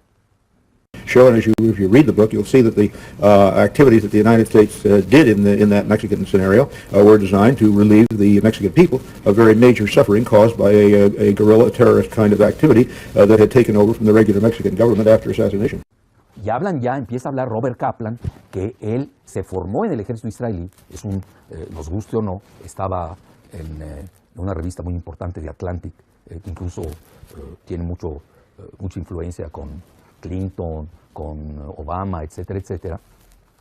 Él maneja que hay 3 Méxicos y que México puede ir a su norte, centro y sur, ¿no? Bueno, Listen to this for a moment, okay? I'm going to block it because I know they're going to probably try to block my shit. But you guys need to understand, bro, and this is so sad, man. This is so sad, bro. The raza just doesn't fucking get it. You're so caught up in some fucking stupid novela, chisme, dumb bull fucking shit. And they're literally raping your daughters. Do you fuckers not care? Raza, are you that stupid? I'm asking you right now. I'm Raza, and I'm asking you. Are you that fucking stupid? Do you want to get embarrassed consistently? Do you want to give your daughters to other people that don't belong to them?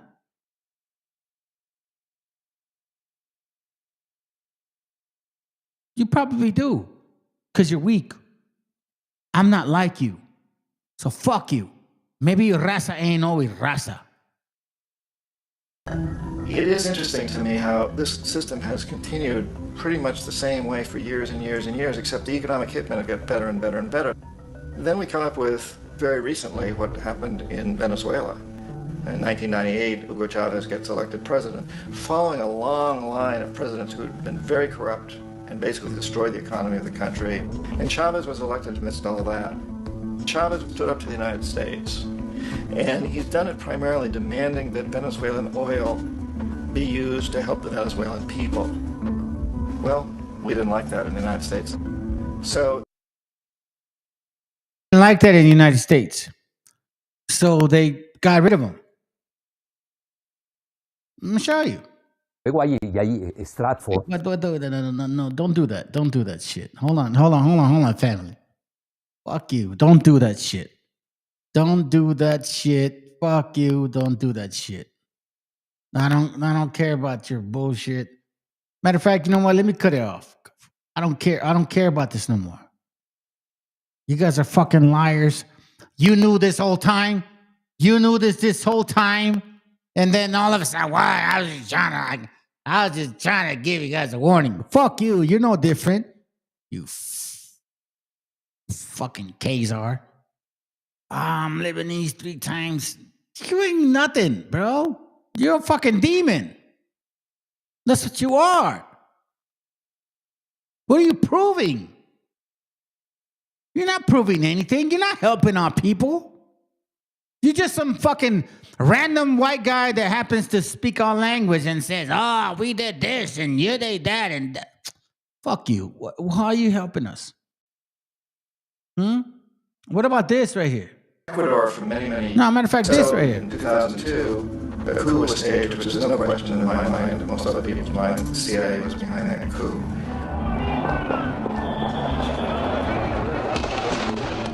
The way See that? Right there. Or exactly what the fuck happens to our people every single time you cracker barrels are around us. And you know what? All you razas, supposedly, that are offended because I don't want to watch your channel because you may be here. Fuck you too. Fuck you too. You're not revolutionary. You're not revolutionary. You're just gangsters. You're just cholos. You're just stupid motherfuckers that care for yourselves. You're not revolutionaries. You see, just because you're a gangster or because you fucking claim the hood, don't make you revolutionary. That actually tells you that how much of a bitch you are. If you cared about your gente, you wouldn't do that. You would be revolutionary. It's about time we start understanding who the fuck stands for your gente and who the fuck does not. It's about time, fam. Some people educate you. Some people just want to fucking glorify you. And I don't want to get glorified. I want to be educated. Because guess what? There's a time when sometimes things have to make a decision. And you know what? I'm going to tell you this right now. I never gangbang. I never came to my channel saying I'm a gangster or whatever. But I was in situations that I was never aware of that I could ever handle. That for some fucking awkward reason, I got through it like a beast. And I'm not going to say it here to tell you that, oh yeah, because I was this. Nah, hell no. I don't even know how the hell did I even manage to get out of that situation. But all I can say is this, that I'm a spiritual warrior. And those memories stay with me. So that means that I've done this before. So fuck you, motherfuckers. The way that coup was fomented was very reflective of what Kermit Roosevelt had done in Iran, of paying people to go out into the streets, to riot, to protest, to say this Chavez is very unpopular. You know, if you can get a few thousand people to do that, Is unpopular. This is what they do. This is exactly what they, like this brother said, that's why I don't trust any president anywhere but Mexico. But Mexico has a Khazar as a president, and Mexico has got me thinking, you know what? I do too. And you know what? When I say to that shit, I pray to the Most High, like I hope you're leading our people in the right direction. Because you know the scriptures talk about like how he'll put bad people with good thoughts. You know what I'm saying? Just for the sake of, like Cyrus. Cyrus freed the Israelites. Remember that. Think about that shit, right? Cyrus freed the Israelites. I'm not saying that she's doing that. I'm just saying that that's what the Bible talks about. Cyrus freed the Israelites. Are we there again? Television can make it look like it's the whole country, and things start to mushroom. Except in the case of Chavez, he was smart enough, and the people were so strongly behind him that they overcame it, which was a phenomenal moment in the history of Latin America. Why was that a phenomenal moment? Because Chavez spoke truth, bro. He cared for his people. But a lot of you cracker barrels that don't give a fuck about that shit because you're individualites. Let's continue.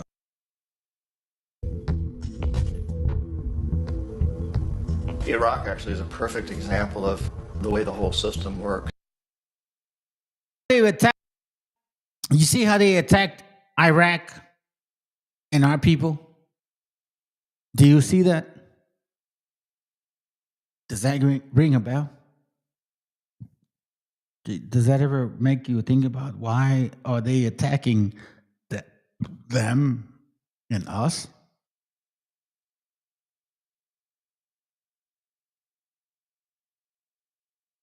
Why are they attacking us and them? Can anybody, at least that's watching, provide a verse that shows why they're doing it? I'll show you. But I want to know if you guys even understand what I'm talking about.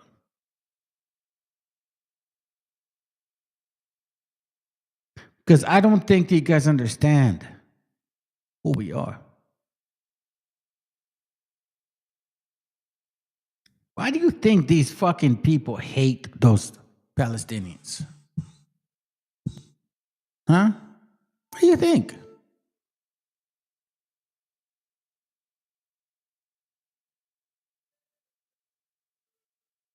Is it coincidence? Maybe not. Let's continue. So we economic have been on the first line of defense. We go in, we try to corrupt governments and get them to accept these huge loans, which we then use as leverage to basically own them. If we fail, as I failed in Panama with Omar Torrijos and in Ecuador with Jaime Roldos, men who refuse to be corrupted, then the second line. Men who refuse to be corrupted. See that? Men who refuse to be corrupted. Men who wanted to better the environment for our people. Because we live under resources. And all we wanted was to take advantage of the resources to share it with our people. But see, you foreigners don't know that. We're saturated with foreigners that don't give a fuck about you, fam. That are in power. Wake up. Defenses we send in the jackals, and the jackals either overthrow governments or they assassinate. And once that happens and a new government comes in, boy, it's going to toe the line because the new president knows what will happen if he doesn't. In the case of Iraq, both of those things failed. Economic. Iraq, both of those things failed. Why did they fail? Watch this. Why? We're not able to get through to Saddam Hussein. We tried very hard. We tried to get him to accept a deal very similar to what the House of Saud had accepted in Saudi Arabia, but he wouldn't accept it. And so the jackals went in to take him out. They couldn't do it. His security was very good. After all, he had one time worked for the CIA. He'd been hired to assassinate a former president of Iraq and failed, but he knew the system. So in 91, we sent in the troops. And knew the system, but in 91 they said what? And we take out the Iraqi military. So we assume at that point that Saddam Hussein is going to come around. We could have taken him out, of course, at that time, but we didn't want to. He's the kind of strong man we like. He controls his people. We thought he could control the Kurds and keep the Iranians in their border and keep pumping oil for us. And then once we took out his military, now he's going to come around. So the economic hit would go back in the 90s without success. If they'd had success, he'd still be running the country. You see? So they tried to manipulate Maduro. They couldn't do it, so they had to go in there. This is your white world. white man, black man, Hispanic man, Asian man, you that survive of this society. This is who you are. But specifically, you know who I'm talking about. Them white and Negro conquistadors. Fuck you, motherfuckers. We're coming after you. Your time is over. Let's go. We'd be selling him all the fighter jets he wants and everything else he wants. But they couldn't, they didn't have success. The Jackals couldn't take him out again, so we sent the military in once again. Listen, this man right there, he grew up in that region of Abraham, Isaac, and Jacob. Are you trying to tell me that he looks like a Negro?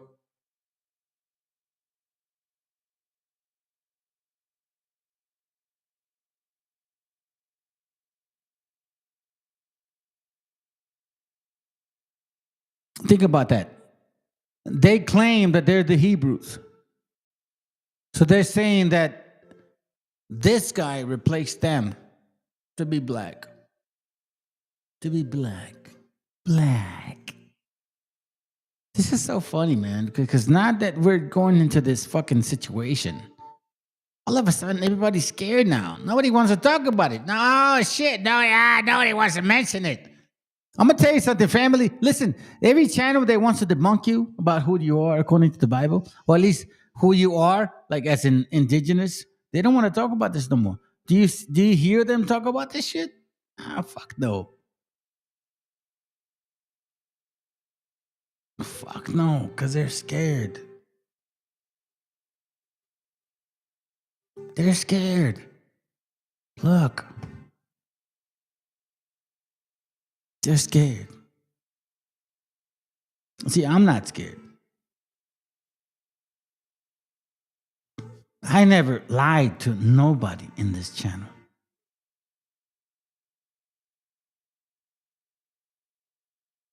See all this talk about the Moors. The Moors. Hey, Moors, where are you, bro? Moors, hey, where's your army? Hey, Negro. What the fuck? Moors, where is your fucking army?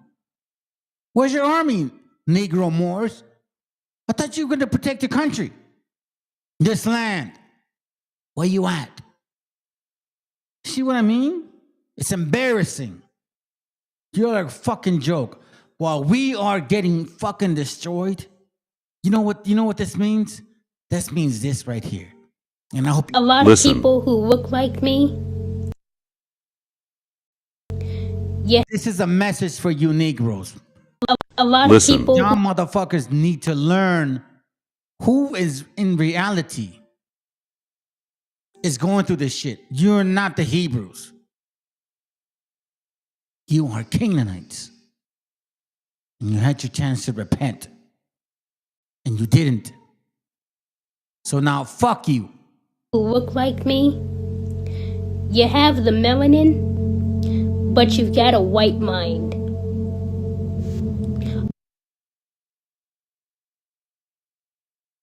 Our community is broken, and I say that with all the confidence of the world. You have a lot of people who look like me. You have the melanin, but you've got a white mind. Our community is broken, and I say that with all the confidence of the world. You have a white man's education.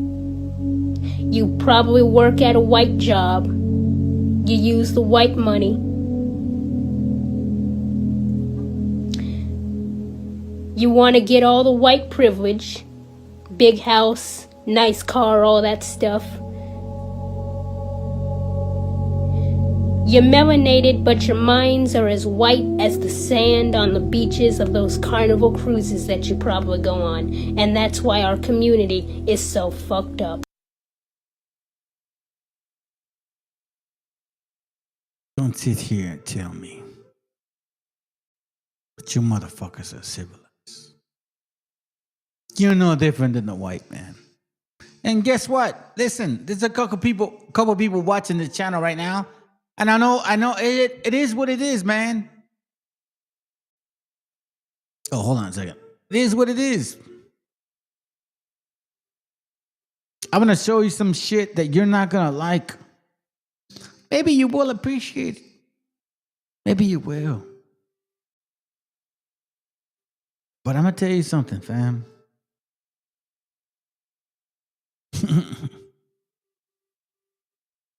It's not going to be that easy.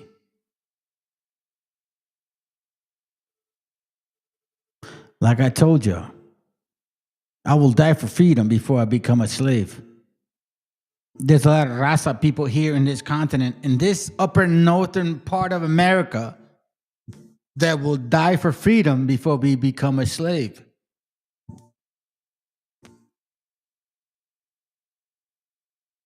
Unless you're afraid of dying, then you are a slave.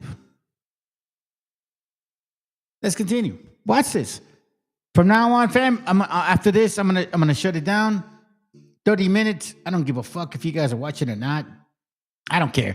Look, I've had people watching this channel, low level, high level, 19 people, 25 people, 3 people, 1 person. I don't care, bro. What I care about is you motherfuckers that understand what we're dealing with. Listen and learn. Listen and learn. Because it's about to end.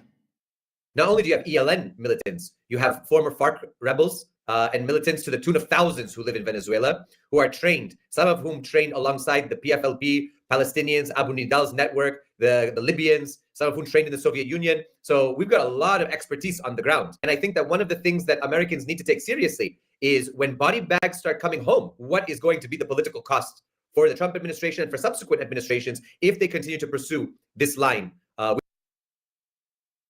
Listen to this shit. Hey, like the brother said earlier. Hold on. Let me see where you're at. Hold on. Go all the way back. He said that earlier. He said, hold on a second. What did he say? He said, hold on. Say no to the draft.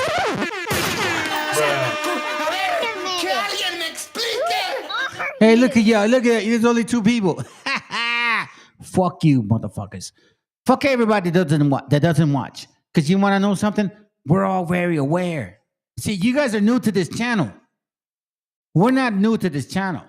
He said it himself, saying no to the draft. Because they're about to draft your ass.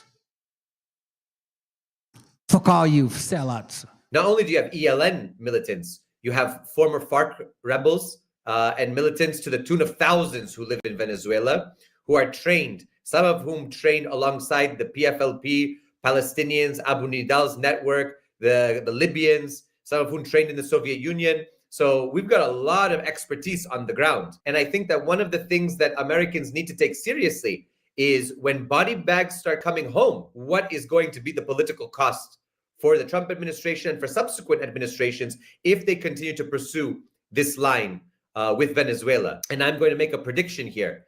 I think that you will see terrorism like we've seen in Latin America before and like we've seen in other parts of the world, targeting energy infrastructure. So you're going to say, okay, Chevron does business. America is now here to stay. No problem. We're going to blow up oil pipelines.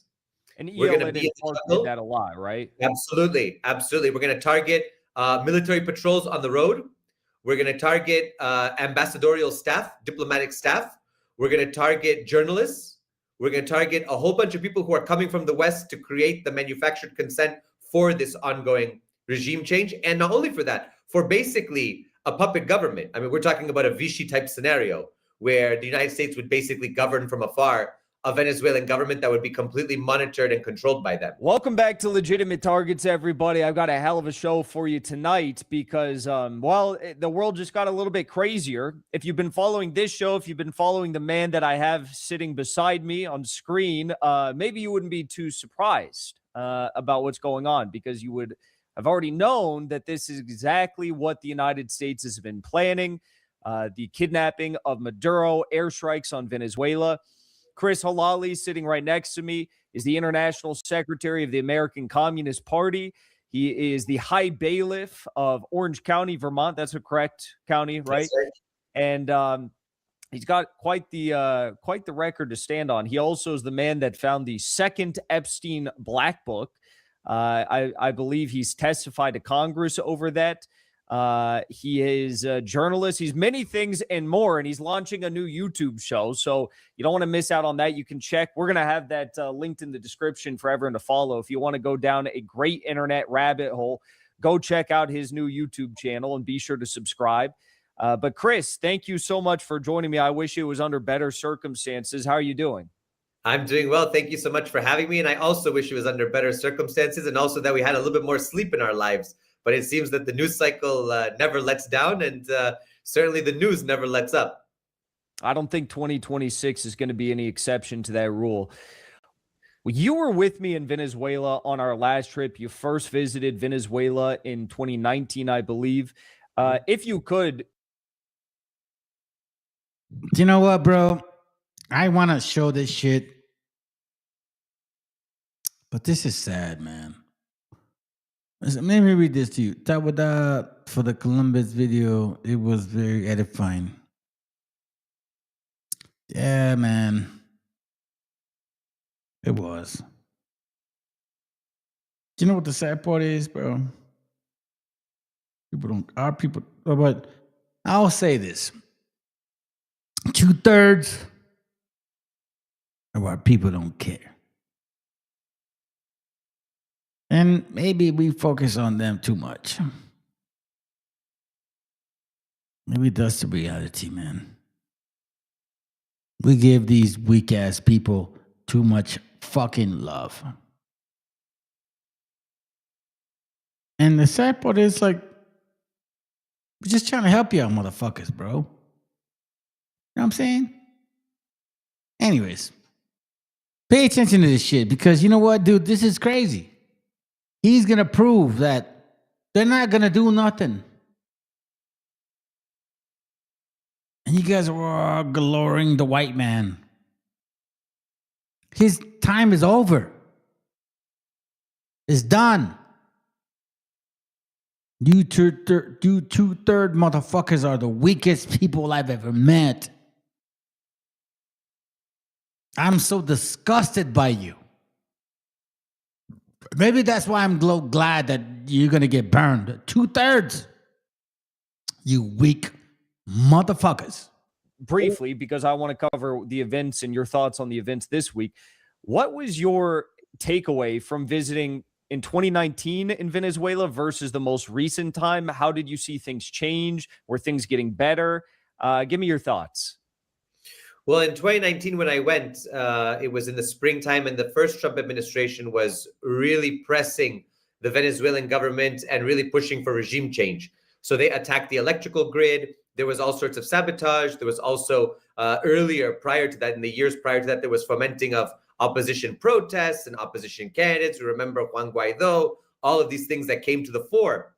And I was there as part of a bigger movement and delegations, U.S. Peace Council, UNAC, many others that went down there to basically show the truth. I remember even Max Blumenthal had gone some 2 months before I did and was showing the truth about like the supermarkets, for example. One of the refrains was Venezuelans are starving, Venezuelans are eating corpses, Venezuelans are basically resorting to cannibalism. It's unbelievable, the propaganda that was being pushed.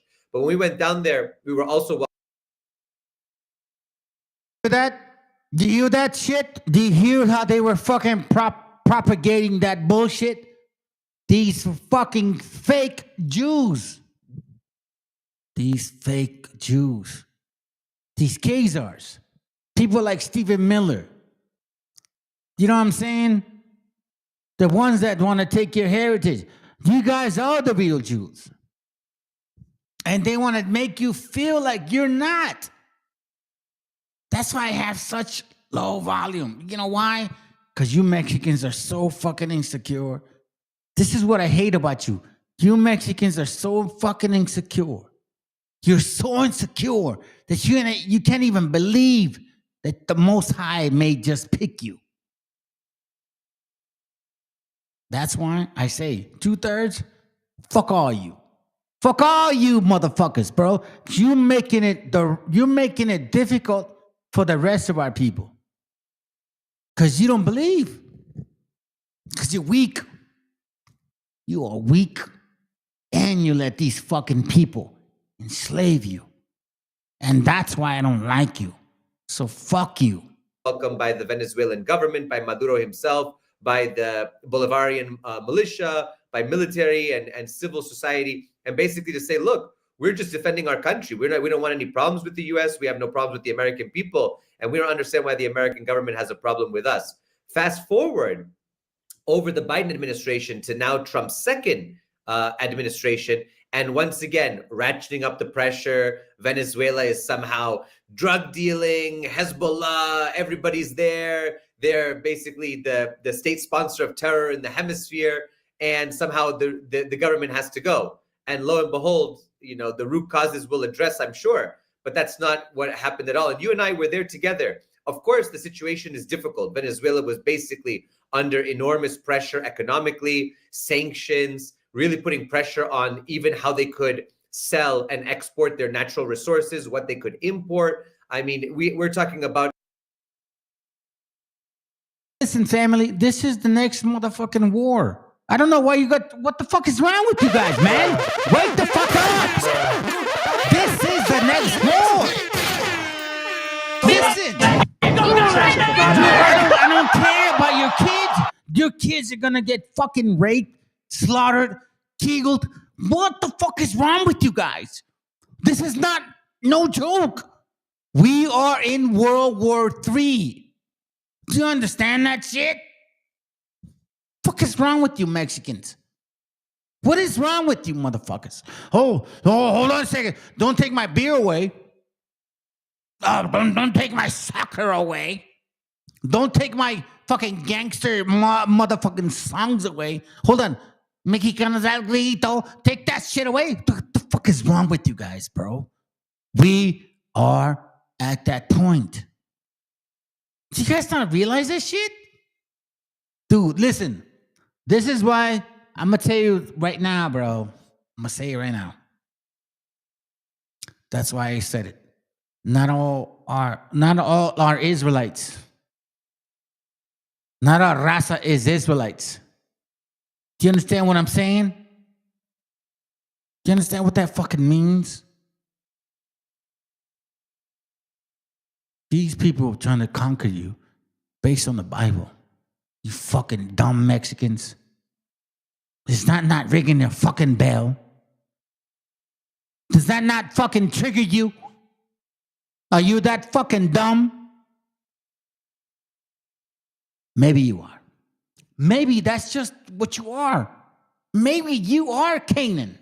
The strangulation of an entire country and a people, and ultimately the economic welfare of all of them and that country. So we saw, of course, the struggles of everyday life, but the basic necessities were met by all people in the society. The government made it clear that they would provide housing, they would provide adequate food, they would provide adequate education and healthcare free of charge. And that was that continued to be provided even when we were there, and even better so than in 2019. We saw constant improvements to that system. So I want to say that we saw tremendous improvements, but we also saw the results of over a decade of hybrid economic warfare and how that was slowly grinding the people down. Because the goal is not immediate regime change in that sense. The goal is slow, painful death, like the frog in boiling water. And at some point, when it knows that it's dying, it's too late, and already the people are going to start rising up, which is what we're seeing in other parts of the world.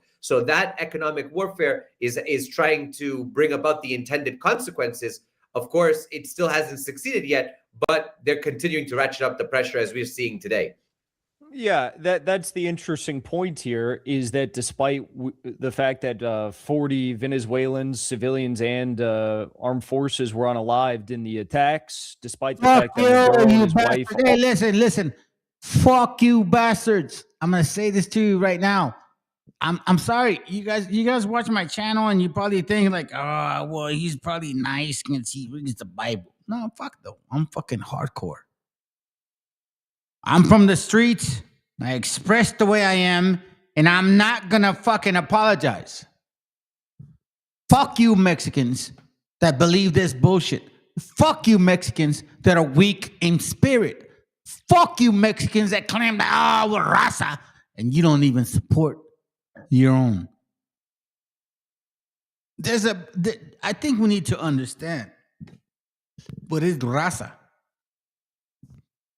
That needs to be differentiated. Because there's such a thing as indigenous bloodline. Indigenous bloodline. This is not indigenous bloodline right here. But guess what? A lot of you motherfuckers that look like us, you ain't indigenous either. I'm glad we get DNA now. We should start doing that on everybody, family. I saw a movie the other day, and it was kind of weird. It was about Christmas Christians. What is that called? Christmas Christians? Some white shit. And they went out of their way to figure out, like, hey, listen, we want to pick you to a position where, there's like white power. But do you have any, deficiencies within you and shit? And eventually they found out that he had a kid with a black woman. This is a recent movie. And they said a lot of negative shit about our people. Matter of fact, dude, I'm actually asking you, Raza, to please look up how many times they said derogatory shit in that movie. Hey, I'll show you a little bit of that movie. So you can see what I'm talking about. Fuck these motherfuckers. Fuck you, Cracker Barrels, bro. I don't like you. I don't give a fuck about you. You don't know me. I don't own you. It's all good. I own my own business. But fuck you, motherfuckers.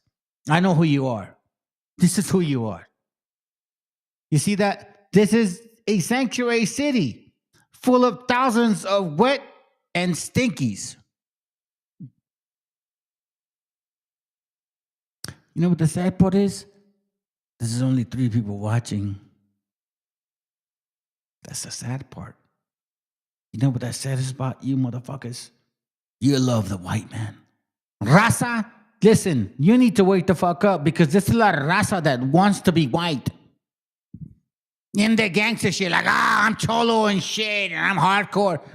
Fuck though, bro. You guys have weakness within you. You have raza that wants to be gringos and shit. Shut the fuck up. Bro, stop lying to me. Y'all can't lie to me. Because you know what, bro? Listen to this. This is a sanctuary city full of thousands of wet and stinkies. Fuck you. They don't like you, fam.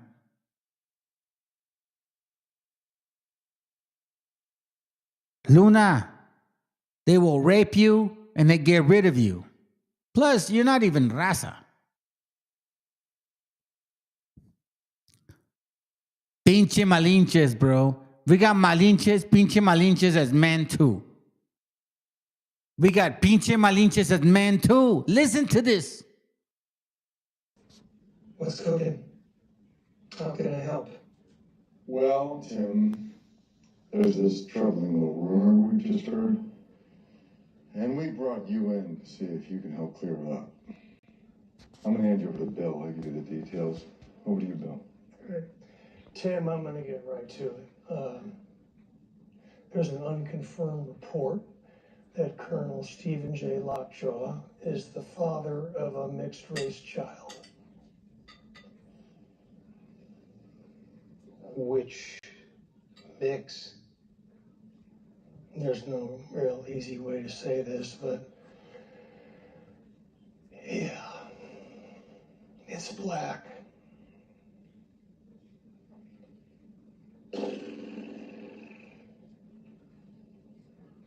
Well, that would be quite the revelation if it were true. Bill, may I ask what your source is? Sure. In case you want to get some fucking nitty gritty history of that, they were supposed to pick them to be what they call. Here, I'll show you. See, this is why I don't like fucking raza, bro. Sometimes you guys motherfucking piss me off, bro. Sometimes you guys motherfucking piss me off, bro. I sometimes wonder if you guys are even raza and shit.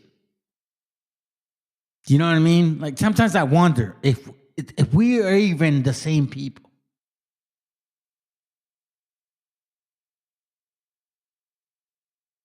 Because sometimes, because you guys are fucking stupid.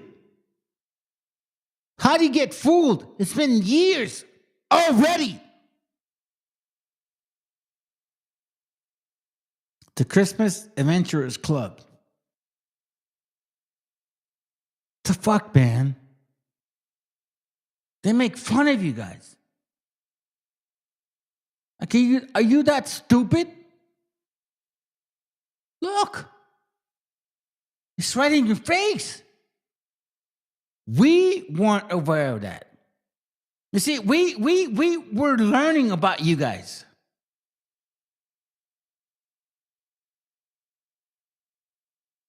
Check this out. Yo, to anyone who's deep in the rabbit hole, bro, buckle up, bro, because this shit is absolutely insane. So,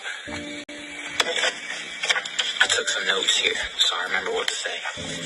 So, in 1893, this guy named Ingersoll Lockwood wrote a 3-part book series, right? The first one is called Travels and Adventures of Little Baron Trump. The second one is called Baron Trump's Marvelous Underground Journey. And the third one is called The Last President. All right? So this young man does a video and he does a bunch of weird shit. It doesn't matter to me. I don't care if he disappears. Watch this. Watch what this says. We're not kidding.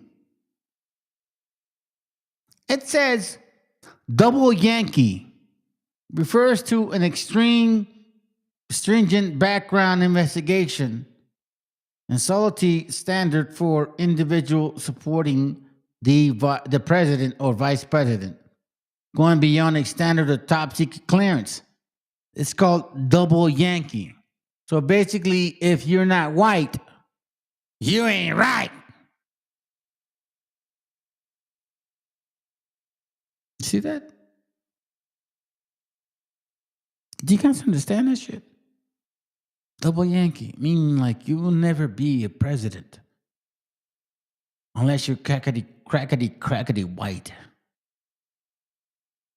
Unless you're one of those fucking white people that don't wash their asses.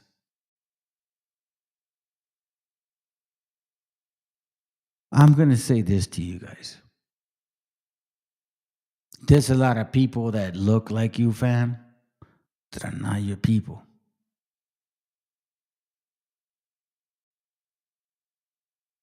Do you understand that shit?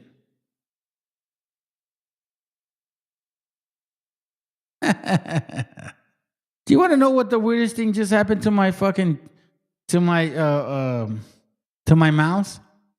Okay, so like I have my office in the garage, right? And I had a cricket that just jumped on my on my mouse when I said that. I'm gonna say this to you. You're on the wrong team.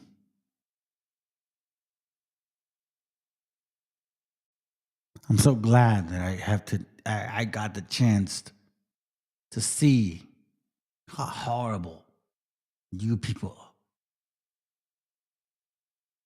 I'm so glad that much better, because you want to much safer. I know where I'm at. I know where I stand.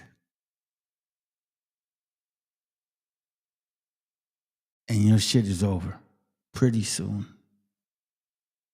Pretty fucking soon. And I'm not offended by it. Nor am I upset. I've done my job. I love my kids. You know what I mean? Like I fucking been teaching them well. They know who they are. They know they're Israel. You know what I'm saying? So when this shit hits the fan, guess what? My family knows who they are. I've done my job. Have you? Have you taught your kids how wonderful and beautiful they are? Have you let them know that God chose them? Or were you afraid because you were so insecure? I'm not. My kids know who they are. My kids love who they are. My kids know they're Israelites. Do your kids know? An important element in the U.S. plans to attack Iran again, I believe. Here's, well, nominally the United States ambassador to Israel. He might as very well be the Israeli ambassador to the United States, Mike Huckabee, this weekend, Sunday, on Newsmax. Chris, cut number 8. Well, my first reaction, Rob, was to say, praise the Lord and thank you, President Trump. A lot of people may not make the connection as to why this matters to us in the Middle East. What they don't know is that Hezbollah is very active in Venezuela. The ties are deep, and Hezbollah operates in 12 different countries throughout South America. It is not just a threat in the Western Hemisphere. It is a threat to the Middle East. So for the president to go after Venezuela not only deals with narco-terrorism and the many deaths of Americans who are killed by the poison of drugs, it is going to make life for those of us living in the Middle East much better, much safer to take Maduro out, to recognize that Hezbollah is active here, targeting not just Jewish people in all over South America, but using those tentacles to ultimately reach into the United States. Based on this information, how the fucking negros be using like, oh, white people are against us? White people are not against you, negros. You help them. Do you understand that? You African Americans, you FBAs, you Negroes, help people like him. You help the Anglo. You help colonize these lands. So then they got rid of you because they were done with your help. Do you understand that now, Negroes? Do you understand now why I speak the way I speak? I'll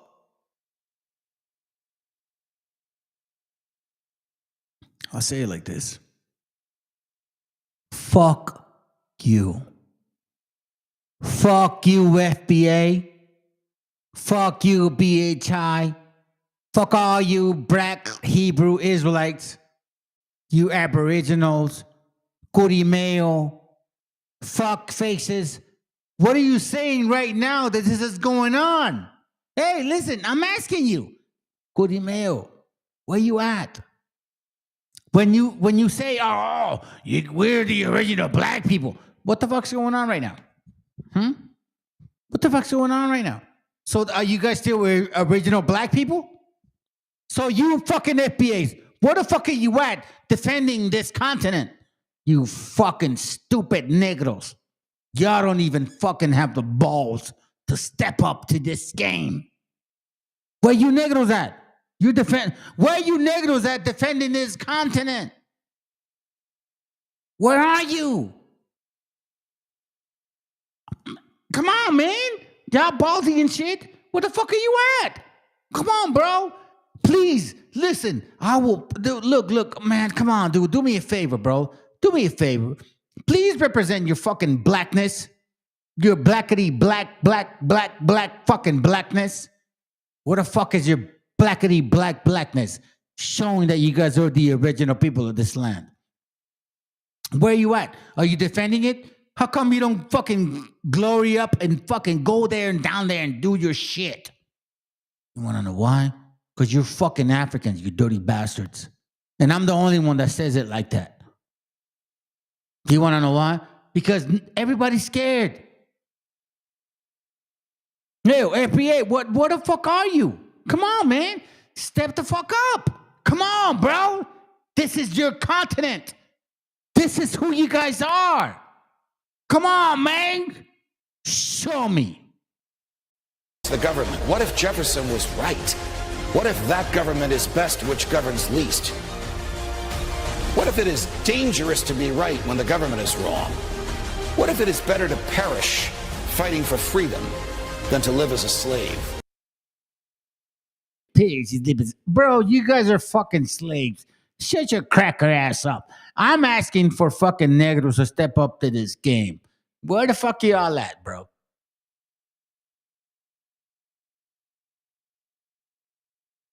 Come on. FBA, where you at? This is your country. You're supposed to take control of it. You know what the saddest part is? There's only 3 people watching and shit. That's the sad part, bro. That's the saddest part, bro. Because I've been teaching you guys this shit for quite some time. Sad. Sad. Weak. Unfaithful motherfuckers. I tell you what, I'm going to end it with this. Because you want to do this. Maybe that's what it takes. I'll say it like this, bro. Listen to this. And are you anti-Semitic? I stand on that business. Are you anti-Semitic? Technically he is, because he's a fucking Hamite. Technically he is, because he's a fucking Hamite. But it doesn't help. It doesn't help. What the fuck did they do for us? Nada. Pinches llantas, way. Because the crematoriums that are being built, the portable crematoriums, are Israeli. They're Middle Eastern tactics that they've been adopting since whatever happened in the watermelon place, you know what I mean? So, long story short, there's a lot of word, there's a lot of talk about all of the. Yeah, I heard that already. And then, you know what? I kind of like what he was saying, but I prefer this. Good night, fam.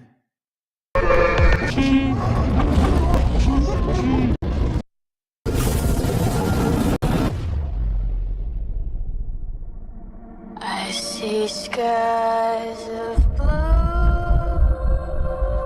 clouds of white, the bright blessed day, the dark sacred night, and I think to myself,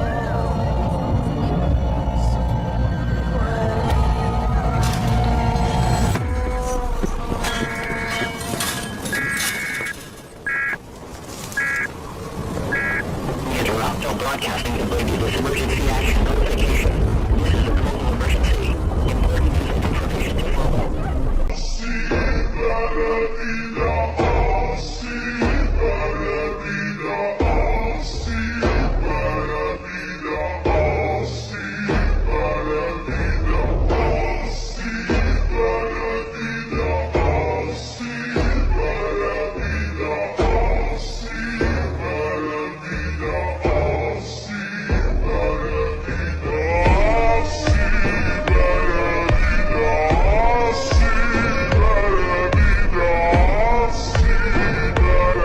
About who are those people that's going to purify this land?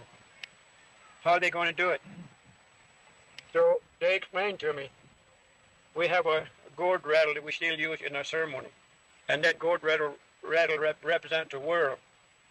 On one side, this figure is on the drawing. And another one is on this side. There'll be a gourd rattle.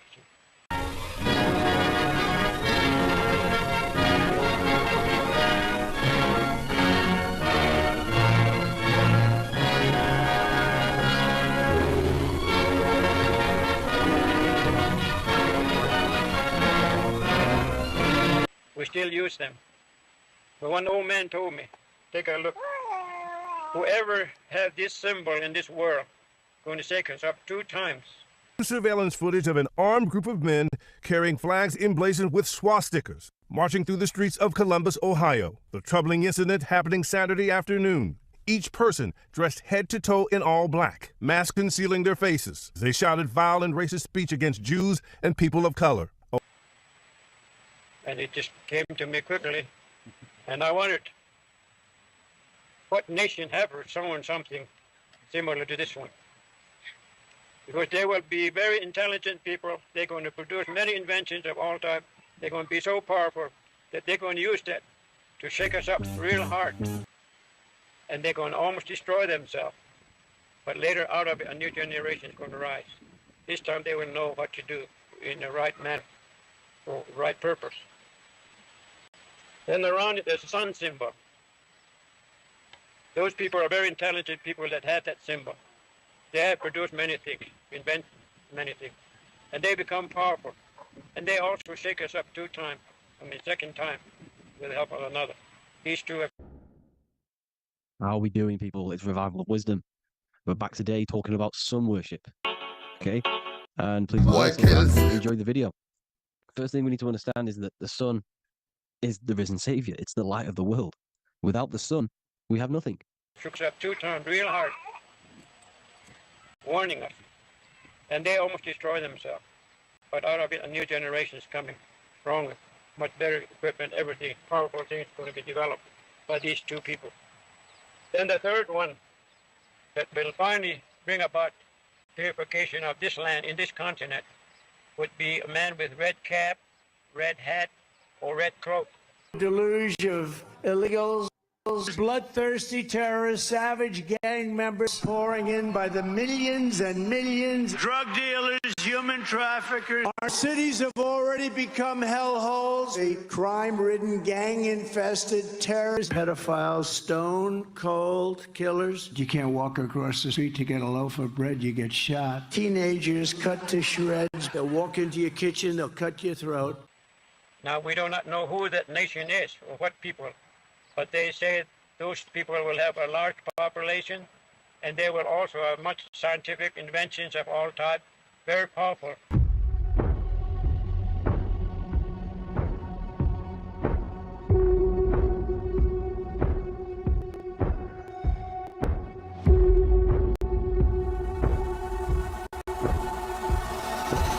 Nation going to be. So once he starts moving, these others 2 will join him with all their power and might.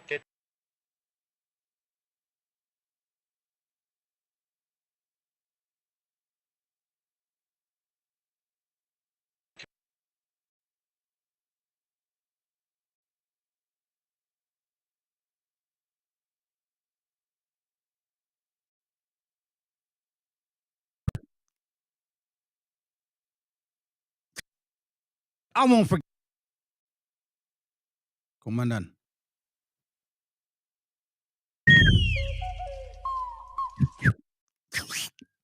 Shalom, shalom. ¿Qué huele? What's up, family? Commandant. Bienvenidos a todos los extraños. Welcome to you, strangers from above. Today's session, supposedly show, like also likes to call it. I won't forget that kid. It was kind of entertaining. Anyways, or edification, however you guys want to slice it.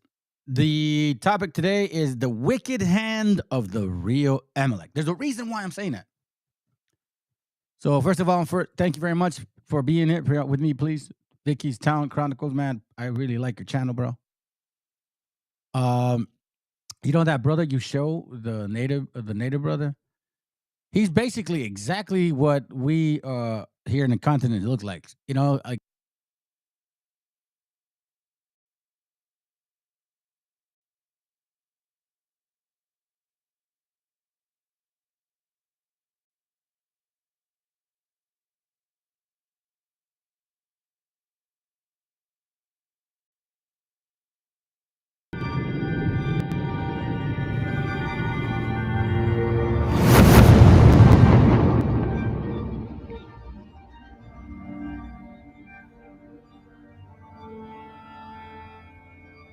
y Cal. Hijo, abre los ojos.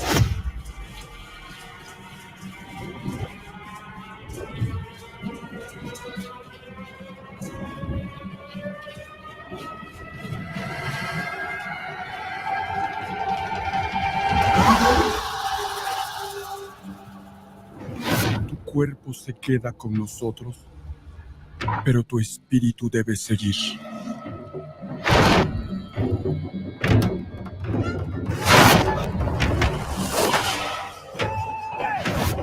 Busca la luz. Aléjate de las sombras. Deja que nuestro dolor sea tu fuerza. Desde aquí iluminamos tu camino.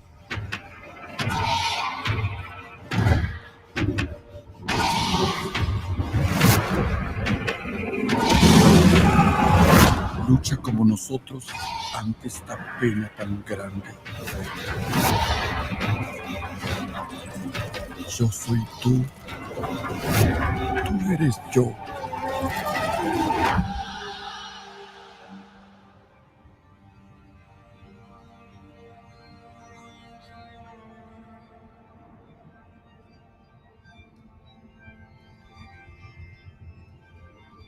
La muerte que hoy nos separa,